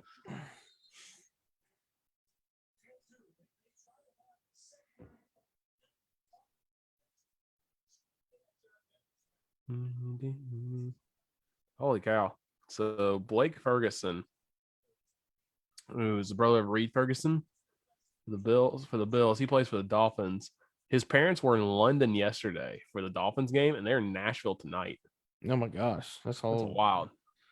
That's a lot of that's travel. carrying goals. Yeah, Somebody sure. Dolphins and Bills compensate them for their travel. yeah. Oh my God, why? Is he open?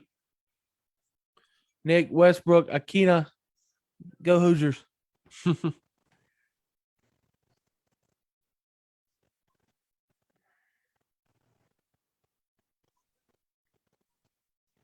Defense, the last stop for the Bills defense was the Poyer interception. They haven't forced a punt since 10 minutes into the game. So, well, in halftime, that doesn't count. Yeah. Wow. Gotta stop here. No, he's wide open. Go AJ. Play action crossing route has been bread and butter for 2.5 years now. It's crazy.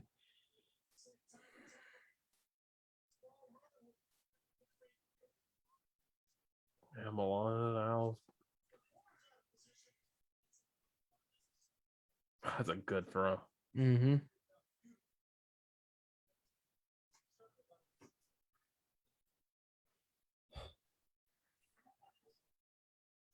Ooh.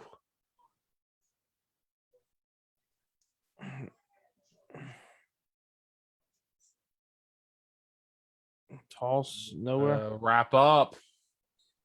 Oh, whoa, Whoa, hey, whoa, hey. Sheesh. Oof. Poyer going out with someone. Mm-hmm.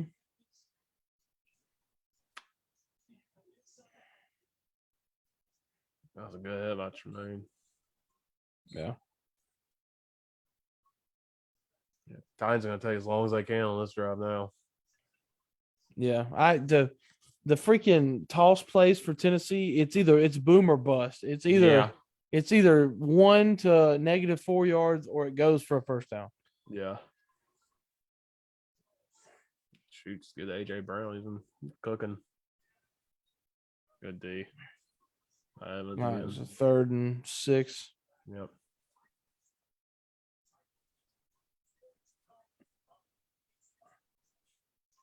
There's a lot of time you could kick it, but I don't think at this point you did because it's 4 No, down. yeah, I was about to say the same thing. I think you're in 4 down territory Mhm. for sure.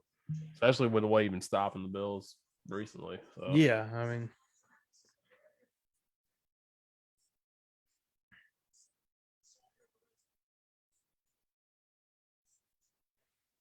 you don't need a home run here. You just need the first down. Yeah. Take I all the like time you shots, could. but not on 3rd and 6. Good call. Yep. Good, Nick. Good. Nick playing that role that Adam Humphries played. Yep. And again, another crossing route. Yep. Adam Humphries during the run to the AFC title game was the safety net. Him and Ferkser both. Yep. And now with Jonnu Smith going and Ferkser, well, being hurt and not playing a whole lot, but yeah, and we don't have Humphries. Humphries was a safety net. Like it got to where it was almost like automatic, like 3rd down.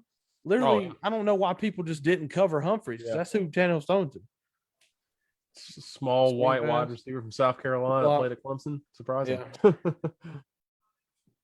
It's a hard tackle from Teron Johnson. Yep.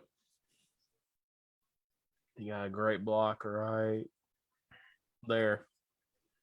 Yeah, good block by Nick. And AJ Brown too on Wallace. Levi Wallace. They're gonna milk this clock as long as they can. Oh yeah. Mm-hmm. Perfect on this drive. He's looked so good. Take your time. Like all I need is 1 yard right here. Yep. Shoot. I'll even take no gain and then get 1 yard on the next one. Yep. Or just go score. I mean, I'll take that too. Yeah. All right. 3 minutes for the Bills. Go do something. God, that just makes me nervous. I don't like that. Yeah. But I mean, I'm never going to turn down points like that. Oh yeah, no, yeah.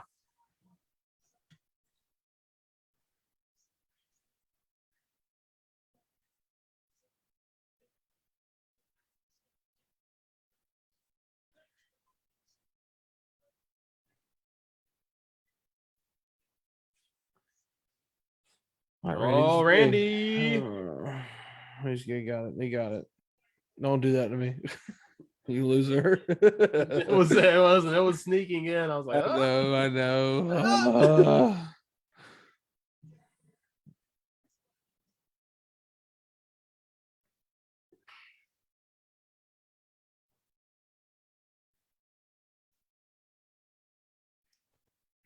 all right. Once again, we picked a heck of a game. Yeah. The thing that sucks about this is that if the Bills go down, I mean, the Bills have 4 timeouts in their back pocket, I think. Yeah, they have all 3 timeouts. Yeah. Yeah. So that with the 2-minute warning, they got 4. And, Yeah. oh my God. What was I saying? Oh, Bills go down there and score a touchdown. Then, well, obviously, Tennessee's going to have to score a touchdown, which sucks. They can't just go down and try to rely on Fat Randy again. Yeah. Or Bills go down, kick a field goal, and then we can rely on Fat Randy. But I mean, gosh, I'm sick of having to do that. Good thing his Bills got Tyler Bass, so Yeah. kick a field goal. I feel confident, but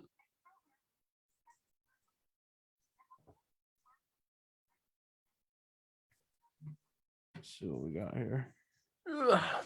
some dude for the Seattle Kraken. Make it worse, they were down, lost 6-1 to the Flyers. Got his chin completely busted open. Oh, hockey, baby. Just a scratch. We'll buff that out. Sneakily, is that a word? Yeah. Ryan Tannehill making this a respectable game minus the 1 interception.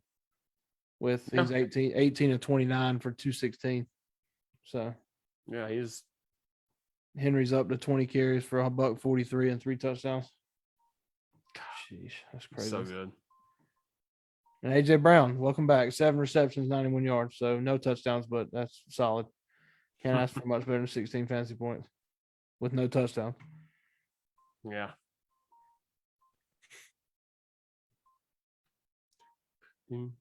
Still, Buffalo's win percentage, like, according to ESPN, like Buffalo's win percentage is 75.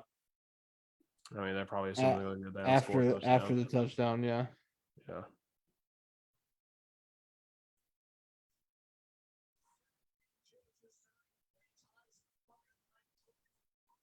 Monday Night Football record for lead changes. Oh.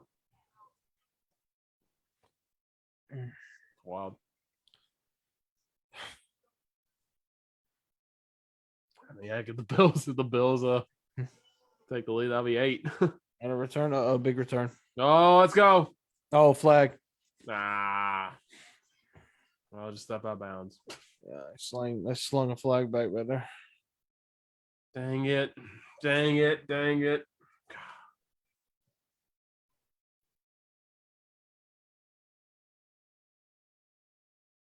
Well, I'm playing like illegal hands to the face defense. Oh God, please no. Probably not, but yeah, they're walking back. That's gonna be a hold.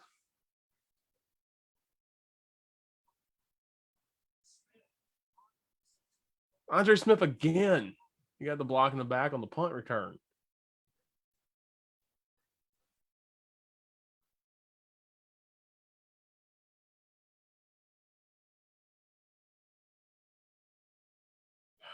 God.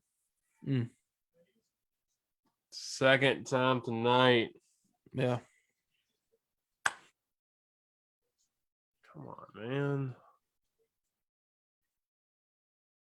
Where are we at? It would be at the. Oh yeah, I see. Yep. Yeah, I see So that. about the 2018. Yep. God, from a touchdown to your own freaking 17-yard line. 18-yard line. All right. Get this drive going. Oh, let's go. Borders. Yep. We're going to go right at him now.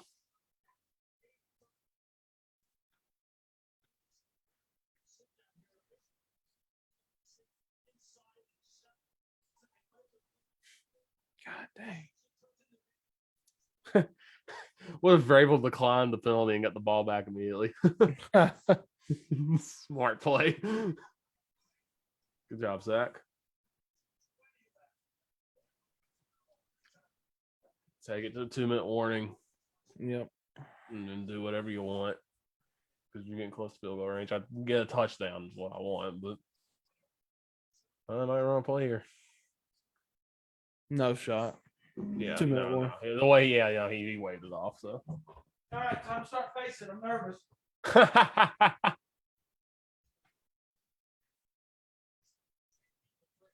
I'm gonna stand up too. Oh god. This is what you're here for. Shots of people walking back and forth.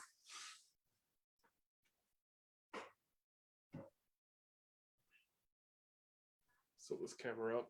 So I'm staring at my gut.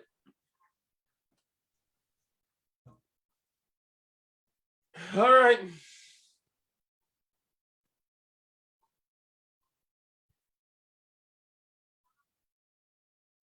Yeah, my fan's going crazy because it's still hot here.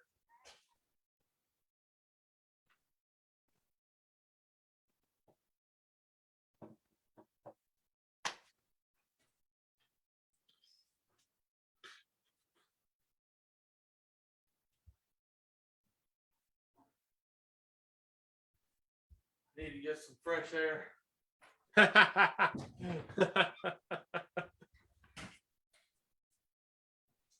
door's so hard to open.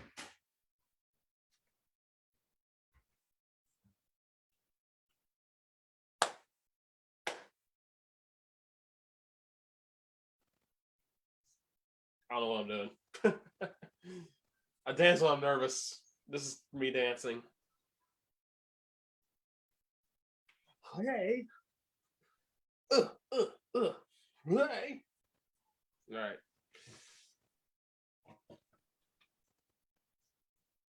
It's a long commercial, but it's been a quick game though. Yeah, it's only 11:15. Yeah.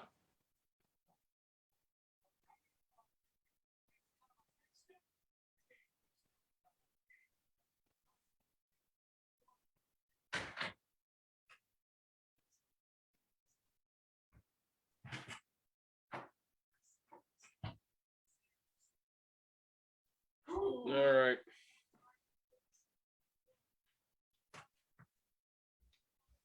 Let's see what happens here.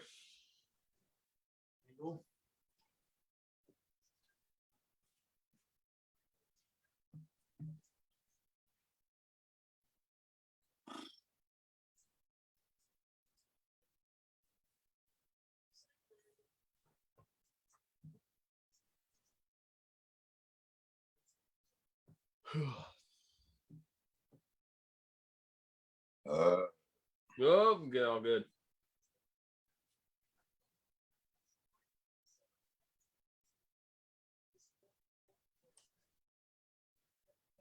Take your time. Take your time.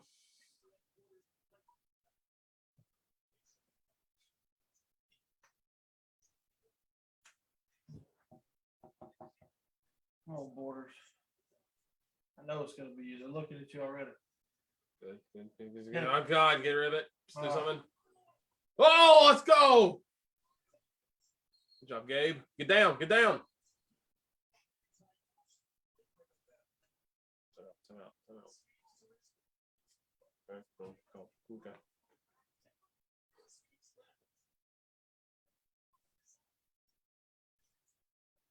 What from?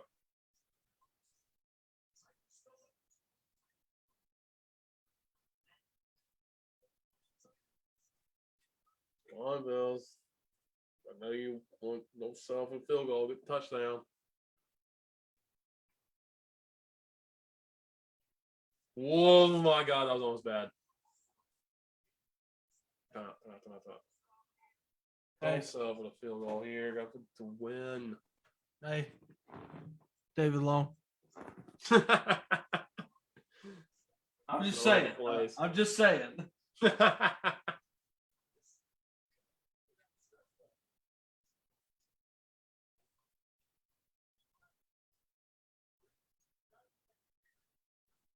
You know, good for all the announcers keeping the jackets on because I would have had mine off by the first quarter. Yeah. That's what happens with me for our football games.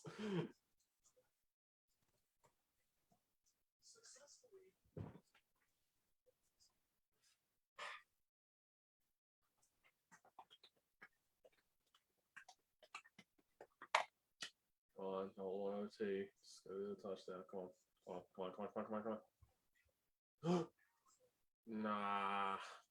Good D. One more stop. Get the first.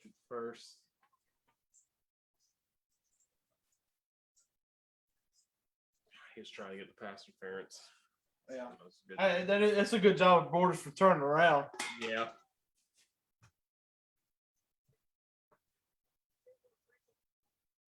Just get 7 yards. Let's see what you can do. Come on. Josh, come on. Go. Get there. He got there.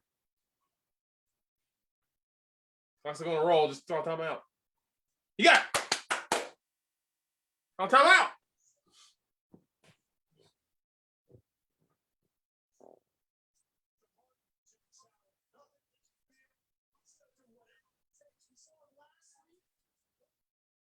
Ow. Don't ever do that again.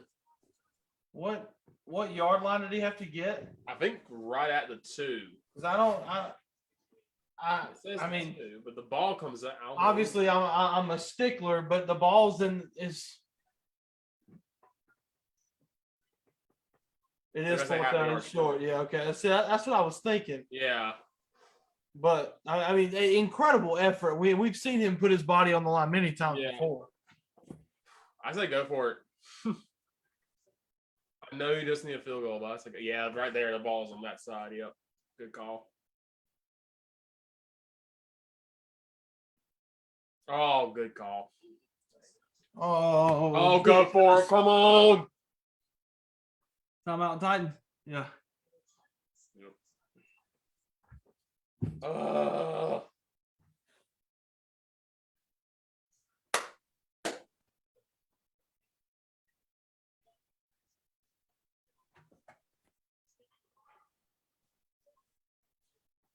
Come on. Oh. Come on.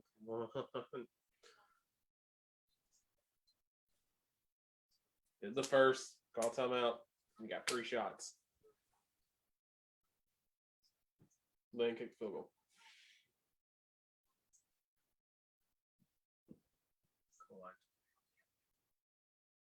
It's fine. It's fine. I like the call. Oh, he's going to center. Oh, God. Oh, no!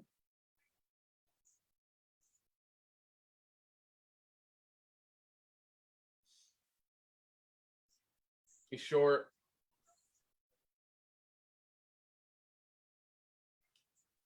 Yep. Short. Ooh.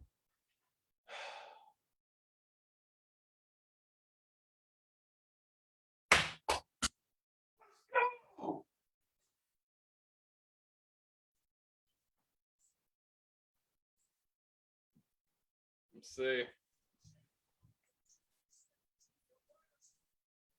Oh, let's go. Oh, my God. Let's freaking go, man. Dang. What play. Jeffrey Simmons, man. Heck of an effort. God. He fired off. He pushed Dawkins all the way back in the backfield. Let's go, man. I don't know what this team is, man. I don't get it. Yeah. It's crazy. Great call. That's just a great play by Simmons.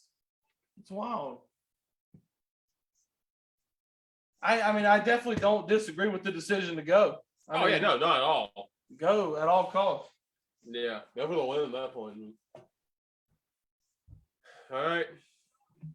Maybe get a fumble. No, I don't kneel it. Don't call timeout. Just let it run. Yep.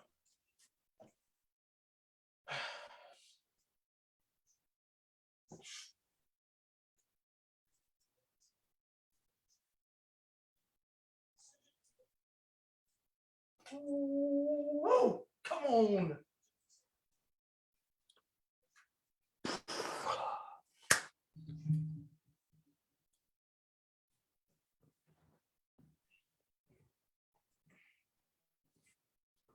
Good game.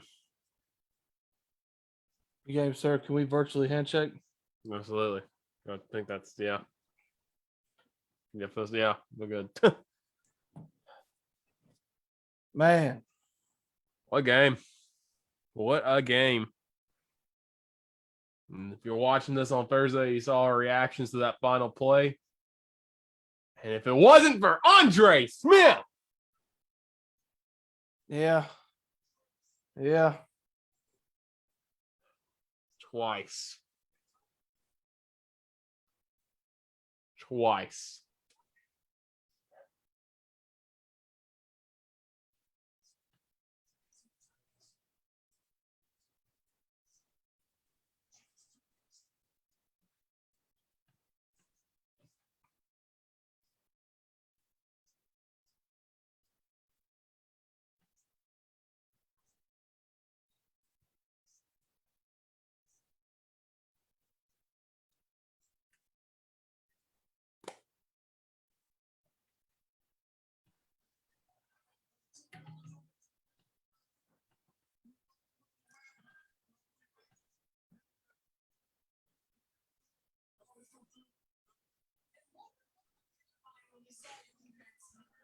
Man, Ethan Ramsey, he's a Tennessee Vols and a Bills fan, and he the Bills and the Vols lost by 1.5 yards this weekend. Oh, God bless. He says that the Braves are he's sacrificing everything for the Braves, I guess. But I'm sorry, Ethan, and me and Richard, you and I are Braves fans too, but we all know how this is going to end. No, we all know. No, we all know what's going to happen, dude.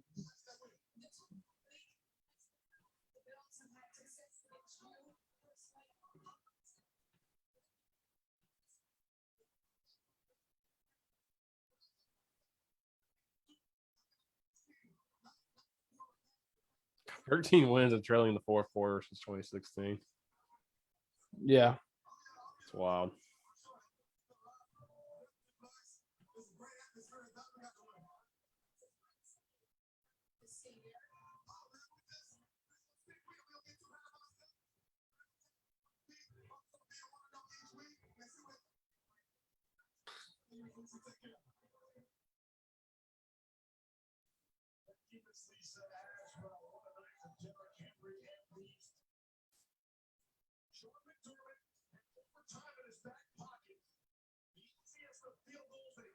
You know what? Everybody's gonna say Sean McDermott again. You make that play. Sean McDermott looks like a genius. Yeah. You don't make it now. Everybody's gonna be like, oh, you go to OT. Nah, but see, I definitely don't hate it. Yeah, I don't hate it. I don't hate the call. Simmons just made a great play. Yeah. That's just a great play by Simmons, man. Yeah, I don't hate going for it at all though. Like, and you know how my stance has been on the Titans I'm always down to go for it. I screw a field goal. Yeah. And I mean, you can say the Bills had several chances to score touchdowns and they could have scored field goals. And like we said, at some point it could have been 42-10. Yeah. But Titans did what they needed to do on defense, and again did what they needed to do, and got the win. That's yeah. Like everybody's saying that's horrible play calling. The man is 6'4", and getting a half a yard is better odds than having to go to overtime. Because what if times we've won the toss and then scored? Yeah. A touchdown. I mean, and I mean, with the exception of the Jets game, the Titans have been fortunate and very, very good in overtime games. Mm-hmm. So, I mean, I think that's the correct call. Go for it. And the play call is fine. Yeah. It didn't work out. Yeah. That. Yeah. And it was a great play by Jeffrey Simmons too to blow it up. I mean, obviously, if he doesn't do that, then Josh Allen should get it pretty easily. But and then at that point, you got, like I said, you got 3 chances. Yeah, but this is once again like there's got to be some kind of stat out there, somebody putting things in a chart. You know, there's always charts that come up, and there's got to be a chart out there that is covering. I don't know, maybe not just fourth down stops inside the 5, but fourth down stops like inside the 10-yard line. I think that the Titans, a percentage of getting off the field on fourth down when they're backed up inside their own 10 has got to be astronomical, because I feel like we do that all the time.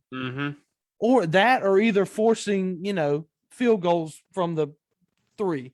Like, I don't know. I feel like that we do that all the time. And we've won games like with that before. We did it against the Chargers 2 years ago when Tannehill took over. Like the same deal there. And the Bucks too. That's just crazy. The way that Titans again been on break. Yeah. I'm going to pull up some stats here. Yeah. I'll pull break this down. Man, that's crazy. And I'll say this, like, and I'm not. I mean, there's obviously, Richard, I know you and I both know that you want to win every game. Like, there's no games that in the sense that this is a loss that maybe the Bills can take. I say it is, because we talked about their schedule coming up. Oh yeah, and their schedule for the rest of the year is easy. Like, I think the Bills were going to have no problem winning the AFC East and also making the playoffs. Whereas you have a team like Tennessee, who fight. Not that the division's probably going to be a really tough, because it's not. It's a bad division. But just with what Titans have coming up in the Chiefs, Colts, Rams, Saints, but before cooling off towards the end of the year. But like I said, Bills have the week off next week, and then they get Dolphins, Jags, Jets.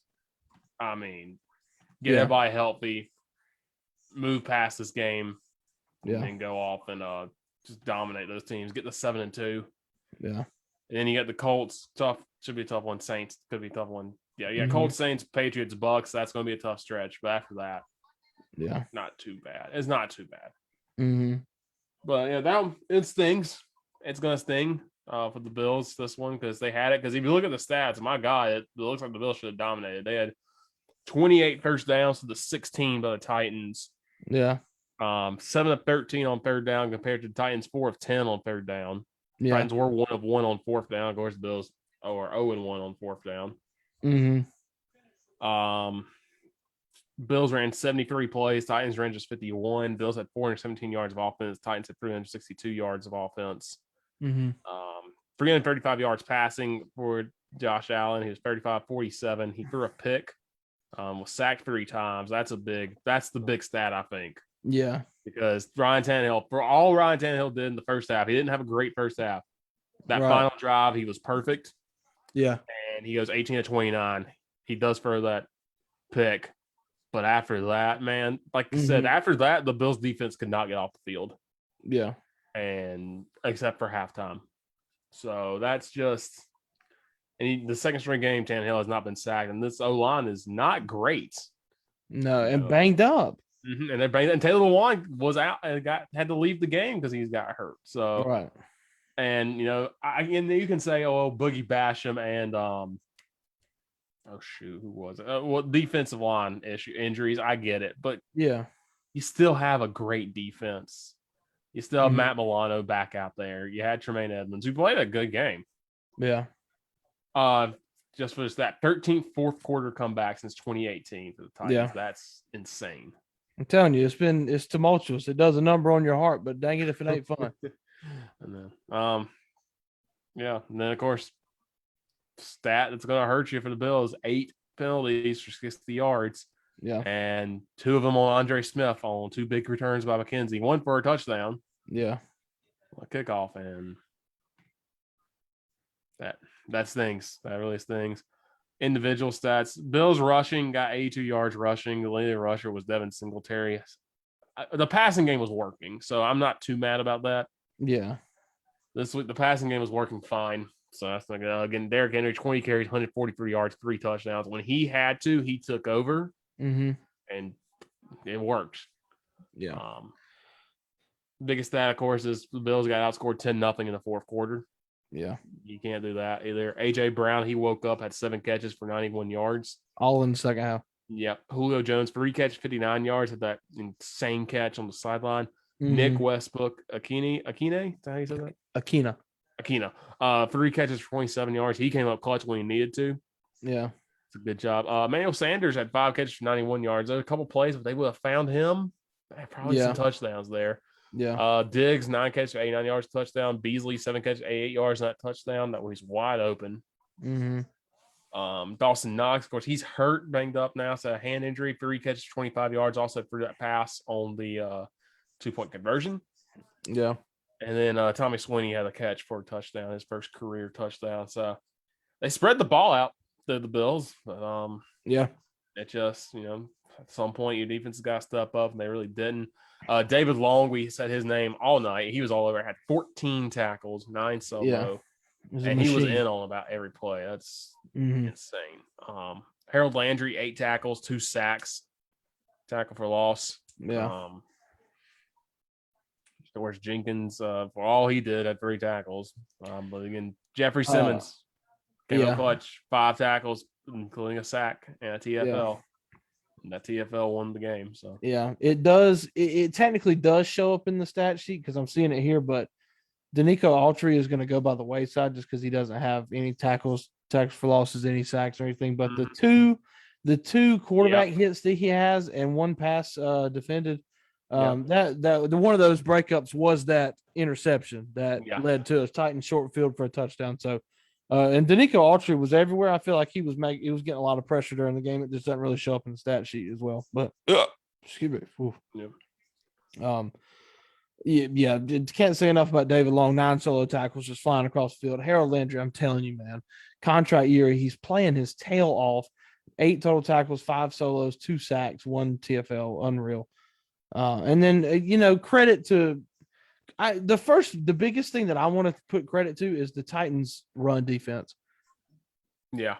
Because Buffalo Singletary got the ball 5 times. He ran for 27. Josh Allen had 9 scrambles for 26. Zach Moss had 8 carries for 24 yards. And that's one thing that was a key for the Buffalo Bills that you and I both said. But while Buffalo's offense is great and Josh Allen certainly can carry the load and pass his way to a victory, like the running game is important and something that they needed to establish better with Singletary and Moss. And the Titans did a good job of, defending that. So, so that's about that. I want to say this. Somebody tweeted Scott Hansen. If he lost his fantasy game by 0.2 points, something like that, because they did not kick a field goal. He had Tyler Bass on his team. God, that stings, man. That really does sting. Already getting some interviews. Jordan Poyer said he liked the last call. Already getting some interviews. So the team was behind it. But here's another stat. Also, the Bills last year went into their bye after losing that heart-wrenching game on the Hail Mary to Arizona. Yeah. They didn't lose again until the AFC Championship. Right. So, again, schedule pretty easy. You just have Tom Brady and the Bucs on the road, and you got the Patriots twice, who knows what you're going to get from them this year. Yeah. And then the Saints, who knows what you're going to get from them. And then the Colts have started to get better, but you don't know. But, yeah. Schedule set up for them to succeed and still have a good year, especially with the Chiefs so up and down. And they're showing the standings right now. If you're still 4-2, you're tied with the Titans and the Chargers for that second place. Yeah. And the Bengals. So Bengals and Raiders. So kind of a big mess for second with the Ravens in front in the AFC. Right. Now, but again, the second place team in the East is 2-4. Yeah. So. I'll say a couple things I got here from Twitter. First thing, Titans scored on 6 straight possessions to win the game, which, just watching this offense this season that doesn't feel real. But scored on six straight possessions is unreal. Offense kind of looking like it's a little bit of its old self tonight. It was consistent. Like I felt good when the Titans had the ball for the majority of second quarter on. Like I felt pretty good. Like, hey, yeah, I feel confident that if the Bills score, we can answer. And they did. And then Two Tone Fanatics, which is the I think I thought at one point it was the SB Nation. Yeah, For the Titans. I don't know. I can't keep up. I follow so many different little pages like that. But anyway, they put up, this is perfect because most people, like I know most people don't watch every Titans game like I do. Of course they don't. Why would you? And so they put up, they said, I've come to the conclusion that it's impossible to rationally analyze the Tennessee Titans. You must simply watch the ridiculous craziness unfold week to week. And more times than not, they end up with more points on the scoreboard at the end, which is completely accurate. Like it's ridiculous watching this team. Like it's so not normal, but it's my normal. It's all I know. Yeah. But aside from the years of Tennessee just being a doormat, which it has been a lot of years, and I think the Bills can attest to that too. Both teams have experienced some great success here in the past. A great success in the past, 3 years. But it's wild. I'm telling you, if you watch a Titans game and just watch the whole thing, you end up hating your life, but you're a better person for it. Those character, Yeah. Tons. That's what helps me deal with. That's what helps me go to work every day. This is some quick hitters from the Buffalo Rumblings. That's the official page of SB Nation. For the Bills, the 76-yard run by Derrick Henry's longest play from scrimmage allowed by the Bills all year this season. So wow, you knew Derrick Henry was going to get his, but you didn't want him to get his early, and he got his early. And yeah. Also, like we said, Ryan Tannehill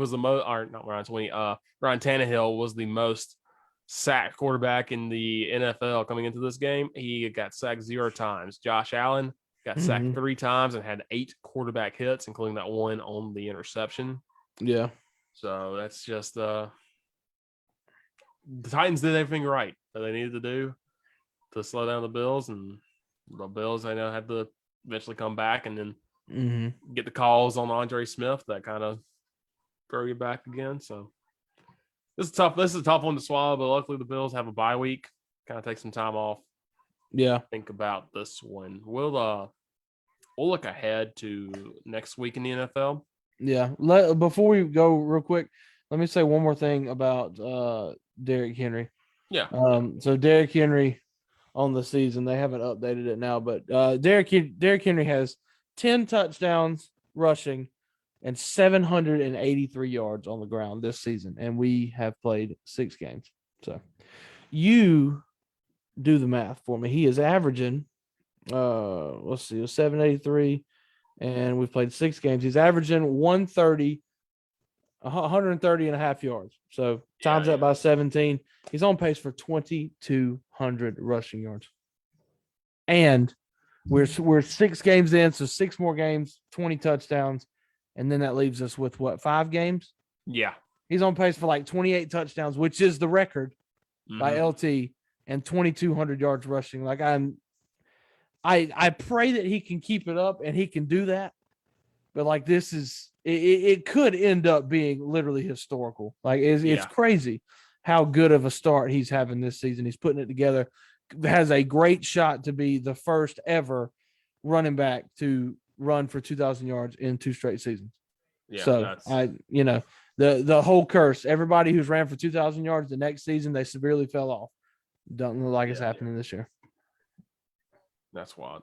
Another stat. This comes from Jonathan Hutton. The Titans had only 3 possessions in the second half, and they scored 17 points. God. That's what you got to do to win. It's beautiful. That's what you got to do to win. Yep. So look at the NFL schedule for next week. This Thursday, you got Denver and Cleveland. First injury staying in Cleveland. Cleveland should dominate that. Baker Mayfield, though, going to get MRI, so might be without him, and Nick Chubb also might be out too. So that could be a trap game for the Browns. You know, on Sunday, your Titans take on the Kansas City Chiefs. Yeah. Big time game against Patrick Mahomes, starting to feel it again. I mean, like I said, saw him against this offense, and see what they can do. Big thing here for me is Titans. Chiefs defense is the Chiefs defense has been the reason they are 3-3. Now Mahomes has turned it over more than normal, obviously, but the Chiefs defense is bad, and they are allowing a ton of points. And if this Titans offense can keep building off of what they've done tonight and last week against the Jags, I mean, it could be in for a shootout. And well, heck, if the defense, puts up a good effort again this week, I mean, if you take it by head-to-head matchups, the Bills are a better offense and a better team than the Chiefs because they just dismantled them. I mean, you would think it with this defensive effort like tonight, the Titans should have a relatively good Sunday, but it's also the Titans, so we might lose by 30. Yeah, never know. Green Bay hosts the Washington football team. Miami and Atlanta this weekend. Miami has lost 5 straight since beating the Patriots, and playing a Falcons team that's coming off a bye. So see which one. Figure it out. New England hosts the Jets. Panthers travel up to the Giants. That's a game where the Panthers need to get back on track. The Panthers have to win this game. You cannot go up there and lose. Yep. Baltimore hosts Cincinnati. That could be a big game. That's gonna be great. Big time game after last week's performance by the Bengals, and then of course Baltimore is rolling right now. Yeah. Your late slate includes the Las Vegas Raiders taking on the Philadelphia Eagles. Las Vegas played pretty well last week after John Gruden got fired, and so we'll see what the Raiders can do against the Philadelphia team still trying to find themselves. At times, they almost came back and beat the Bucs though. So yeah, I know. Eagles are weird, man. They're like I don't think they're good, but they're in every game. It seems like. Yeah. At least recently. Yeah. Detroit Lions taking on the Los Angeles Rams. Jared Goff revenge game? Probably not. They're probably going to lose on a 69-yard field goal, Welcome home, Jared Goff. Yep.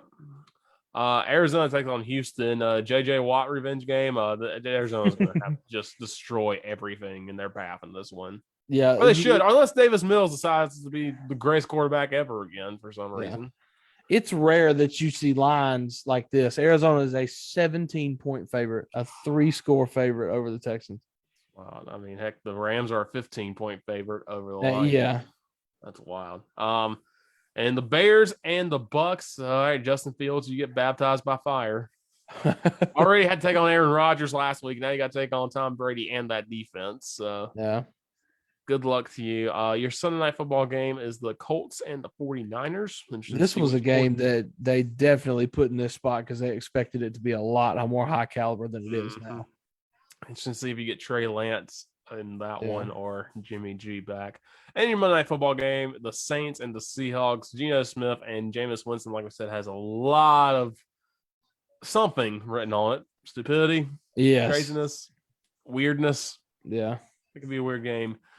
Several teams with buys this week. Of course, the Bills have a bye. The Cowboys are off. Vikings, Steelers, Chargers, and Jags are all off. Yeah, six teams off. So that's three games. I mean, there's gonna be a lot less this week than we've a lot less to keep up with. Yeah.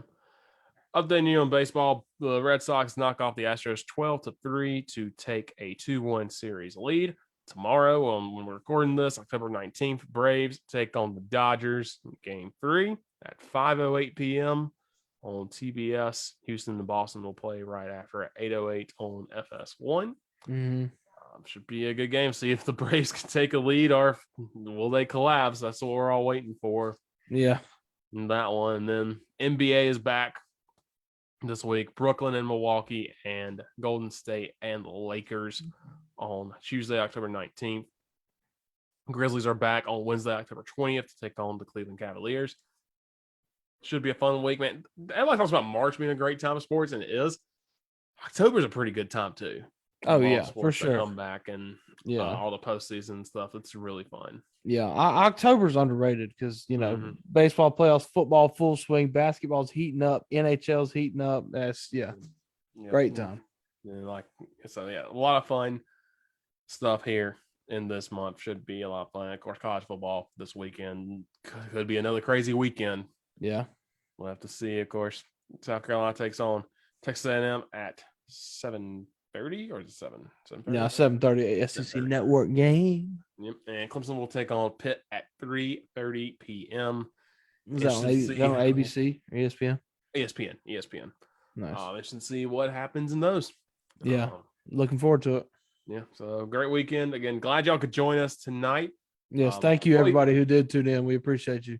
Absolutely. If you're watching the highlights, we'll try to do this again. We may look at doing this again for like the Braves in the World Series if they get there. Braves. Oh God.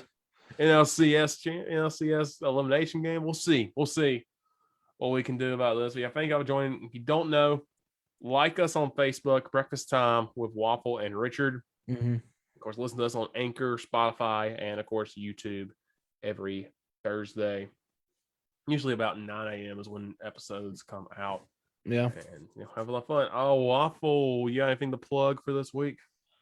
Not much, man. I'll be at Emerald High School again Friday night to watch them play Clinton, who has been a pleasant surprise this year. Has been really good. Took a tough loss to a very good Chapman team last week. So crazy game. Yeah, it should be.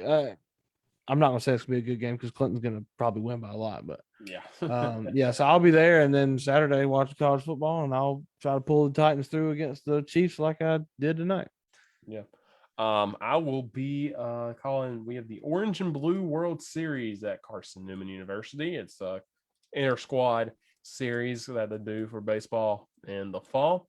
Mm-hmm. I'm calling those on the radio. Well, online audio only streams on Wednesday. So yesterday, if you didn't watch us live, and then on Friday for what could be the penultimate game of the series. Should be a lot of fun this weekend. And then of course Saturday at noon and 2:30, Carson Newman soccer takes on Coker.